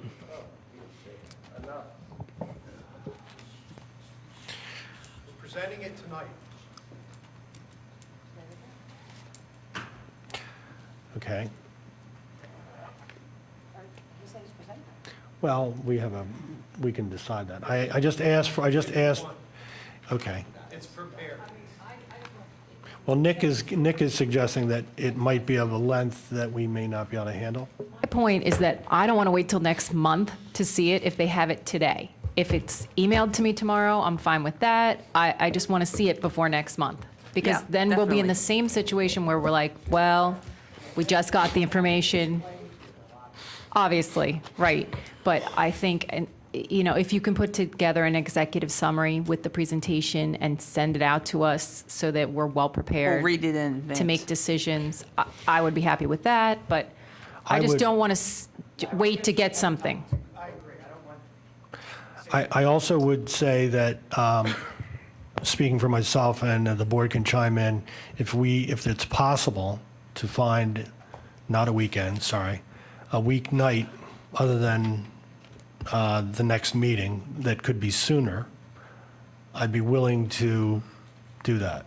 If you can look at the calendar, and if there's enough time to advertise it, or wherever we have to do to be lawful and legal, I'd be happy to do another meeting somehow, some way in November in respect of the huge size of the project dedicated only to BioMed. May I ask a question about that? Because I think it's a good idea, but it's a question, I guess, for Peter and Kevin. Is it possible for the applicant to do a presentation like that, that we might not even be here, or the majority of the board doesn't have to be here, but they do a presentation that then's available on YouTube? I have to tell you, watching the meeting from last month that I missed, and Kevin went over his analysis, I watched all 4 hours. I took my time, I digested the information, I made notes. My ordinance is actually ready to go with tons of comments, and I would love the opportunity, as Regina said, in all fairness to you, I don't want to get this next month and be just as, not prepared to discuss it intelligently. And is there a way to film it, and then it's on the YouTube, and we can all watch it and hear your information? Is that an I mean, if we can't schedule a meeting for us, is there another way to help keep this process moving along for the applicant? Because that's fair to him. I think in fairness to other property owners, that has to be done in a public setting, in a public meeting, which are all recorded and then set on our YouTube channel. So that, That's what I'm talking about. but it has to be done here in the township in an open forum so that there is opportunity for the public to comment on the material that's being presented. But if we can't get a quorum for that meeting, is that going to be a problem if we're not taking any action? I mean, we've had special meetings. Well, we weren't at those meetings, but I know there were, quote, township-level special meetings for Villanova at the very beginning.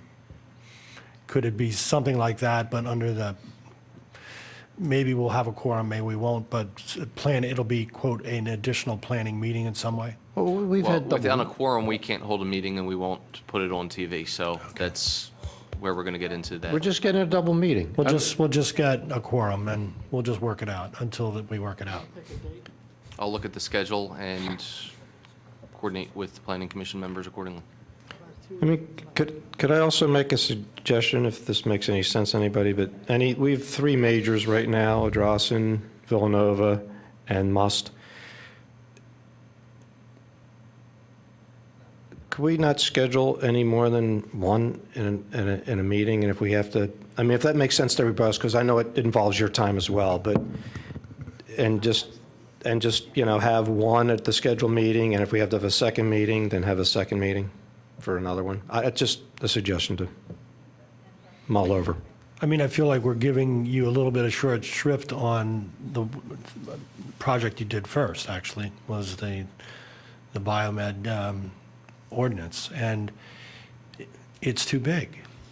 2 million square feet is too big. We just can't say, oh, we trust you, that's it. It's not, our job is not to do that. No, I understand looking at the numbers, it could appear to be too big, but I think, again, that the ordinance anticipates that impact and it addresses it, as well as then, and I haven't seen the final numbers, nothing was submitted officially, but the trip generation analysis also deals with that from a global standpoint. You know, in terms of the impact on the township, and it's multiple impact, and I can appreciate that redevelopment is a win-win. It's a win for the property owner. It can be a win for the township in terms of the revenue stream. It may be a negative, or the way it looks to us, it looks like a negative on traffic. But that being said, you had Simone Collins review Villanova. Should we have something like that on this? I don't think it's necessary. We were looking at issues with Villanova, and we wanted to get a third input. I don't think that it's necessary for this. It's gone through. When you first looked at this, you had asked for a build-out analysis. We've done a very detailed build-out analysis. That's Traffic true. issues are really not part of an ordinance adoption. Those are things that you handle in the conditional use in the land development stage. We are looking at those. We heard that is something that is of concern. And again, we feel that there are provisions in the ordinance that will adequately address all of those concerns at the appropriate time to look at detailed traffic studies. Right now we've looked at a conceptual plan that could be developed under this ordinance. That does not mean that's what an applicant is submitting. So getting tied to specific numbers on a specific plan is great to give you an idea, but in reality, any applicant can come in with something different when it's time to file the conditional use, which is why we had the development impact study and structured the density bonuses, because we are dealing with significantly higher densities than what is currently permitted in the PLO to mitigate and address those traffic concerns in a real, meaningful manner. Kevin, I don't agree with you on the traffic shouldn't be part of the zoning. I think we need to think about it, because you're doubling or tripling the amount of bodies you're going to put in there, because you're doing that with the square feet. They're going to get there somehow, and a good portion of them are going to get there by car. So I think we need to look at density that it's hand in hand with traffic. And I just think it's way too dense. I'm very concerned for what will happen to traffic in that area. And for example, Brandywine, if their renters can't get to that property, why should they stay there? There's plenty of other properties for rent around. They can go to Valley Forge, they can go back into Philadelphia, get a tax break. Why should they stay in Radnor if it takes them 2 hours to commute 10 miles because of the congestion? And we can't do anything with the bridge over Radnor-Chester Road. We're really at a limit, and there's not a whole lot we can do about it. So therefore, we have to think about how we limit development in that area. And yeah, there's railroad trains there, but it doesn't mean people are going to use them. No, I don't think that we're too far apart on our opinions of this. I think, and I'll let Amy speak for the transportation thing, aspect of the ordinance, but that the ordinance addresses those concerns. We did not completely ignore transportation. I don't think it's appropriate to get into a detailed traffic analysis and look at how it's going to be working in the I improvements. agree with you in this case, but I think traffic in this type of development has to be strongly considered just by density, by mere fact of the amount of density that you're going to put on there. Because if you build it, maybe they'll come, but they may not stay if they can't get there. Well, when we were developing the ordinance, I was involved in it, and we were trying to create a restrictive language in there to make sure that those trips were reduced for the area. And the information that was going to be presented this evening was to show what the overall greatest potential trips for the site would be under this ordinance. The other thing is that we've gone over several studies based on TODs, distance from the TODs, and the types of reductions, and we actually took far less reduction. I had directed their traffic engineer to use a more restrictive number than what is currently used according to the standards in the NCHRP, which provides those types of directions. Also, following the ITE, there's some internal interaction that occurs. So we were very careful on making sure that the traffic impact study for this site, while they were developing it, followed less than what the guidelines would allow for that type of development, because I am very aware of the traffic situation in the area. And we are not to the point where we've decided what kind of improvements need to be made. And some of them are existing conditions, and hopefully we'll be able to resolve those things I while think we're working through it. We're getting down like in the 200 or 300 feet area, and Yeah. it's 20 of midnight. Agreed. And this deserves 2 to 4 hours by itself. I just want to ask one more question. BioMed is no longer the applicant. It's the township's ordinance. And quite frankly, we don't want to be treated as the public. We want to be treated as a participant. We've had a very in-depth traffic study done of all the intersections. We have detailed studies, and we've done the trip analysis. I would like to ask you how this process is going to go forward. And by that, I mean, if there are going to be people who are going to be presented, I don't want to make this into a courtroom, but I would like to be able to ask questions of a traffic engineer who's going to give you information. Mark, we're not going to do that. Excuse me. We're not going to do that. We're not going to. Excuse me, You Peter. are a member of the Peter, public, and it's Peter, not your. Peter, I'm addressing the chairman of the board. Please don't interrupt me. I'd like to get my point out. Get your question out, and I'll answer it. I don't need you to shut me down.